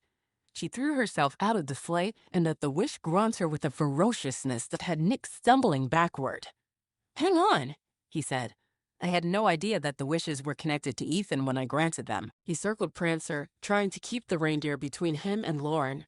"You promised no more Christmas wish disasters." Lauren pointed at him.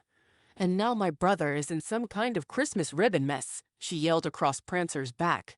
In his defense, Lux called from where she was busy texting, "I don't think he can help it.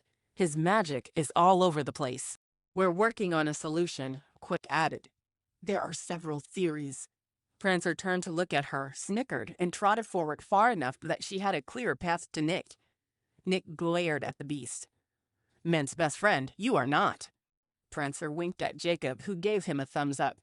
"A bucket of oats every night in December, buddy." "I see how it is," Nick grumbled. He turned to Lauren. "Do you like Valerie?" Lauren came up short. "Who wouldn't? She's wonderful." "Do you want her as a sister?" He baited her. Ethan could see Nick's plan as plain as day. It was brilliant. "Well, yeah," Lauren said. "Then why are you mad at me?" Nick pointed to his chest. "You're about to get a sister-in-law." Lauren glared. She folded her arms. "Just because you happen to be right, and I'm going to do everything in my power to make sure my brother has the best wedding on the planet, doesn't mean I agree with your version of wish granting." Nick shrugged with all the cockiness of a 20-something man with a Christmas superpower who could fly a sleigh. "I can live with that." Lux reached into the messenger bag over her shoulder and handed him a walkie-talkie. "The family is awaiting their marching orders." Nick stared down at it. "You tell them. You're the one who—" Lux shoved the walkie-talkie into his chest. "If you're going to keep making these problems, you need to be in charge of fixing them." "By planning a wedding?" He was aghast. "By planning a wedding?" He was aghast. "I don't even plan President's Day." Lux pushed her glasses up her nose. "All the more reason to start. Also, I think I figured out your issues." She motioned for them to get into the sleigh. "Do you tell?" Nick said sarcastically. Lux bit her lip. "I'll wait until you're in a better mood." Lauren and Jacob climbed into the sleigh. Quick laughed. "That means it will make you uncomfortable at the least and miserable at the most, Nick. Good luck." He put his arm around his wife and nuzzled her ear. "I think I have the same idea, babe." They looked into one another's eyes, and energy zapped between them like they fed off one another's brain power or something. Ethan hopped in as Nick grabbed the reins. Those two could zap all they wanted as long as this crazy wedding plan worked out. If it did, he'd get his son back and have Valerie to cherish from this Christmas to forever. On Planter. Nick yelled, and they whooshed up the mountain pass, over the iron gates, and through the woods to Valerie's house, where the sleigh runners screeched on the brick driveway. Nick stared up at the mansion cabin and let out a low whistle. Lauren moved to get out of the sleigh, and Ethan stopped her. "Wait, we can't all go rushing in there." "Why not?" Lauren asked. "That's what they did to me, and it worked." Ethan shook his head. "It's got to be just me." He pointed at Nick. "Small wedding. Think so small, man." Nick nodded. "I have your back." Ethan squared his shoulders. "Wait." Lauren grabbed his arm. "Tell her she's beautiful. Tell her you can't live without her. Tell her." Jacob wrapped an arm around her middle from behind and rested his chin on her shoulder. "Hey, beautiful, let's let Ethan figure this out while I sit out here and tell you how grateful I am that you married me 1 year ago." Lauren looked back and forth between her brother and her husband. She melted against Jacob. "If I must, I must." Jacob gave Ethan a thumbs up. "Here." Nick slapped a small velvet box into the palm of his hand. The shape of it was unmistakable. Ethan shook his head in wonder. "Is she going to like it?" Nick nodded. "It was made from her memories and dreams. She'll love it." He glanced at Lux, who smiled softly. "I know I'm asking the impossible, but you can trust him on that one." If only he had that much confidence in himself, in Nick, or Christmas magic. A jingle and a whoosh told him the sleigh was off to create the perfect, most petite Christmas wedding, and he was alone. If this didn't work, he'd spend every Christmas wishing he could undo his horrible Christmas wish. What a horrible thought. Now he understood why Valerie wished that she wasn't alone. He only hoped she'd let him make her wish come true. Chapter 17. Silver bells played through the surround sound, filling the air. Valerie opted for an instrumental version. Singing was out of the question on this snowy Christmas Eve. She just didn't have the heart for it. She'd moved Sonia and Tucker's beds in front of the couch and pulled up It's a Wonderful Life on the big screen. Clarence, the clock-working angel, was in his underwear brainstorming on a solution to George's bad mood when the doorbell rang. The dogs didn't budge because they were fast asleep, their bellies full of their gourmet Christmas dinners. She'd eaten a lean cuisine. Sure, all the ingredients for a turkey dinner, complete with stuffing, mashed potatoes, homemade rolls, and more, fill the fridge. But she hadn't felt like making any of it. What was the point when she would be the only one eating it? The image of sitting in the formal dining room all alone was just too sad to create. "Do you think Auntie sent a package?" she asked the sleeping pups. Her aunt was a kind soul who didn't forget anyone at Christmas. Even her yoga instructor got a gift. The dogs didn't lift their chins, though Tucker cracked an eyelid open. "Some guard dogs you are." She headed to the front door without them. Instead of a delivery man, she found Ethan looking very nervous and a whole lot of chagrin with his hands tucked into his jeans and his hoodie dusted with some kind of glitter. He looked sad and alone and cold, everything she felt inside. She leaned against the open door, wondering what had brought him here. The cold air flooded her face and made her cheeks red, but the warm air from the house caressed her back and gave her strength. She needed strength. Ethan looked so good with his hair tousled. Withstanding his gorgeousness would take all she had inside of her. "My daddy warned me about guys like you," she said. "How so?" he asked, tipping his head to the side. She sighed. "You're the ex-boyfriend with an I'm sorry in his pocket and a not good for me temptation on his lips." He broke into a smile. "So what you're saying is I have a chance." She snorted a laugh and then sobered quickly. "What you have is too much confidence and a long ride back to town." She glanced past him, expecting to see his truck in the driveway, but it was empty. "How did you get here?" "Would you believe me if I told you I flew in a sleigh?" he asked hopefully. She shook her head. "I'm not in the mood for flirting games tonight, Ethan. What do you want?" He stepped closer, his breath mingling with hers in the soft porch light. "You." Her lungs stopped working. "Me?" she squeaked. He nodded. "I have a story to tell you. All that I ask is that you listen. You can tell me to leave when I'm done, and I will." He swallowed heavily, as if saying that meant that he would lose everything. She stepped back and motioned for him to come inside. No sense turning us both into icicles. He stepped in, and she closed the door behind him, cutting off the cold.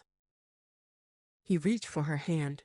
Darn her, she was so lonely and needy for emotional connection that she let him take it. Her eyes burned. How pathetic was she that she would allow this man who had lied to her, tried to gaslight her, enter her home, and then touch her. Pathetic or in love, were they the same thing? "I need so much therapy," she moaned as she pulled him into the house. The thing was, she didn't feel icky around Ethan. Didn't feel like he was all the things she labeled him as when he left the house this afternoon. She'd felt that off feeling, like something wasn't quite right sensation, with many people before and always trusted it, putting distance between herself and them. And every time, she'd been right.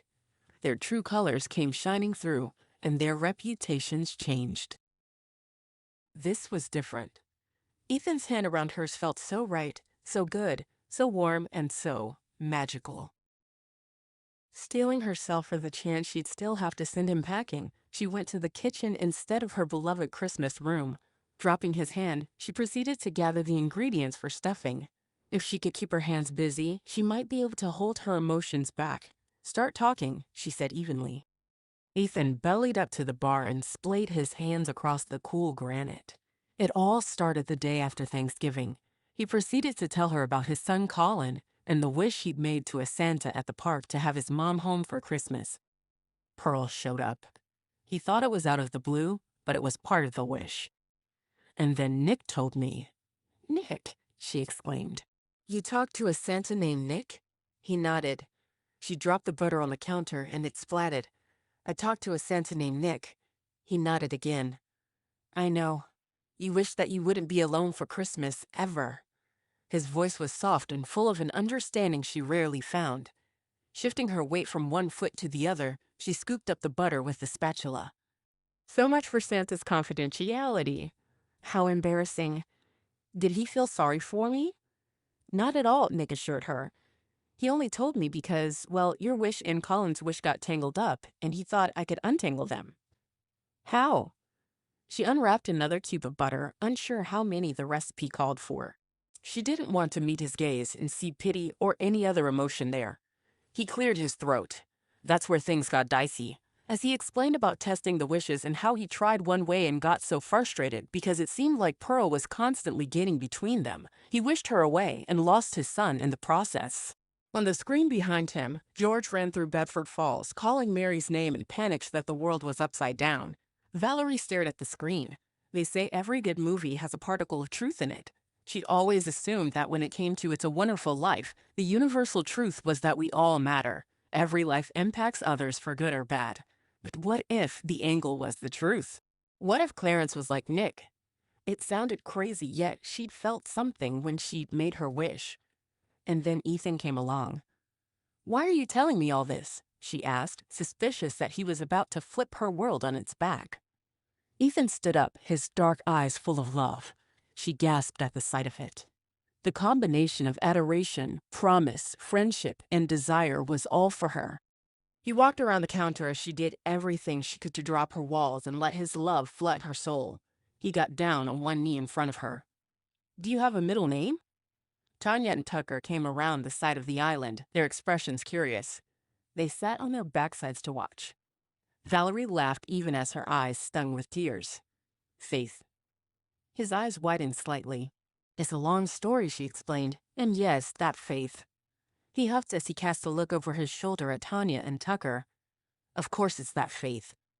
Tanya yawned and lay down. Valerie lifted a shoulder. "It's all part of who I am." His eyes glistened. "I know. But you know it doesn't matter how famous you or your family are or who you're named after. Although if we have a baby girl one day, I'd like her middle name to be Rose." Valerie's hand flew to her mouth. "I would love that." "Your mom is amazing." He chuckled as he lifted her hand to his lips and kissed her knuckles. "Now that we agree on all the important things." She swatted at him. He pulled out a ring box and cracked it open. Nestled inside was a replica of her mother's wedding ring that had been lost in the plane crash. The alternating smaller ruby and diamonds arranged between the intricate millgrain borders culminated in a stunning ash-share-cut 2-carat diamond. If she doubted any of his story before, this ring erased all of it. There was no way it could be here, in front of her, in Ethan's hands, unless a miracle had occurred. Valerie Faith Remington. He drew in a breath, making his wonderful chest expand. Valerie couldn't wait for years on end of sleeping on his chest. I was given one Christmas wish to fix everything wrong in my life, and I wished to marry you. A large tear slipped free, and she brushed it off her cheek. But even if nothing were wrong, I wish that we could be together because you are beautiful, happy, and filled with a melody that makes every moment sing. Without you, there would be no music in my life. Will you marry me?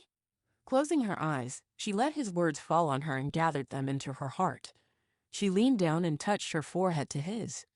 Yes, she whispered. Their lips came together in a soft, promising kiss as warm as the fire crackling across the room. A whoosh of cold burst into the house with the force of a helicopter.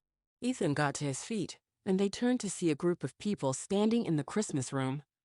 Ethan's family was there, and a bunch of people she didn't know. Nick not dressed as Santa, but wearing an ugly Christmas sweater. And Valerie let out a startled cry. Auntie! Uncle! She ran for them, her arms outstretched. They grabbed onto her and rocked happily back and forth. How did you get here? Uncle's mustache twitched. Helicopter ride. Sleigh read. Nick coughed into his hand. Uncle swiped the 10-gallon cowboy hat off his head and grinned at her. A surprise wedding. Darling, no wonder you haven't been answering my calls. Valerie laughed. She glanced at Nick and he winked. A private wedding ceremony, yes? Just as you imagined? Now, she gasped. She glanced around the room, her Christmas room. The sun was setting over Moose Hollow outside the wall of windows, casting everything in a soft golden glow. The lights on the tree and over the mantel twinkled. Every touch of Christmas meant something to her, either a reminder of years gone by or brought into her life by new friends. Valerie looked around at the other faces in her special space. Lauren and Jacob, Rose and Benjamin, Charlotte, who held an incredible Christmas bridal bouquet, Nick, a preacher. Wait, a preacher? Valerie stepped back and looked at Ethan for an explanation. He cuffed the back of his neck. You said yes, right? A woman in a red leather skirt and a white furry sweater stepped forward. I'm Stella. This is my husband, Pastor Christopher Kringle. She motioned to the man in the pastoral collar. Valerie glanced back and forth between Stella's Batgirl image and his holy aura and decided that opposites must attract. Also, Chris Kringle? Stella held up a garment bag. My sister sent you a wedding dress if you want it. If not, we'll tell her it was stunning. You can't lie, admonished Pastor Kringle. Stella lifted a shoulder. Frost doesn't have a naughty list radar. He kissed her hair. You know you can't do it. She blew her hair off her forehead. Fine. I'll wear it. Then it will be fabulous no matter what. He kissed her again in response. Valerie looked at the other couple in the room. She had crazy curly red hair and a pair of glasses, and he looked like a nerdy Captain America. And you two? Quicken Lux. The man pointed to the two of them. We're here to ensure the universe and Christmas don't explode. Valerie blinked and turned to Ethan. Can that happen? He made a face. Apparently. She drew in a breath. Then I guess I'd better try on that dress. Auntie squealed and clapped her hands in delight. I'm coming with you. She ushered Stella, Charlotte, Lauren, and Valerie into the master suite and shut the door behind them. Get her into that dress. I'll be right back. She disappeared into the walk-in closet. Her zebra-patterned cowboy boots clicked on the wood floor. Stella unzipped the red garment bag with a flourish. Out fell yards of embroidered tulle. The three ladies stepped closer. Valerie reached down and lifted the fabric to reveal holly leaves and berries embroidered in white. Wait until you see the bodice, Stella whispered as if this were a sacred moment. She moved the garment bag off the hanger, and they gasped in unison. The holly leaf embroidery gathered to form the bodice that stopped just below the shoulder. Upon closer inspection, the embroidery thread was one shade darker than the rest of the dress, making the leaves stand out. It was a work of art with a boho fill that was perfect for Valerie's style. She sent footwear, too. Stella pulled out a pair of mesh, holly-embroidered rhinestone chunky-heeled ankle boots. I'm Cinderella. Valerie pressed her hands to her cheeks. Stella winkled. I always thought I'd make a good godmother. Feel free to put me down for any of your children, or name them after me. You know, whatever. Valerie laughed at her half-teasing and began undressing. Lauren and Charlotte maintained a steady line of compliments over everything from her hair to her nails. Working as a group and using way more makeup and tools out of Stella's red purse than could have ever fit in it, they had her ready in under 10 minutes. Stella reached into her purse and pulled out 2 bridesmaids' dresses in forest green. They too had holly embroidery, though theirs was around the hem only. Go in there and put these on. She pointed to the bathroom. Hurry. Lauren hopped up and down. Thank you. She hugged Stella and raced after Charlotte, who was staring down at the dress. Always the bridesmaid, never the bride. She stopped and turned to Stella. Nick's single, isn't he? Stella threw her head back and laughed. Yes, but he's not your type. Charlotte put her hand on her hip. He loves Christmas. He's hot. And I like a man in a Santa suit. Stella twisted her lips as she considered Charlotte. Nick comes with obligations, but if you're serious, we'll talk later. Charlotte flung the dress over her shoulder as she sashayed into the bathroom to change. Stella let out a sigh. If only it would work. Charlotte would make an awesome Kringle. Valerie slipped on the second shoe and lifted her hands. She loved Charlotte, and if her qualifications for a man included him wearing a Santa suit that seemed totally in line with her Christmas shop that was open all year round and her general sense of holiday spirit. I'm ready. You're almost ready. Auntie came out carrying several sparkling things in her hands. This is your something old. She fastened a pearl bracelet around Valerie's wrist. It was your great-grandmother's, and now it is yours. Valerie's mouth fell open. I don't know what to say. She lightly touched the pearls, which turned a glassy off-white color with age. The tone matched the holly thread perfectly. The dress is your something new, obviously. Auntie nodded to Stella, who curtsied. I wore this the day I married your uncle. She placed a pearl and diamond tiara on Valerie's head, and I want it back, so it's borrowed. Everyone twittered a laugh at her seriousness. And this is something blue. She lifted a necklace with the initials M and T made from aquamarine stones. They were tiny and dangled from a thin silver chain. Auntie paused as she stared at it. I had it made to remember your mama and daddy, but I couldn't bring myself ever to wear it. I think it was meant to be yours. She pressed a kiss to the letters and then secured the chain around Valerie's neck. They'll be here today, sweetie. Valerie nodded. She should be in tears, but all she felt was peace. I know they will. They've always been with me. She hugged her aunt. I love you. Thank you for not giving up on me.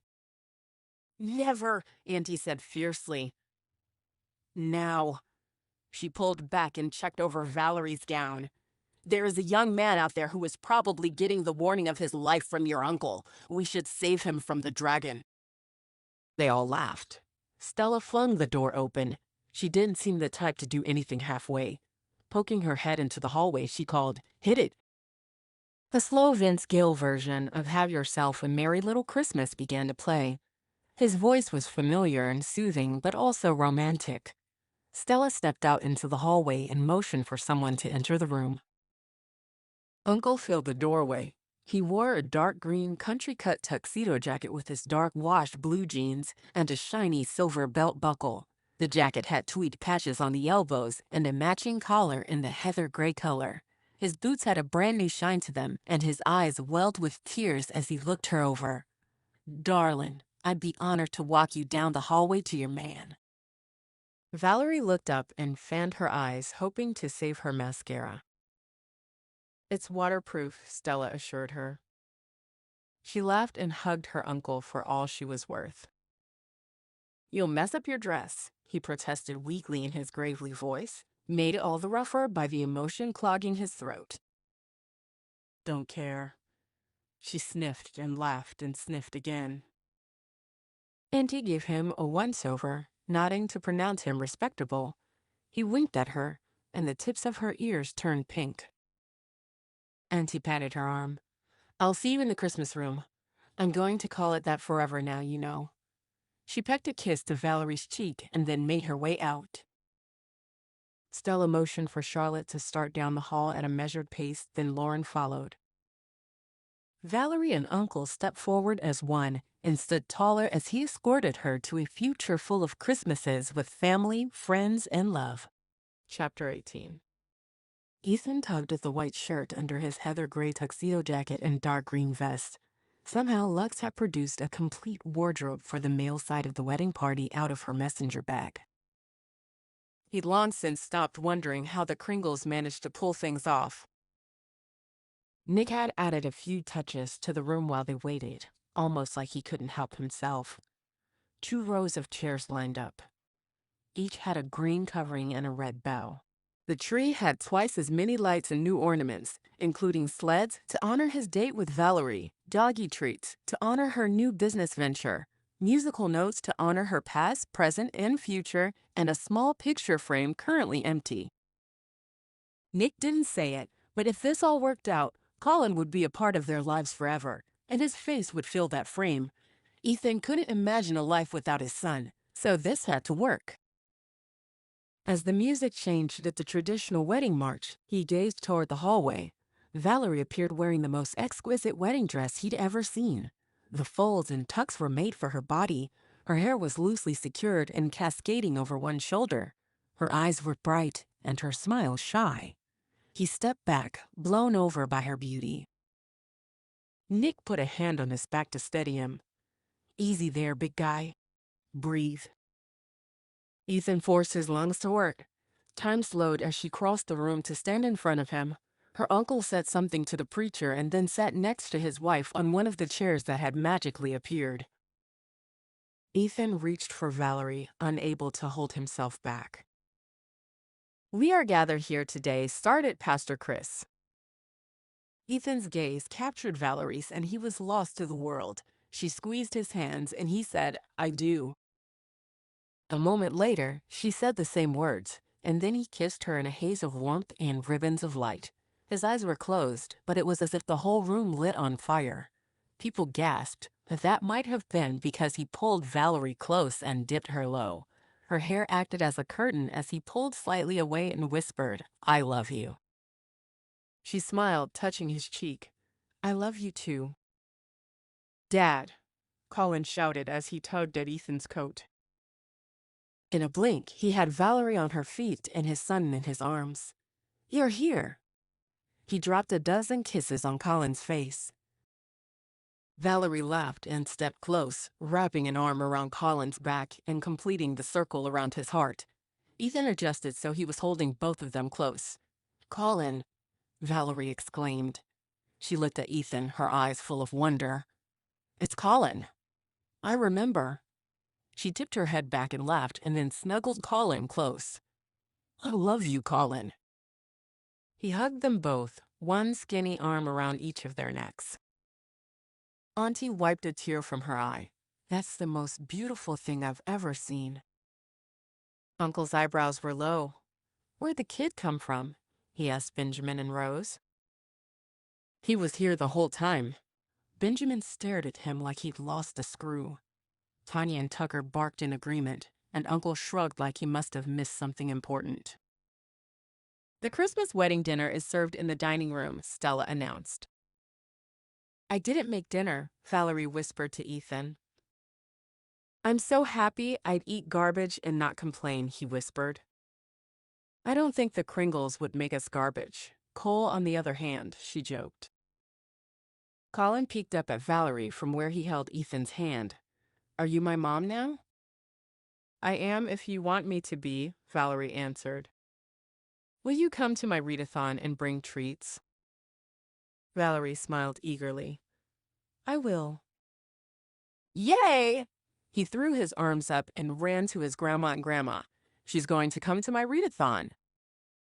As they exclaimed over his good fortune, Rose looked at Valerie and mouthed, Thank you. It was a thank you for loving Colin, thank you for making Ethan so happy, and a welcome to the family all rolled up in one. Ethan's heart expanded in his chest, and he felt warm all over. This moment was perfect. Epilogue. Excuse me, Charlotte said as she ducked out of the dining room. She'd seen Nick leave when everyone was distracted by the toast, and she wasn't about to let this opportunity slip by. She ran through the Christmas room and barely caught the front door before it closed. Yanking it open, she hadn't realized Nick's hand was on the other side of the doorknob, and she pulled him back inside the house. He landed on his back on the floor, looking up at her. She silently thanked Stella for providing floor-length dresses. Otherwise, he would have seen right up her skirt, had the Kringle known something like this was going to happen. She never knew with them. Hey, she held out a hand to help him off the floor. I have a Christmas wish. Oh no! He got to his feet and brushed off his backside. No more wishes from this group. There is something in the air in Moose Hollow, and I'm not about to tempt it to mess with my wishes again. They go crazy. Nick? Stella called from the sleigh. She held the reins, and Prancer was, well, prancing his feet, anxious to be in the sky. Just a minute. Charlotte grabbed the front of Nick's tuxedo and held him in place. I have made the same wish every year since I was a kid. Every year. Nick. And I'm not about to let you walk out of here without asking one more time. Nick's eyes went wide. That's what you want? She nodded. He relaxed. Why didn't you say so? He put his hands over the tops of hers. She rolled her eyes. What did you think I was after? He glanced down to where she death-gripped his lapels. She dropped her hands, suddenly aware she was practically standing on his toes. Do I have to say it out loud or anything? He nodded and straightened the jacket she had crumpled. She cleared her throat, closed her eyes, and pictured the very thing her heart desired. I wish for the house on the corner of Darby Road and 34th Street. In her mind, she could see the old white, Southern-style home with a fresh coat of paint, garlands along the porch rail, candles in every window, a new roof, and a snowman in the front yard. A chill raced over her skin, and she opened her eyes. Nick grinned. It's mine now. She clasped her hands together. Well, he glanced at his watch. It's a big wish. I'd give it a year. By next Christmas for sure. Lux stuck her fingers in her mouth and blew a whistle piercing through Charlotte's eardrums. She put her hands over her ears. That's my signal. Nick gave her a half bow. Continue on, believer. Goodless stares like you are rare. Charlotte warmed at the compliment. She grabbed her dress and dropped a half curtsy. Farewell, Sir Kringle. May the skies be clear and your reindeer in good spirits. Prancer snorted a laugh. Also, she stopped, unsure if she was crossing boundaries. Nick lifted his eyebrows expectantly. Yes? She rolled her eyes. I need a Santa for the store. Any recommendations? He chuckled and handed her a business card. Call me if you can't find someone else.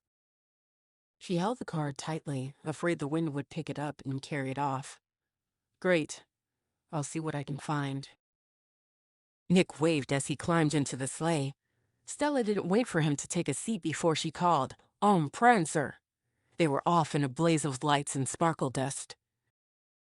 Charlotte watched until she couldn't see the sleigh in the sky anymore. Then she shut the door and leaned against it. Home for Christmas, she said out loud. That would be her theme for the coming year. Everything in the store would be about being home for Christmas. She paused as she thought about the trouble that had happened with Nick's other wishes. For some reason, she could see the magic at work. She'd seen the ribbons tangle around Colin, Ethan, and Valerie, and the circles closing in on Lauren and Jacob the year before. She looked around herself, but all she felt was a warm, glowing ball in her chest. "Okay, I think I'm good," she said out loud. The ball floated out of her and then hovered over her right shoulder. "Okay." She waited to see if it did anything, but it stayed right there. When she moved forward, it moved with her. She opened the door and asked the sky, "Is that going to be there all year?" No one answered. "Well, if that ball represents the house I've been dying to own since I was a little girl, and next Christmas it will turn into that house, then I will live with it." With a smile, she made her way into the dining room and joined the group for dinner. Next year's Christmas was already wrapped, and she couldn't be happier. The golden ball crept forward, hovering in her peripheral vision and blocking her view of the rest of the table. She swatted it back behind her. That wouldn't get annoying. Just a year, she told herself. Just 1 year, and her lifelong dream would come true. You've been listening to The Christmas Wish Twist, a Kringle Christmas romance novel, written by Lucy McConnell and read by an AI voice, Emma. Thanks for listening. We wish you a very Merry Christmas.